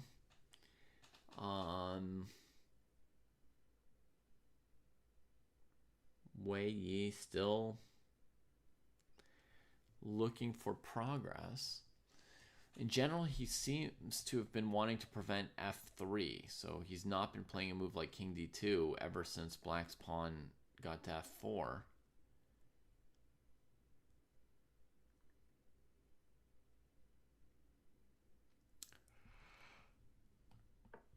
But maybe you could play g3 and keep it going. Let's see. No, then here and here and here. It's huge counterplay. And if the king ever comes over, black just cleans up the queen side. Yeah, it looks like he's got to go back to d4 simply. Does this have a benefit? I suppose, potentially. Bishop e1 could be played as well, Foos. I'm not sure what the benefit would be compared to bishop d4. I guess it would be that you could play c4 at some point. Your bishop's not hanging here. But since black's next move is knight b2, you don't have c4 or a4. Your king's busy stopping f3 for now. We don't see how Wei Yi is going to get either pawn going against the light square blockade if his king has to stay around f3. King d2 in the live position, chess lover, or after bishop e1, knight b2?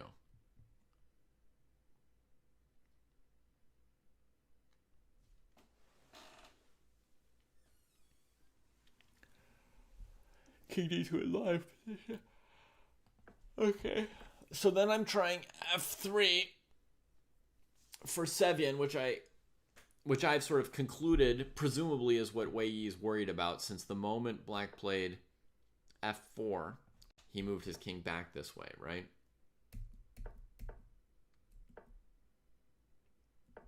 Literally his king just came from e2, right? So if knight a4, you would think king d2, he'd be repeating, he'd be allowing this f3 maybe, but he's just played c4.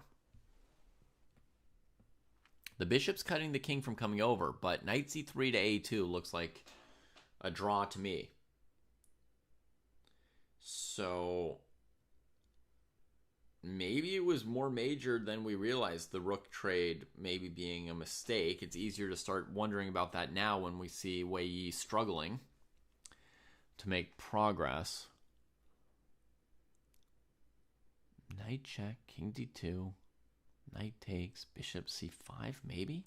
Is there any world where knight c3, king d2, knight here, bishop c5 is the point? We've got a bind around that knight planning to go this way. And the king can't currently get at it. You can wait here to play king d3 once the white king's on b2. That's not going to be enough to save the game, is it?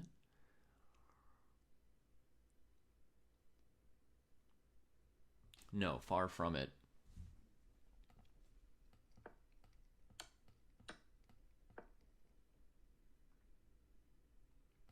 Even with these pawns traded, this is a theoretical win for white. It's the right color rook pawn, and all you need is to hold these squares. So, oh, maybe this move is super evil. Okay, one last hope. I could go... No, two last hopes. I could play g5 or king g4. g5 takes here, here, here, here is probably not correct. So let's say king here.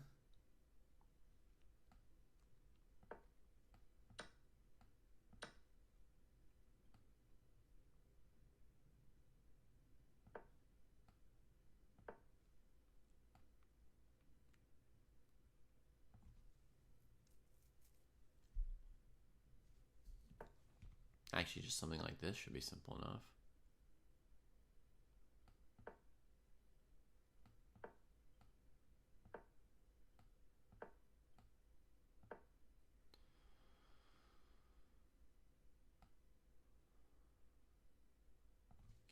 was too much.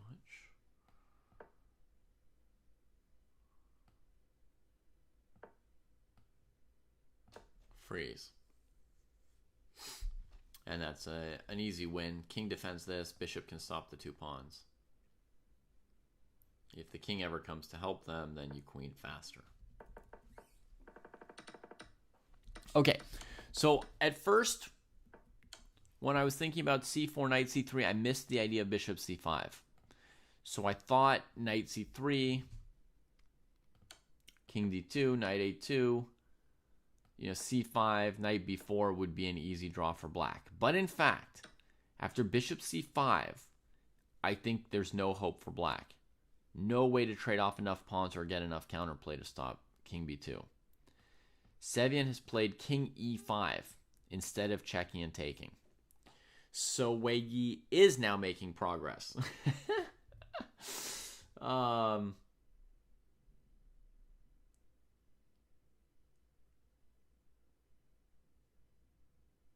Twitch has stopped saving past broadcasts? Well, that should be a big complaint for me too, Grenborg. Are you sure? And why would that happen? That's so weird. Let me look.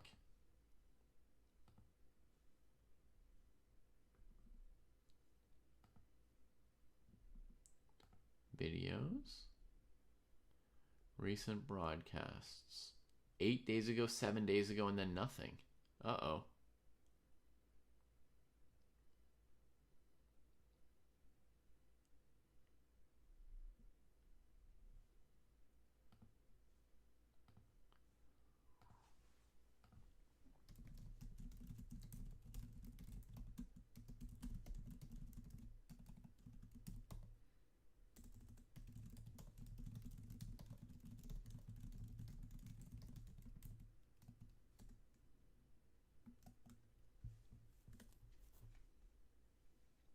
Shoot.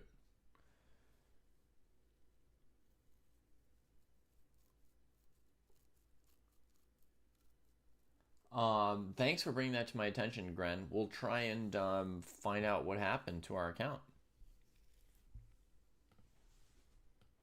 Okay, so at the moment, looks like Wei Yi is able to make a little progress now. King can improve itself to f3 or d3. And like in most scenarios, these outside pass pawns would be enough to win this endgame. So we don't know for sure yet, but king here with the idea of putting the bishop on d4 would be very critical, right? I mean, once the bishop's on d4, it's gone. So black would have to play knight b2, hitting the king and pawn, and then on king c3, knight d1, taking the bishop. That must be hoppity hop. It doesn't look like it should work, but actually it does, I think. So no king d3 just yet, which would be an easy way to knock it out. No SB. Why would we ever not want our content to be there? I mean, So maybe king f3, maybe a little move like a3. I don't know for sure, but we're going to glance over at Lei Kwang Liem versus Donchenko again, because somebody said Donchenko's cruising. Rook c4 was played, not rook a5. What on earth? 14.5 minutes from Liem. What's the idea of the move? Pawn on h4 gets captured. So now we've got the situation where the king's cut from the b pawn by the rook here instead of here.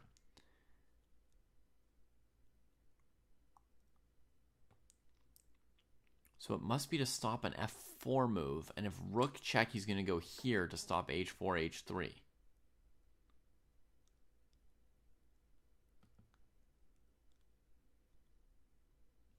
And if king here, you're just going to check every time and come back and say you're holding this here, here, here.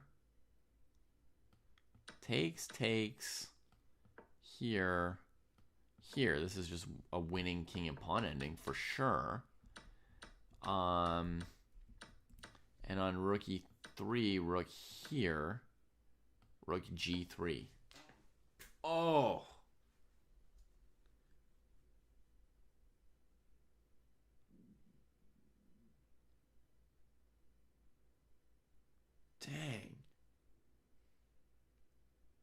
That's really misfortunate. That's really misfortunate. Rook c4 is a weird move, Patrick. I don't yet know if it's a blunder. It's a very weird move.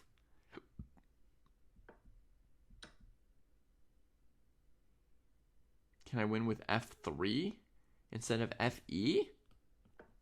That looks like I should be able to win, right? We've got a move coming in, I think, from Donchenko. He's played rook g4, check, king h2. Okay, so that's exactly the line we were just investigating. Gren is saying maybe h4, rook g3 could win. But let's just look at this f4 move again that we were just looking at for a second. Because potentially that's a very conclusive move to bust the rook out of here. Rook e4, f3.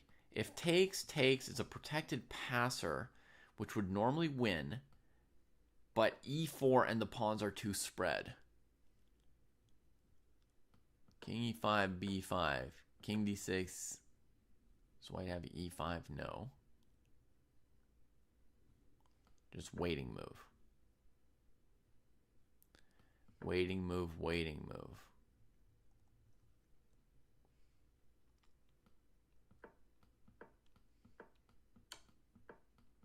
And White wins.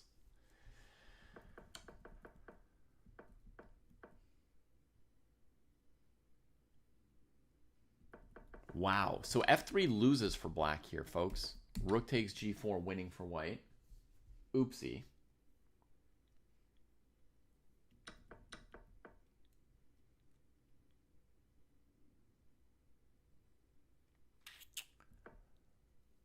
Rook c4. Okay, so maybe not f4 in this position. Donchenko working on this problem right now. King c5 instead of king e6. Right here, king c5. Holy moly. That wins. Okay.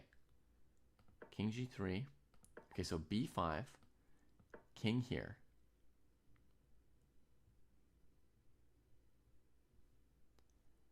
If here takes and you're still in the square, if here, here, here, takes, here, and you get back, oh, the king's just in time here. And king g3, king c5. Winning. So it's winning for Black. Thank you, Yellow. Paying attention.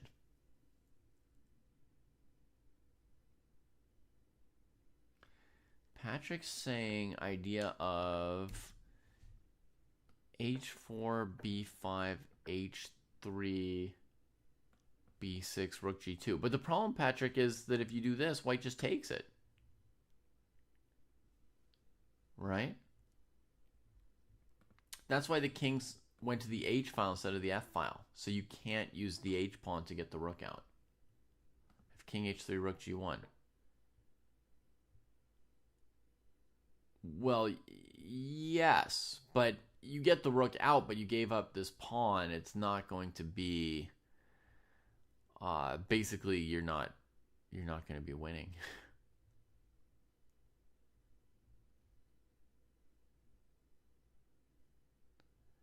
White can sort of, I don't know, even just sort of wait around and then go after these pawns. If you ever do this. Actually, I guess like the simplest would be to just chase your rook with the king. Yeah, that's the simplest. Ask the simplest question right here, king h2. Basically, if your rook goes behind here, then we go check and take, draw. And if you stay on the g file, then we do our counterplay. So we just ask the rook what it's doing and draw for White.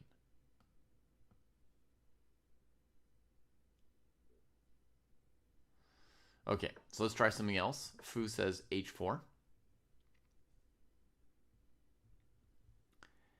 And the point of h4 would be b5, rook g3, b6, rook takes e3. We get out in time, it seems, and we've got 4 pawns, which is good. Now rook b4 could be tried.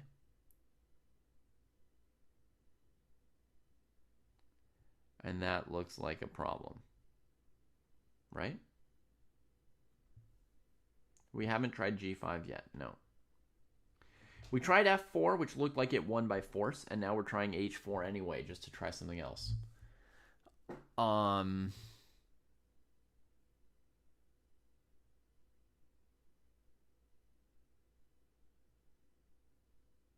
might not even have a way to sack my rook for that pawn. I might be able to draw 4 pawns against a rook, but how do I even get there? Looks like white wins, right? With this move here. So h4, rook g3 looks slow. g5 looks even slower than h4. I don't know if we should look at g5, Dave. Given that h4 was too slow and g5 looks slower than it and f4 was winning. This is literally the live position. He's got a very important move to make here, Donchenko. I think f4 is the move. But it's really not obvious. The king and pawn ending that we're envisioning with f4, rook e4, f3, rook g4, h g4. You have to calculate this somewhat carefully. A lesser player than these two could misevaluate this as a draw or a win for white. We currently think it's a win for black, but we could be getting that wrong still. You want to play g5 and then f4, but g5 doesn't particularly help you play f4 here. You can already play it. Like, in what way does g5 improve f4, you know? g5, b5, f4. White still has rook e4, same as before, but now b6, fe, b7 looks like I don't know what we're doing, right?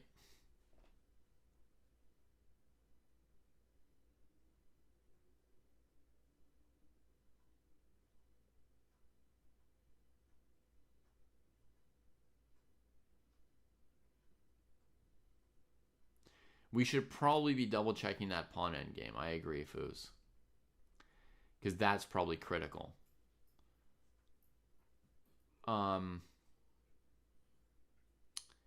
Let's double check also that white doesn't have a better move than rook takes right here, Foos. That's worth doing as well. Because white might even have a surprise move like rook f4. Huh? You know, where did that come from?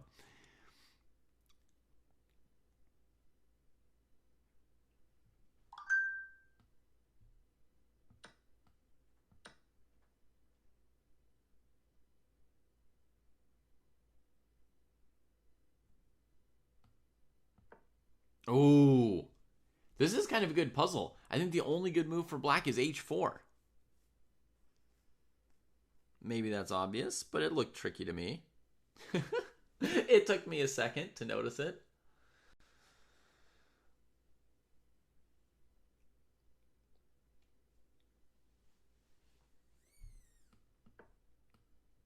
Stopping white from playing king g3. If they play b5, sure, we deal with it. And if they come here, we go h3, king f2, h2. So rook f4, ef, h4. Dealt with that. Winning for black.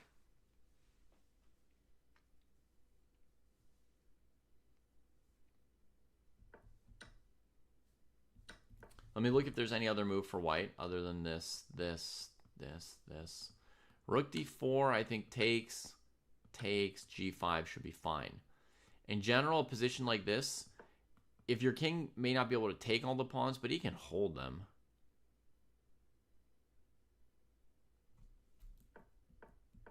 Do I even have to go back? Maybe I don't even have to go back, right? Just come like this. If b5, if b6, we take it. If d5, we take it. Yeah, so the king's fine here. Enough room. Why even go back?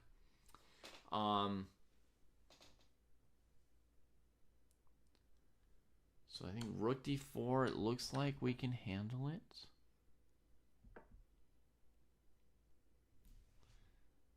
And just keep going for black. Yeah. And in fact, funnily enough, h4 might be even more precise here. But whatever, black's winning.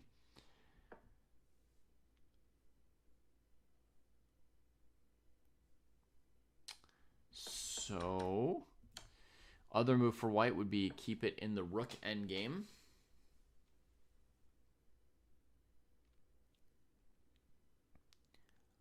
But then as black, the rook ending looks pretty good to me. I'm thinking g5.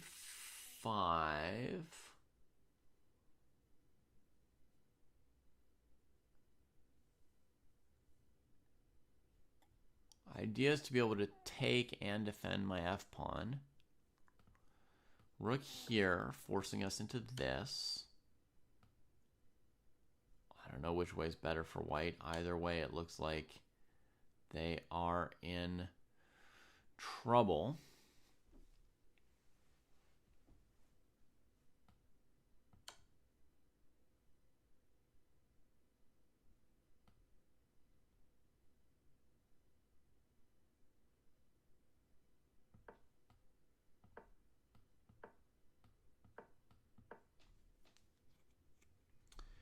That pawn is so far from causing trouble.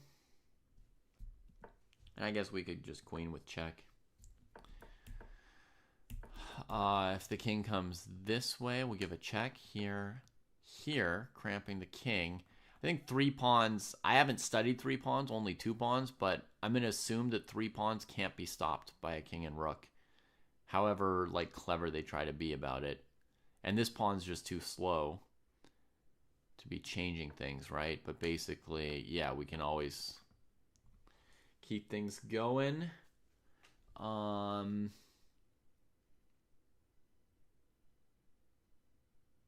Try rook e8. Sorry, I don't know when to try rook e8.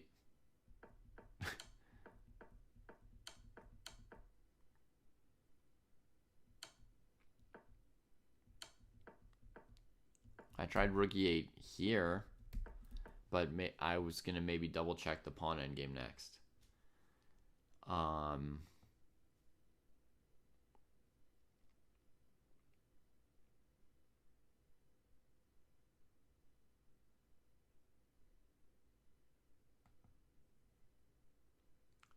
F4, rook e4, g5.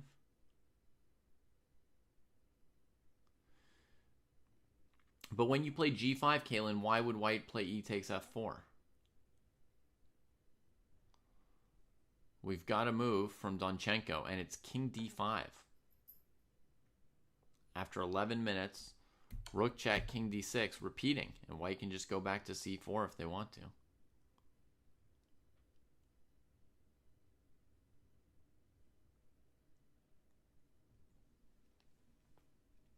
So he did not find anything. He got down to 4 minutes on the clock and then repeated positions. Let me see this rook takes g4, this king and pawn ending again, okay? Because I also do have a thought for white to try and hold it now as well. f3, rook g4, hg4, e4,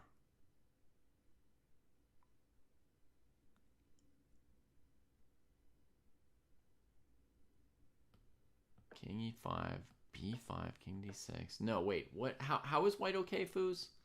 I thought I had some idea, but I'm not seeing it.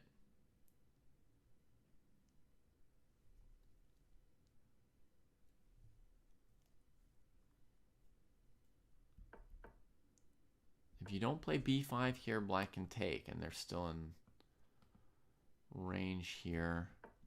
If we don't play e4, if we play something like king g3, then there's this nice move, king d5 for black. Now, e4, they can take it, and they're still in range. And b5, they can come take that, and easily in range of e8. Right? So, yeah, double checking the king and pawn ending, it still looks lost. To me. Here, Liam avoids the repetition with rook c4 and plays rook c3. What? Donchenko is gaining time. Yeah, but I mean, you understand he spent 12 minutes on this move and then repeated. So, I mean, if you're white, I mean, you're not convinced that he sees something to do, no? The squaring of those pawns was pretty tricky in that king and pawn ending. They were far enough apart that, yeah, you could look at it once or twice and not be sure you've got it right. But I'm going to say I had it right.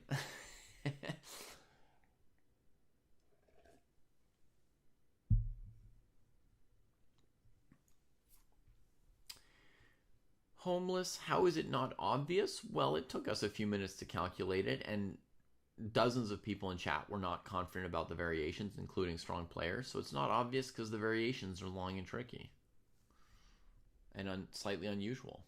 But I think it was winning.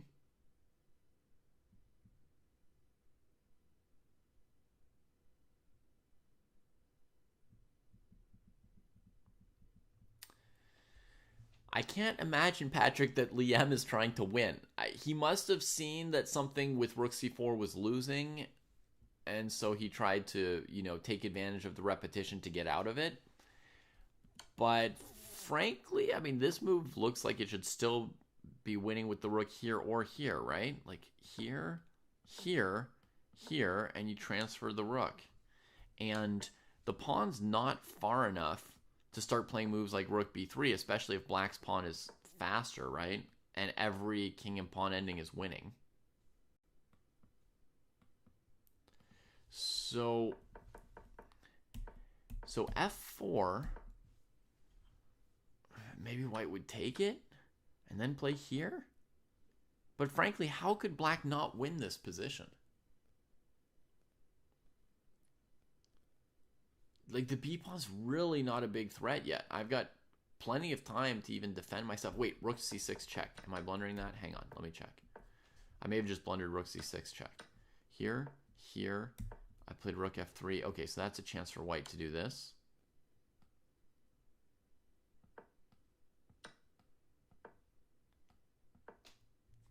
King g2. I probably blundered that rook check. I didn't mean to do that.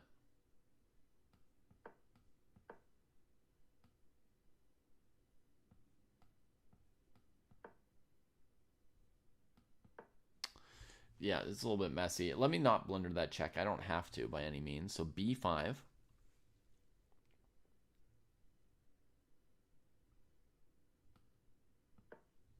Maybe g5. Pawn here. Rook check. King here. Rook here. I mean, just some simple-ish moves, right?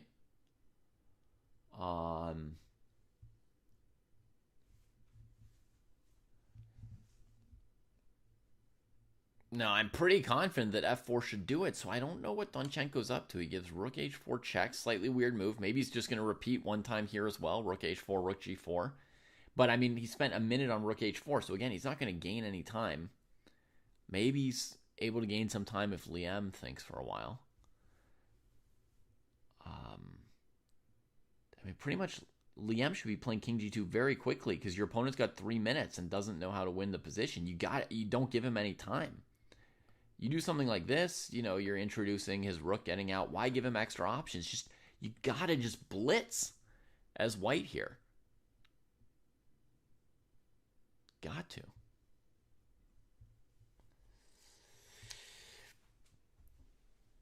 Yeah, it's hard to know what it is, Lassa Suniskak, but either Donchenko is like, not as good at some particular kind of endgame that's here, or he's got nerves, or he's got fatigue, or a little of nerves and a little of fatigue, but he does not seem to see the goal. And in those cases, I think it's a real mistake for Liam to give him time to think here, or even to rest, even if Donchenko just rests while Liam thinks for 3 or 4 minutes.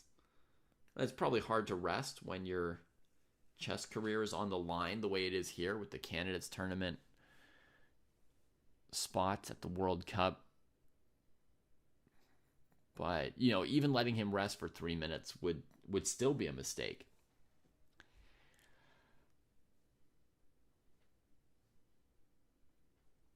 Now, it would be fun to play this game, Santos Sud. I wish I were playing this game. I would put Liam away. I would put him away. Rook c4 really looked like a mistake to me. It's fun to calculate these lines for black.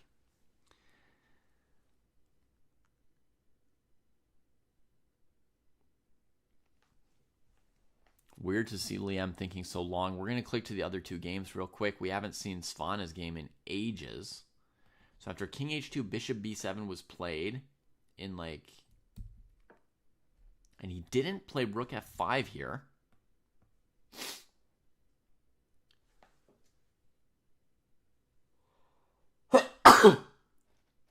which we had thought looked like an interesting and plausible move for white. He played knight h4, and then the bishop just comes. We talked about this position being pretty solid for black. g4, rook gets active, grabs b2, and just offers a draw without playing it out. So Sindarov is through, but what kind of a draw offer is this?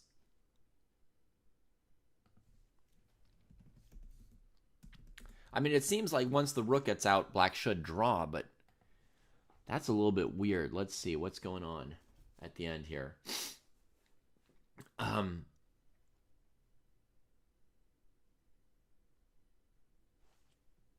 Oh, he's probably worried about this move now. Yeah, he can't stop the b pawn himself. That's why he offered a draw. Black has achieved the needed counterplay, right? So we're looking at something like here, here, here, here, like this.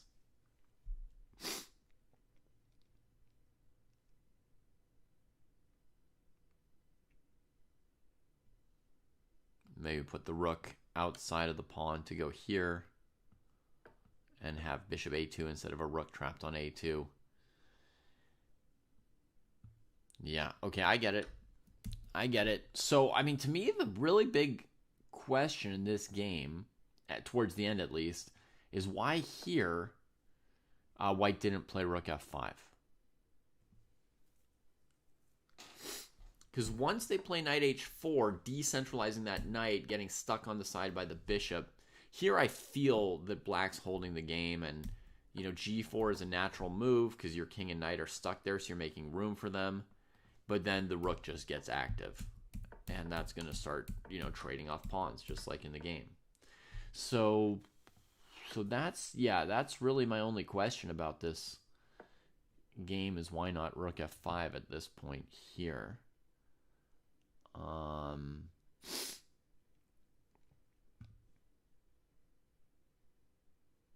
And so now we have 3 matches decided. Sindarov through, Yakubayev through, and Erigaisi through. So that's definitely 2 favorites in Sindarov and Erigaisi who've made it pretty far.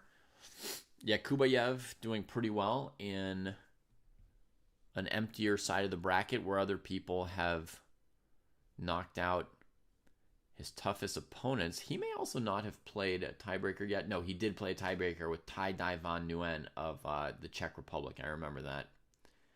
He beat Pranav Sargsyan. Yeah, he hasn't faced any 2700s yet. He's cruising through an open bracket for the moment.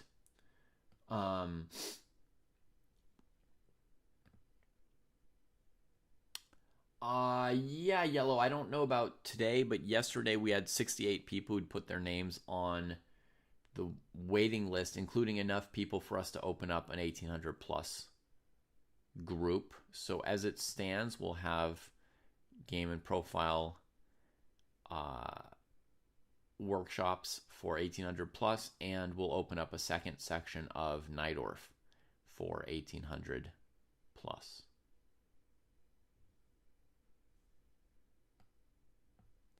Okay, some moves in the Donchenko game. He repeats the check, then plays f4 the second time, ef4, rook f4, b5. Here, rook c6 is threatened. We looked at g5 last time, which looked easily winning for black. I also had the move Donchenko played in mind as well, which is king d5, getting out of rook c6 check, and supporting this pawn. So now, if white plays b6, he might be thinking of just bringing the rook back to deal with that pawn. And if rook c6, he might be able to just run his e-pawn, right? e3, rook takes g6, e2. Looks thoroughly convincing. Short winning variation. So rook b3 is played. And to my eyes, he's got rook here to here, or rook here first.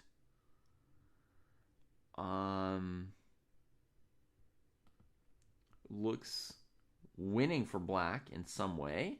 Got to still be careful, but 3 or 4 minutes plus the 30-second increment, I would expect to win this position at this point as black. I agree, Mr. Pizza. Normally, Dubov is a stronger rapid player than Sam, but the same could be said for Report. Report is on a comparable level to Dubov, and Sam trounced him very, very overwhelming and convincing 2-0. It is expensive yellow, yep.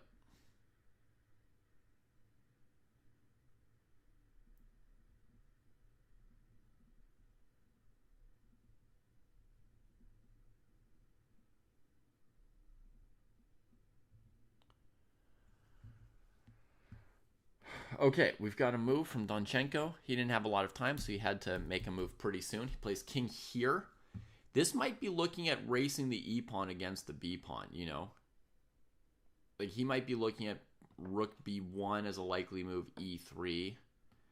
Here, here, here. And then maybe this. This could be a concept for Donchenko and how he's going to win. If you ever play b8, you just take it and queen, right? And meanwhile, the king's close enough to the e-pawn to defend it. White's king is cut off, and black's got 2 extra pawns to win any theoretical position that comes up. That looks like a way to win. Rook b1 played, and now I'm maybe guessing e3 for the next move. Does anyone see a way to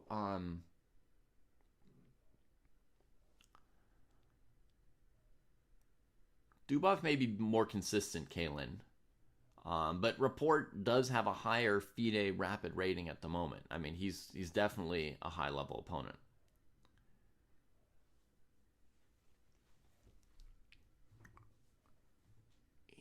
Does anyone see a way to disrupt e3, e2 idea? If you ever attack the pawn, I want to defend it with my king. If you attack my rook, I'm okay with just coming here. I've still got the king cut off, and this is my general plan.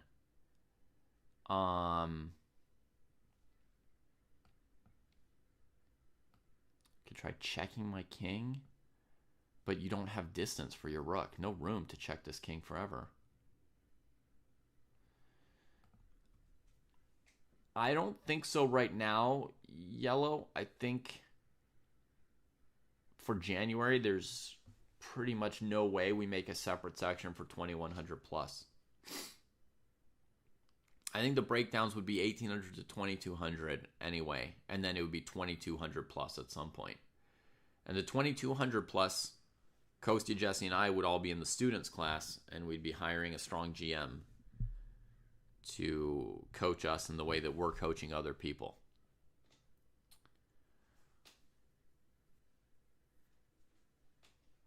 Along with other, dojoers that are in that range, of whom there are only a few, but there are a few.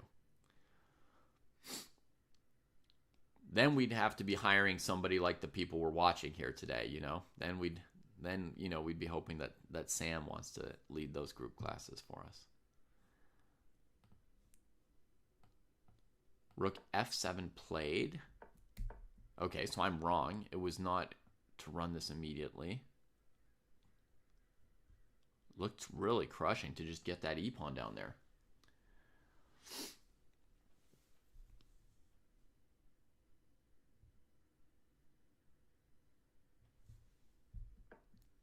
There comes the king. Okay.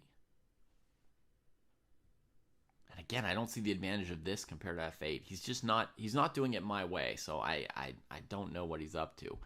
Now he plays rook b7. So he just wants to take the last pawn and then hope he's got enough left to win.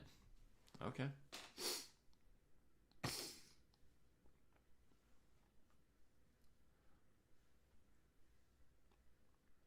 hard for black to lose this now or even draw. Well, it's very important that black win this. You know, they're not trying to draw it. Trying to take out another favorite is Alexander Donchenko, and like I felt for a while here like he should have it. But yeah, he lets the white king out of the bag. This is not the technique that Proust feels comfortable with. On rook b5, which presumably is his plan, because if he did all this to now play king d3, I'd be pretty weird. So presumably rook b5, of course, the king and pawn ending's winning, so white's going to play something like rook e1 or g1 in response, right? Rook b5 played, rook g1 played. And now I guess he could play g5 check. He could play king d3. He's got a lot of moves. I mean, it should be winning. He's got a million pawns. You're saying he can't take g6.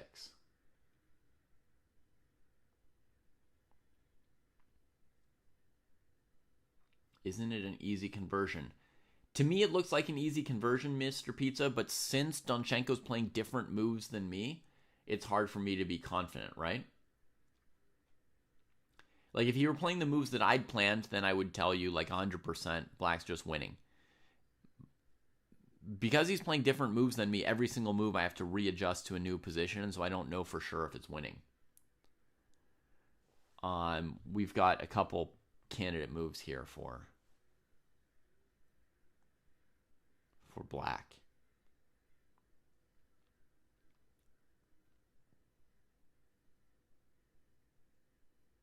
Honestly, king d4 is kind of the same as king d3. Because if you go king d3, you're going to get checked and then captured here. It's not so obvious, is it? Not so obvious. Nope. Not so simple, Mr. Pimple. Very different than king d3, rook g6 question mark. Right? Because here, the king can get under the pawn, and it's still going. Whereas with rook g3, check, king d4, rook takes. If you push, check. So rook g1 played. He's got a minute left now. That's the other thing that makes me not guarantee that he's winning, right? When Mr. Pizza asks, isn't it an easy conversion? Dude would have saved 5 minutes on his clock if it were easy. He would not go down to his last minute, right? He's going down to his last minute because he's not sure what he's doing.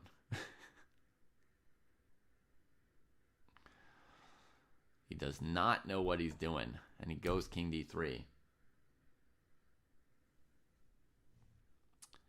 Now, I think on rook g3 check, the intention might be to bring the king under, because now your king's in good position to win with the e-pawn. And if they take, then maybe you can now play g5 and your king's in good position to support these pawns. Their king's locked out. That might be the idea. King d3, rook check, king e2. It might be brilliant, but he's not cruising. He's not in easy control. He's down to a minute on the clock. He does not know exactly what he's doing. I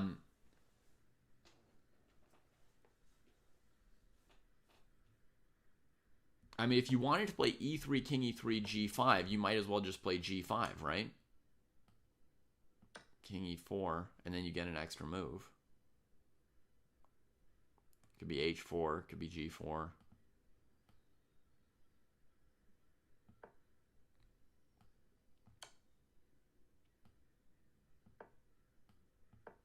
This is slightly pissant, though. I don't know. My rook f8 plan, I did not see any obstacle to. Let me just say. This was my line. e3. Rook e1, king d3 winning. King g3, rook f8 winning. Here, here. My king's still in range of my pawn at all times. You know, b7, I just come like this. You ever play b8? I take. I don't, that was like you take your hands off the wheel. And that's part of why I'm not confident that he's winning, because he's just not playing any of the moves that I would play. After rook check, he goes to e2, check, and he goes back, repeating. Because if he goes to f1, there's rook g6, and his king's not there for e3. So now he repeats. He doesn't know what he's doing.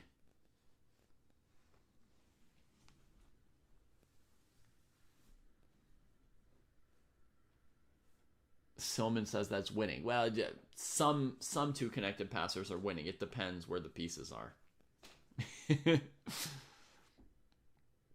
None of it's that simple, and in Silman's book, it's not that simple either. You know. Oh man, if he can't convert this endgame, it's pretty unfortunate. He's gonna get repeated here by rook g3, and I don't know what he wants to do about it.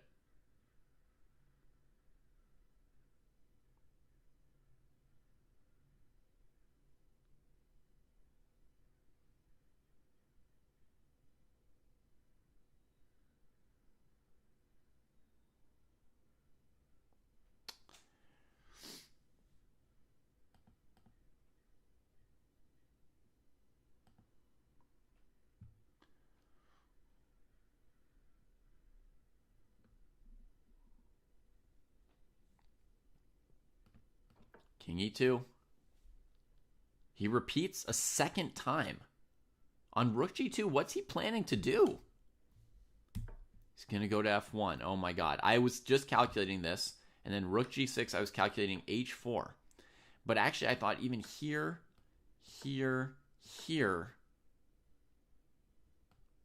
I think white's close enough to draw probably this endgame here easily, right? So I think he's blown it.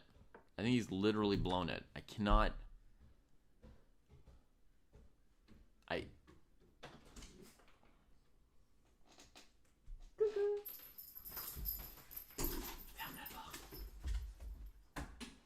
Merci.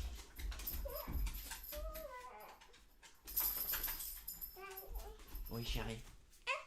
Hey, Pops, doucement. Désolé. Papa likes that.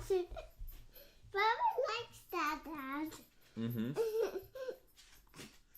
I want to go in it. Is that okay, Papa, go in it? Dad, you have no fear, Dad. Right, so yellow, you're saying here, here, here, here, rook here.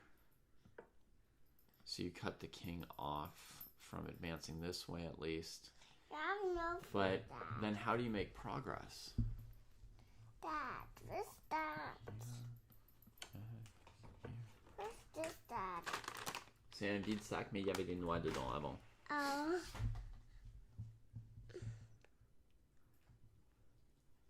Papa's eating. Look. Ew. Elle mange elle-même. Yeah. Elle mange les couvertures. No, it's him thing there.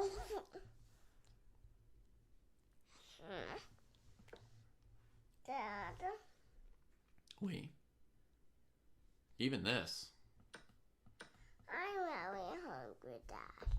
Ah oui, t'as très faim? Just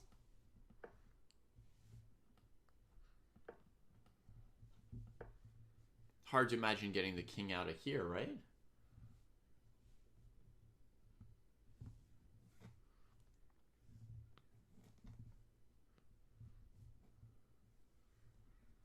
No, she doesn't, Chess Lover. Daddy. Rook here played. I'm hungry, Dad. Ouais, j'ai compris. Now the king's gonna take this. I think you don't want to let this e-pawn go if you're white. I'm gonna be shocked if like the 100 different wins I saw for Danchenko were all wrong. Or actually, if even more than one of them was wrong. I don't think this endgame was that hard. Though obviously I lost some confidence as he never played any of my moves.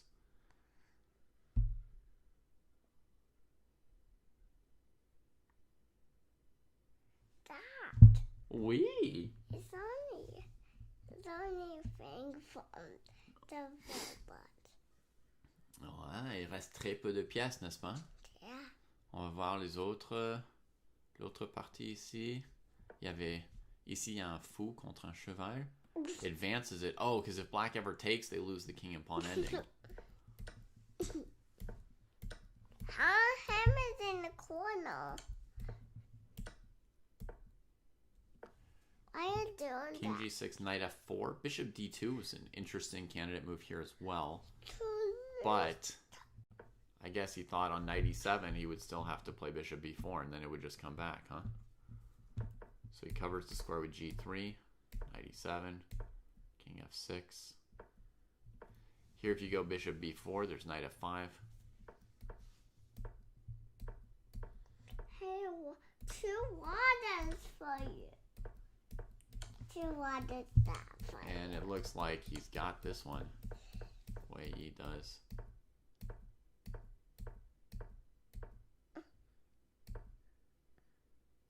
If the knight moves anywhere, there's going to be check and check. Now if king takes, he queens with this. Yeah. All right, so Wei Yi, another favorite, does make it through. I wanna listen to songs after the Socks? no. I want to listen from the music yesterday. La musique, hein? Yesterday. D'accord.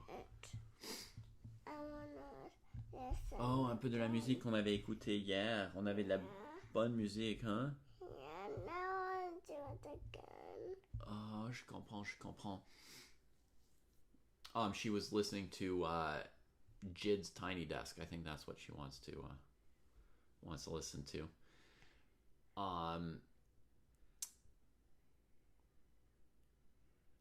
So Wei Yi goes through. For those of you keeping tally by country, that means the U.S. lost 2 of their 3 players today, Aronian and Sevian, and down to Shanklin in tie breaks tomorrow.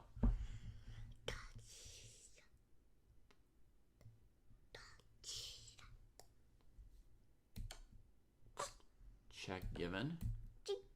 It's only tiny. That move looks bad, by the way. That's tiny. I'm not at their level, but it looks bad.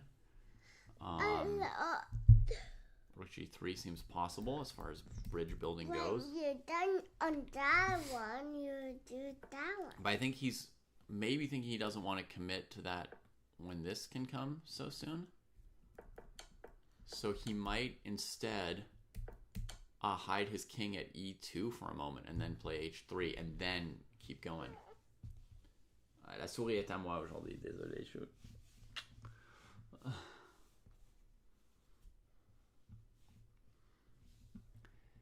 The difference between 2650 and 2750 is lots of things. This RBI. is a lot Lots of things. plates. Huge differences in many This is a areas of the game. whole book. This is a whole book, Dad. What? That's for you, Dad. Je l'ai déjà lu, oui. You read all these books. Oui, j'ai lu ces livres-là. Where's this pouch? Ça? Yeah. Ça s'appelle le manteau du livre. Oh. Ça protège le livre et tu vois, c'est comme tu peux l'enlever si tu veux, Oh. mais ça recouvre le livre pour le protéger un peu et en plus on met des beaux dessins dessus souvent. Oh. Ouais. Okay. Ok, merci, je peux remettre. I'm hungry. I'm hungry. Ouais, on va aller manger en quelques minutes, ok? Okay, king e2, I guessed the intention correctly, but this is still gonna mess up your king laterally. So we go here, here, here, here. You're not Rook b4 sleeping? played, pushing the king back. You want to not sleep? Mhm. Okay. Only No now. clue why that was done. When you're done, you just wake up. So, I mean, I can't predict any of his moves, Mr. Pizza, so it's hard for me to give you any sense of what's going on. Pizza. Oui, il y a quelqu'un qui s'appelle Monsieur Pizza. Oh man, your name's a hit. But something like this?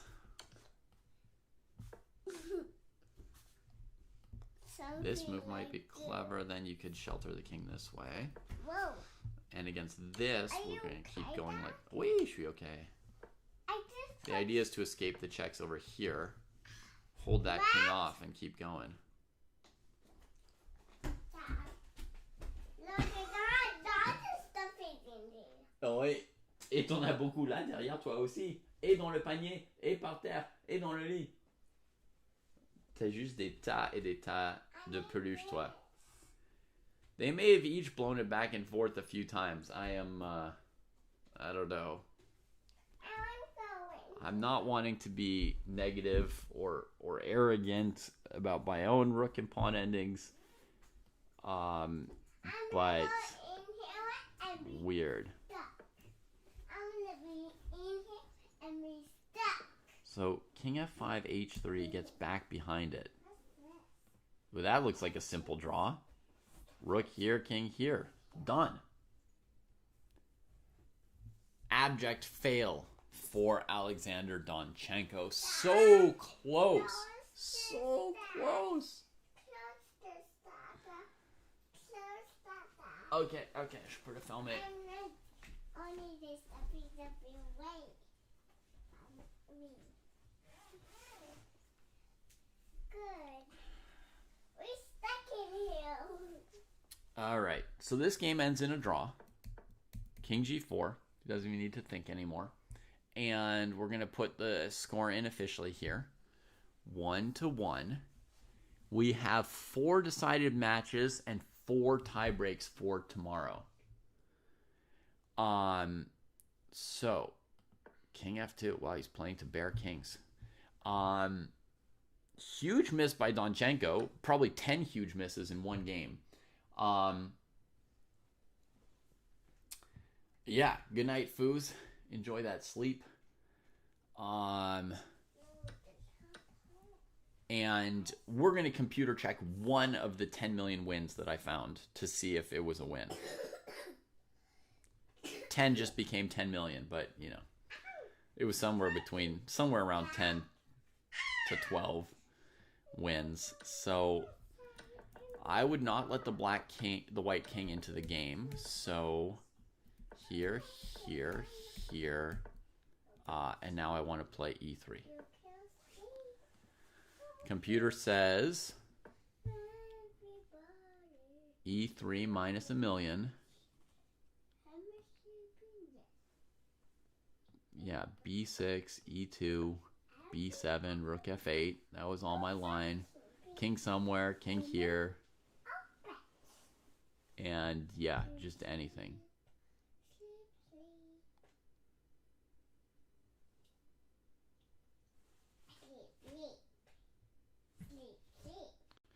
Okay, so there's one. Okay, so rook b1, rook here, which is not yet blowing it. You can still go e3, e2, still the best move. He plays here for some weird reason, letting the king into the game. And now we get here. Now it's very hard to win from here. I was thinking maybe g5, king e4, and then I'd looked at h4, but then rook c1. Yeah, correct. Rook c1 saves the game for white. King f3. I got that one. So g5, very, very hard to still try to win. You have to play king c3 maybe, trying to come under the king. And very, very important here, h4 is generally going to mess it up to king f3. Silman said 2 connected passed pawns are winning, but it depends on the situation, right? So here, king f3 is going to hold. You have to play g4. And it's very, very hard to make progress here still. Dad, I want to Yeah. King d3, here, here, here, here. There's still one last chance.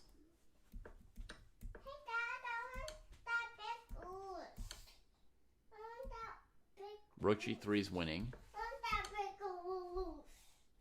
Goes the wrong way. Yeah. He's got to eventually block on g3 here. Rook somewhere. Okay. The big goose. Wolves. No. This. I said that. Okay. Wolves this way. Because And here there's one winning move, rook f3. Nice. If they check you here, you block. And if they check you here, you shelter. And then when they run away, over here you can push now. So even this ending was just barely winning.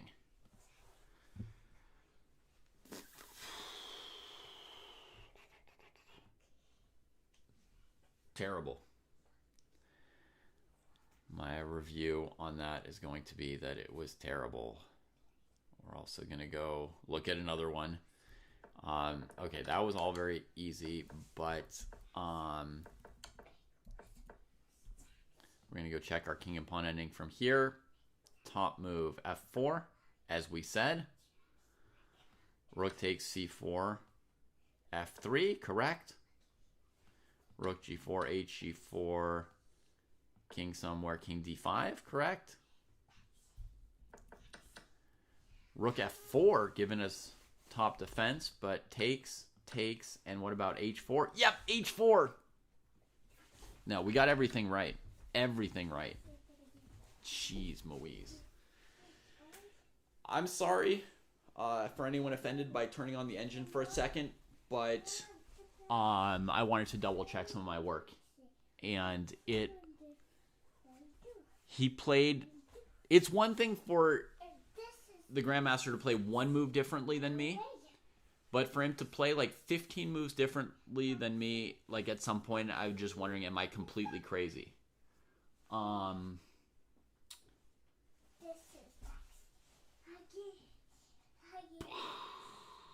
That was terrible. Terrible. Also because he spent like all this time. He had so much time on the clock. Ah, il a joué vraiment mal, mon amour. Vraiment mal. Bah, soi-disant, ces joueurs-là jouent pour le championnat du monde et jouent pire que ton papa, en fait, dans cette finale-là. C'est vraiment mal. Your papa is tired. Moi, je suis fatigué, t'as raison. Wow. Ça va? I'm good. C'est good? Ok. I'm trying to do this. Ok. Ah oui, je vois, c'est bien. T'as une bonne position là. Et tu as aussi ta classe de gymnastique ce matin, tu sais? Accroche ça! No. Non? I don't want to say that. Tu n'aimes pas quand je dis ça? Sam M. Pate says this positions could make it into some chess endgame books one day. That would be terrible.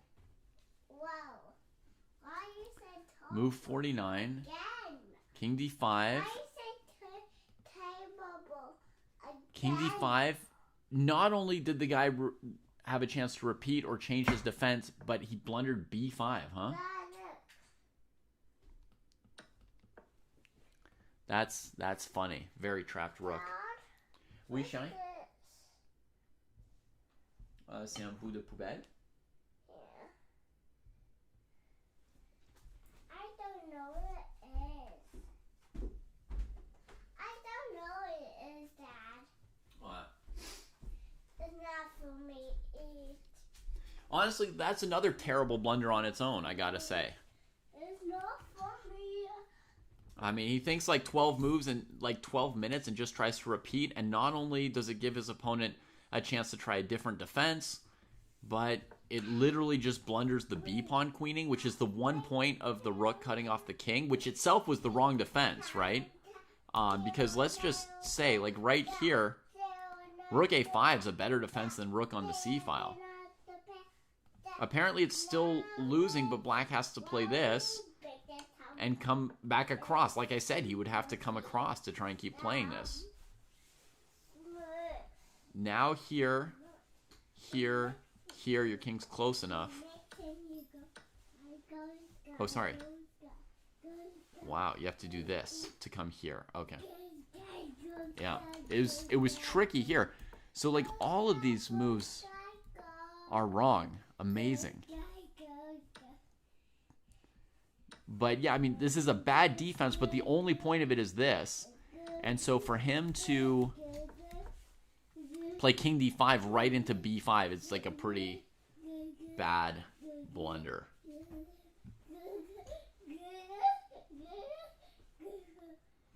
Liam drew Dark Mine. I mean, miracle draw. Miracle draw. Very badly played endgame. So badly played that I questioned my sanity. I hate to be negative on the players. I think those of you who've watched multiple of our streams know that we spend more of our time praising and appreciating them.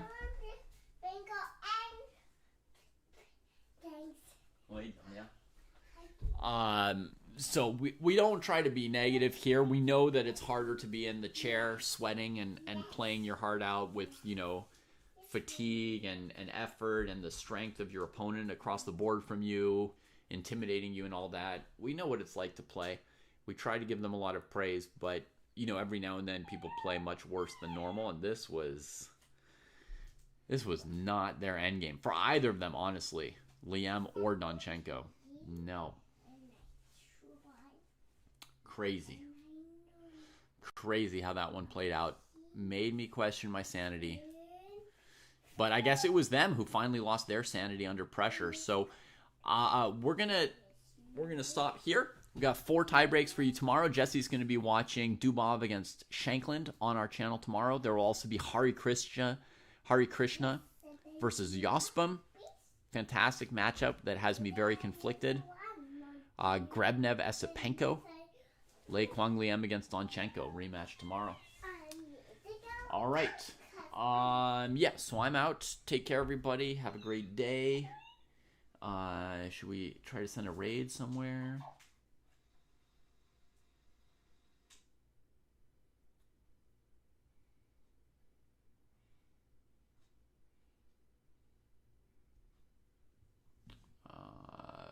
I'm just gonna... All right. Cheers, everybody. Take care. Have a great day.